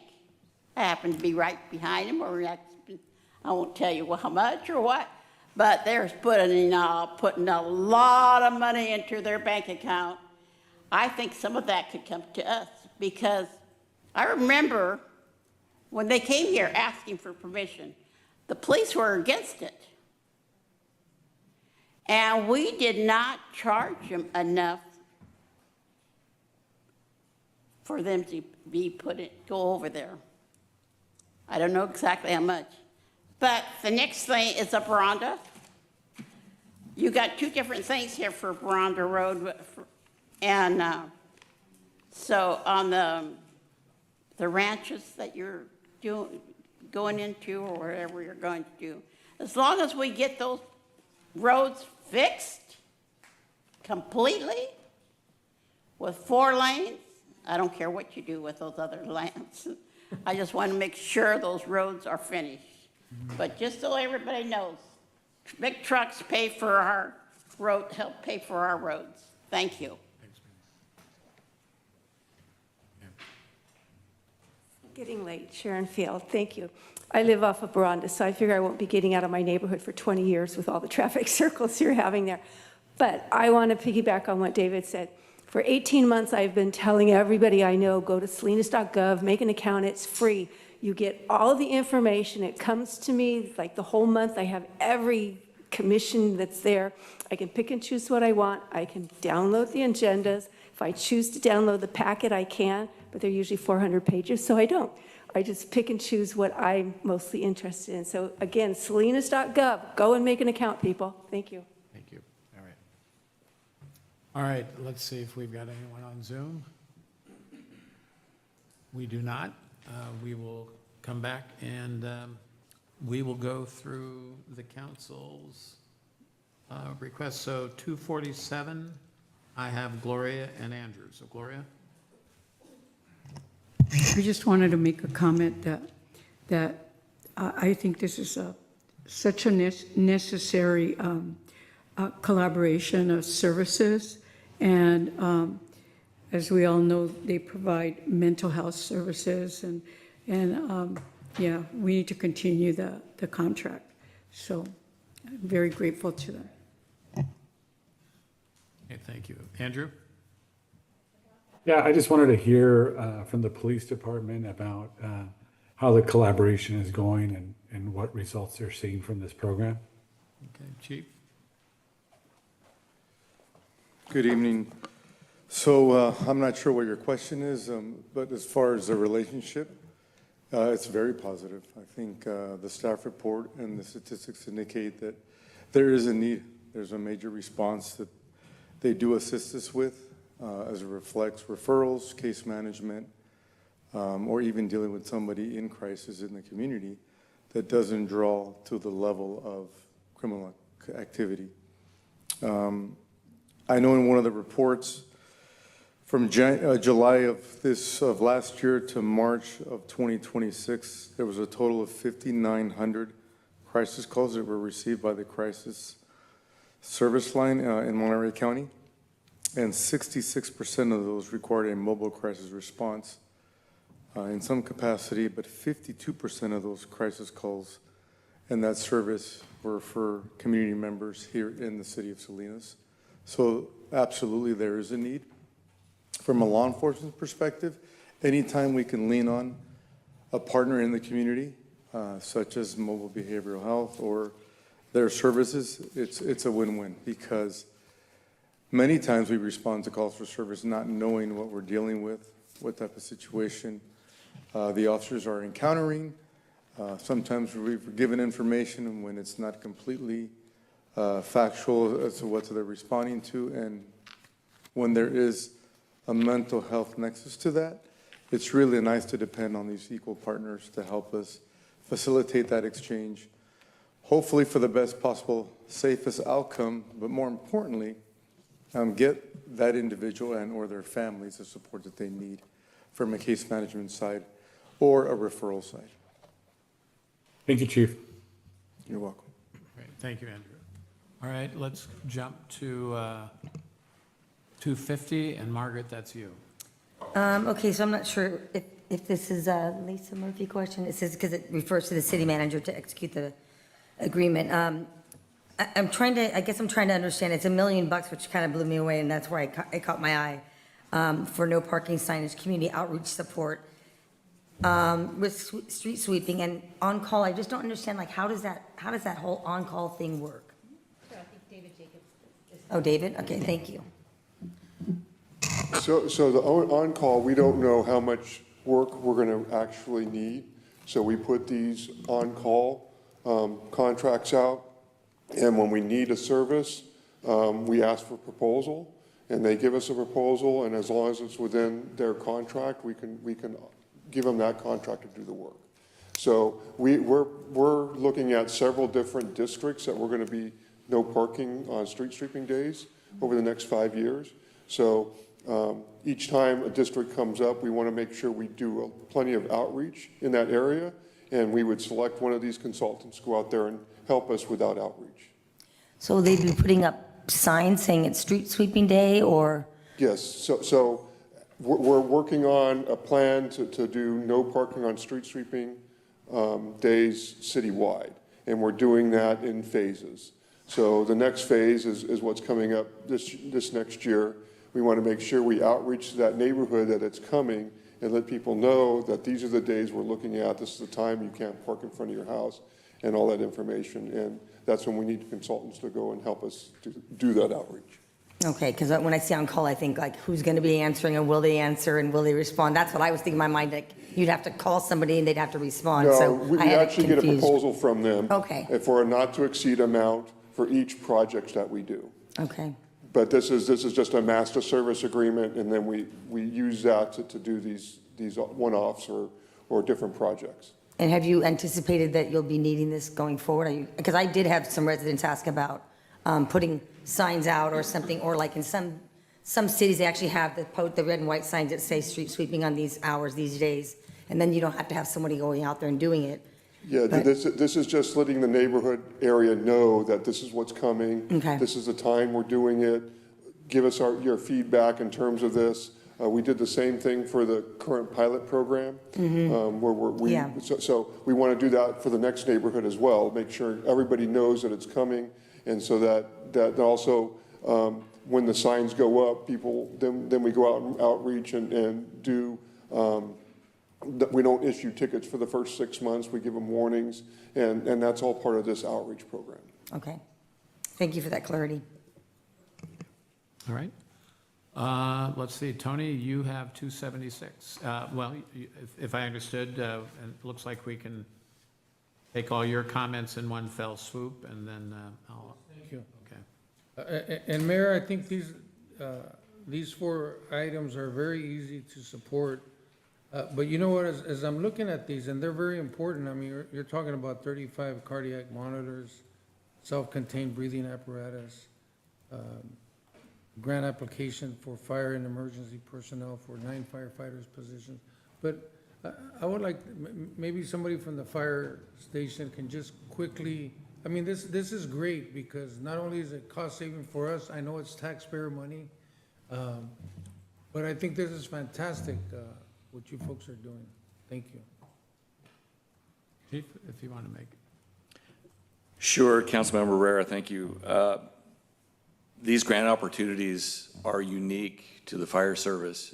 There's not a whole lot of things out there in the grant world that pay for staffing and things like that. And as we know, and we talked a lot tonight about, you know, those are the large liabilities to the budget. And where we can do our part and give us some breathing room, we will apply.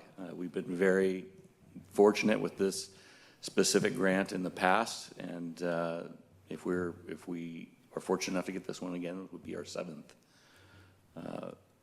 We do have a new one here also, as you noticed, the Fire Prevention and Safety Grant. We talked about the commercial inspection program. Again, the uniqueness of this grant being able to provide the funding for the staffing and the vehicles and the upstart cost to get that program started and get it running, so that we have some breathing room in the budget. Thank you. Okay, thank you, Chief. Andrew and Margaret, you both also wanted to comment on 282? Margaret, why don't you go, and then Andrew? So the 9 firefighter positions, the 9 firefighter positions, are those current positions, Chief, that grant is funding? Correct. Those are positions that were initially funded by SAFER. And the uniqueness of that grant, they were 100% funded for that period of time. And in this new budget, if you recall, the bridge funding funds it to the end of the SAFER grant, the 430-something thousand. $450,000 is what funds it through the end of the grant period. Beyond that, then if we're not successful with a new SAFER grant, again, those positions would not be funded past that And when point. will that grant be expiring? Mid-2027. Okay. And so I think you answered my question. What if the grant is not granted? Then basically we would have to fund those 9 positions or get rid of those 9 positions. So we're relying heavily on this grant, which is, like you said, they don't often fund positions. So how do you feel about it going forward that we'll be fortunate enough to get it again? Again, The question mark, getting right? once or twice is a feat. Yeah. Getting it a 7th time is something significant. I would add to you in all candor is that using this money over probably a 15, almost 20-year period to fund positions, at some point we do have to take a look at, Yeah. we have to pick up this ball at some point. Using the federal money is great, but it runs out eventually. And the premise of these grants, we provide a narrative and demonstrate a need, and we need to really look at how we make this permanent moving forward. I appreciate that. And I wanted to hear you say that because I think it's something that we all need to be very mindful of, that we need to be planning for the future, including funding those positions on a going forward basis. So thank you. Thanks for the question. Andrew? Margaret covered all my questions. Thank you. Okay, thanks, Andrew. Okay. All right, I think. All right, with that, I will be looking for a motion to approve. Oh, I'm sorry, did I? Oh, I'm sorry, Diego Margaret, on 278, Victory Mission. Yeah, you had a question on Victory Mission? I did. Thank you for bringing that up. This is definitely a Lisa answer, I think. So I just want to make sure I'm understanding this correctly. So they're going to be they would be subletting these 3 buildings, and I'm curious what what they'll be using the properties for, because I think I heard that they will not be running services out of the building. They will not Correct? be running services. It's just purely administration. Okay. In there. They might do some case management out of there, but they are not using it for any day services of any sort. Okay, thank you. That answers my question. Thank you. All right, with that, look for a motion to approve. So moved. Okay, I know I've got a first and a second in there somewhere. So why don't we go with Gloria on the motion and Tony seconding? And go ahead and call for the question. Thank you, Mayor. Motion made by Councilmember De La Rosa, second by Barrera for the consent agenda in its entirety. I will note that I will bring back the June 2nd minutes, so that will be tabled for today. Councilmember Barrera? Yes. Councilmember Diego? Yes. Councilmember De La Rosa? Yes. Councilmember Salazar? Yes. Councilmember Sandoval? Yes. Mayor Donahue? Yes. Motion passes. All right. You said you have anything? No, I just wanted to make a comment. I'm not sure if the comment was made earlier, but that the reason that the city manager is not present and I'm in place here is due to a family emergency. That's all. Okay, thank you. All right, council member reports and appointments. Andrew, why don't we start with you, and then I know you're a little under the weather, and that way we can let you go, though you're obviously welcome to stay, but we'll give you the first Yeah, first thank you, crack Mayor. at things. I just want to remind staff about the issues on Tyler Street, as well as Baldwin, some fire zones, as well as Jackson. I know there's been a commitment for a parking permit program, and us to revisit the traffic management plan this upcoming year. I also want to point out that tomorrow is, no, not tomorrow, the 18th is Juneteenth at Hartnell College, and it'll be from 11 to 2 p.m. And this year, their theme is Know Your History, Shape Our Future. So that'll be at Hartnell College. Also on June 24th is the City of Salinas Public Works Urban Forest presentation. And that's going to be at 200 Lincoln Avenue from 6 to 7. So encourage the public to go. And it's my understanding there'll soon be a tree planting demo, so residents can start assisting in getting our urban tree canopy up. And there's a group, and they have, they're called the Salinas Tree People. And so you're all encouraged to join that. I'll be sharing the information with the city and they're working on bringing more trees and supporting the city's urban tree canopy. Also, there's been a growing concern around e-bike safety, and we're seeing more accidents, I think,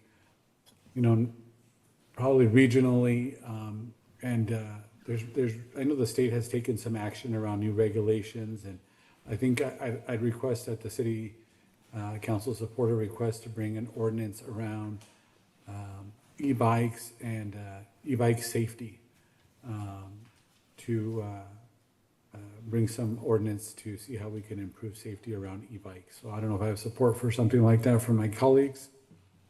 Yes. All right, thank you, and that concludes my comments. Thank you, Mayor. Thank you, Andrew. Hope you feel better. All right, Tony. Thank you. Mayor, Mr. Callahan, I know there's been some talk regarding pesticides, and I don't know if you've already, Mr. Callahan, if we've already formally addressed it here. I think we need to say something about this. The allegations are getting serious that we're poisoning children and families and what have you. I think you and I briefly spoke about this. So, Mr. Mayor, when it's possible, I mean, I'd like the city attorney to talk to us about that so the public can know what we're doing in that situation. Also, tomorrow, we're having a rodeo committee here in the Rotunda at 6 p.m. We celebrated Father's Day at the Bread Box with the seniors. It was fantastic. The chief of police was there. The mayor was there. I also attended the Williams Road and Verona Road community meetings. I want to thank Ms. Sophia Rome. She's an awesome facilitator. I think you folks already know that. She knows how to work with people, and very, very productive meetings, very informative. Some people agree with them, some people don't, but I think, Ms. Rome's here. You just do a great job. I really appreciate your work there. And also, if you folks can help me congratulate Ms. Patricia Sorratos. She's got her bachelor's degree. She went to college while she was working full-time, so I think that is awesome. The city clerk, yes, let's give her a round of applause. And Ms. Murphy, I think you folks have some great staff here. I know sometimes we get beat up a little bit, but I have to say, I'm glad you're here. I really am, and it's not easy doing this work. And for the folks that came, talk to us about the agenda, thank you very much. And I love when people get involved in their city, because that's the only way positive change starts happening. So thank you for participating. Thank you, Mayor. Thank you, Tony. Aurelio. Yes, I also want to thank staff for organizing the community meeting at McKinnon Elementary School regarding Stage 3 of the Bronda Road Roundabout project. That was last Wednesday at 6 in the evening. There were a couple of concerns that came up. I'll be sharing those with the city manager. There's quite a few. I think the three main ones I walked away with, again, based on the design of the roundabouts, residents are really wanting to see a rail to provide additional protection for students walking to and from school. As some of you know, right, it's Bronda Road and McKinnon, and I think we all, those that took driver's ed, that the four corners are essentially, whether there are crosswalk signs there or not, it's a crosswalk. This particular design that we have, all the crossings are going to have in one particular area, so there might be some confusion in terms of where do you actually cross. And I know a number of parents were concerned about student safety, so adding rails was a suggested addition to that. Also, let's not forget, we're taking those street lights out right? So before, when we had the street lights on, if it was red, you stopped. The lights are gonna be gone, which means you just continue to flow through or go in a circle and, make your turn that way. Since we're taking those out, that means that, people are still going through, unless, at least as it explained to us, there's gonna be like a crosswalk kind of light sign on there. I think we all know, the level of service is probably D at best. Ronda Road is one of the most heavily traveled streets in Salinas with the high volume going either direction. So with the stoplights going away, there's no stopping. So what was recommended was making sure that we add some additional speed limit signs so that people begin to slow down as they get into the roundabout. Another concern that came up is, right now we're fortunate that the summer's coming, but once school starts, it's going to be something completely new for students and parents taking their children to school. So either having crossing guard or at least when school starts up again, if we could have some additional police presence, just so that, people can start getting used to and acclimated to the new roundabout. I do want to go back to a comment made earlier regarding Salinas Connect. Hopefully before the end of the year, I'd like to make a request if we can get a presentation on Salinas Connect. Would like to see an overview of the app. What's that like? Just being a regular resident using Salinas Connect. And then on the flip side for staff, using Salinas Connect app, like, how are we pulling data? When does data get pulled? What's that workflow? I'd like to know what that workflow is. I'd like to know, when somebody submits something on Salinas Connect, where does it go? It's got to go to a staff person or a department or a group. How does that get assigned? Who does it get assigned to? Who's assigning? If something comes in and it's got to go to Parks and Rec, or maybe it's something for Public Works or Fire Department or Police Department. What's that process? And then, how does the city assess? Is this something that we can fix, right, soon rather than later? How does it get resolved? How does that resident get notified, like, hey, we received your request on the Salinas Connect? When do they get notified? Is it by phone? Is it by email? Is it something in writing from the city? Would also like to know what are the top three most requests from Salinas apps, albeit roads, sidewalks, lighting, and do we use AI? Are we using AI to see where some of our major issues are? And then lastly, I just want to end with, to all the fathers out there, happy Father's Day, to all the dads, and especially to all the moms who stepped up to the plate, and aunts and uncles who've ever had to take care of a child and step in as a father. Happy Father's Day to all who stepped up to the role. Thank you, Aurelia. Gloria? A lot of things. First, I want to start out with Laurel Heights. To the residents of Laurel Heights and the neighborhood, the neighborhoods that are on Facebook, Neighborhood Watch, I call them. On June 25th, that property owner on 11 Circle has the opportunity to either clean up the area. If not, then the city will take action. We'll have to take legal action to clean up the area, remove the residents that are living there on private property. And I know the residents have been have been waiting for quite a while now to see some action. Like I was told, you know, there's a lot of talk but no action. But it is going to happen. It is going to happen. I'm looking to my right to Assistant Manager Lisa Murphy. And so that's good for everyone because I know fire has been out there various times to put out fires. Very dangerous for the residents and police.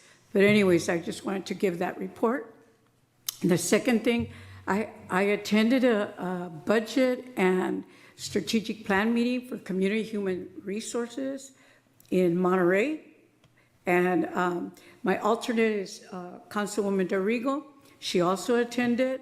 And then I attended an executive meeting with, I still call it Salinas Solid Waste Authority last Thursday. And then I attended the Father's Day event at the Bread Box and with Councilmember Barrera. That was a really great event. I also want to thank San Andreas Regional Center for putting on the event at Tatum Garden, the Superheroes. And that San Andreas, they provide services for children that have disabilities. So that's always a great event to attend.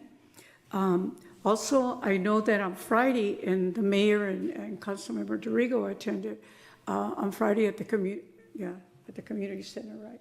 You attended the what is it, the story of my life?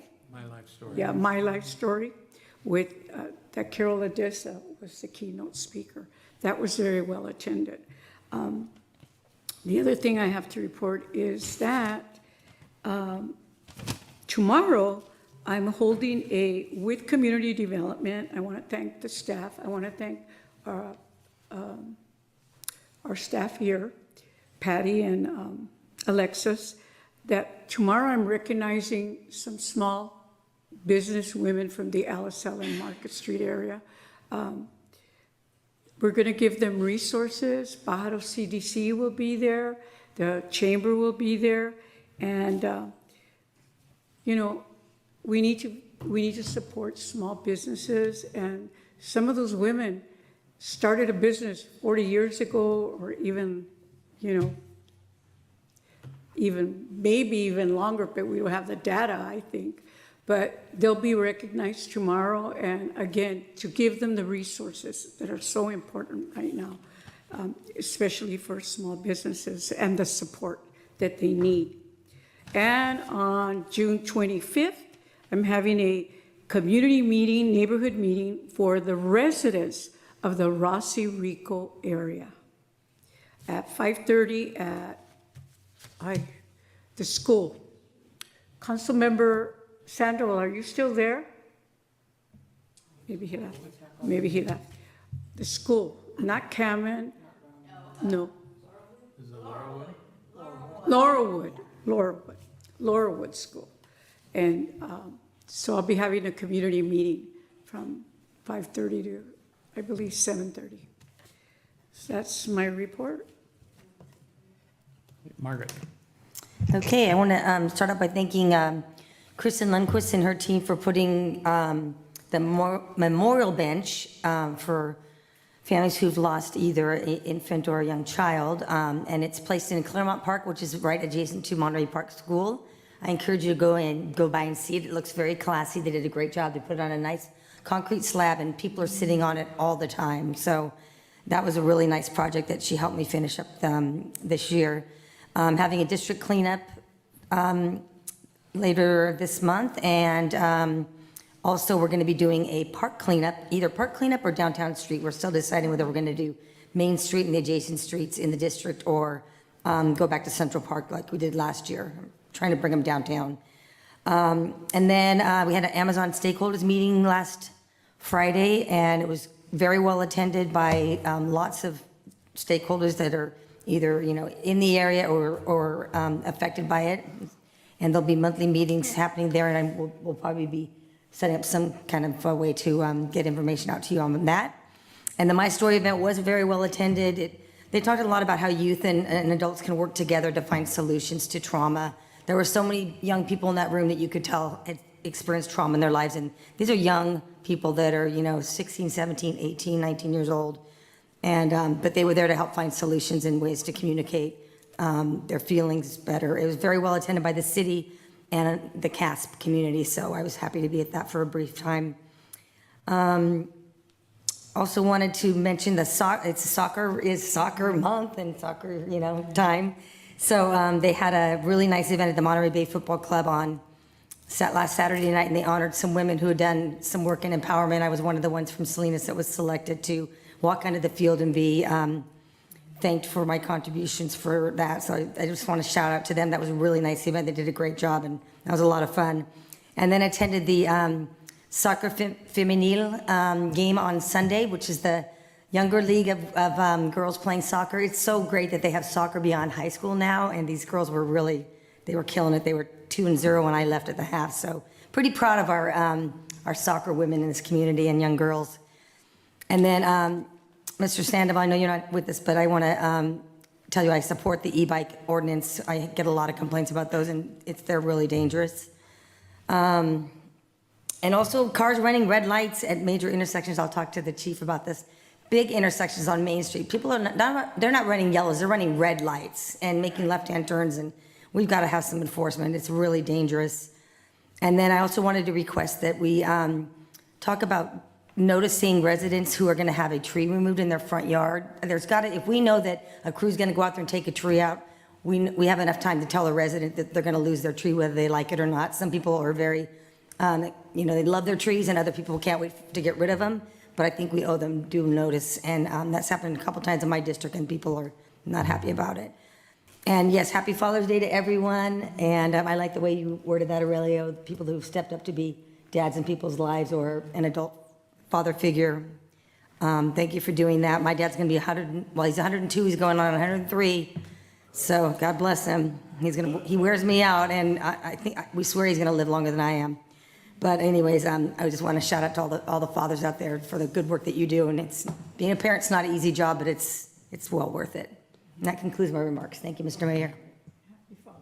All right, very good. Well, it's hard to improve upon Happy Father's Day, so I think folks heard I was hanging out with them for a lot of the activity that was going on. So with that, we'll go ahead and adjourn, and we'll be back on June 30th.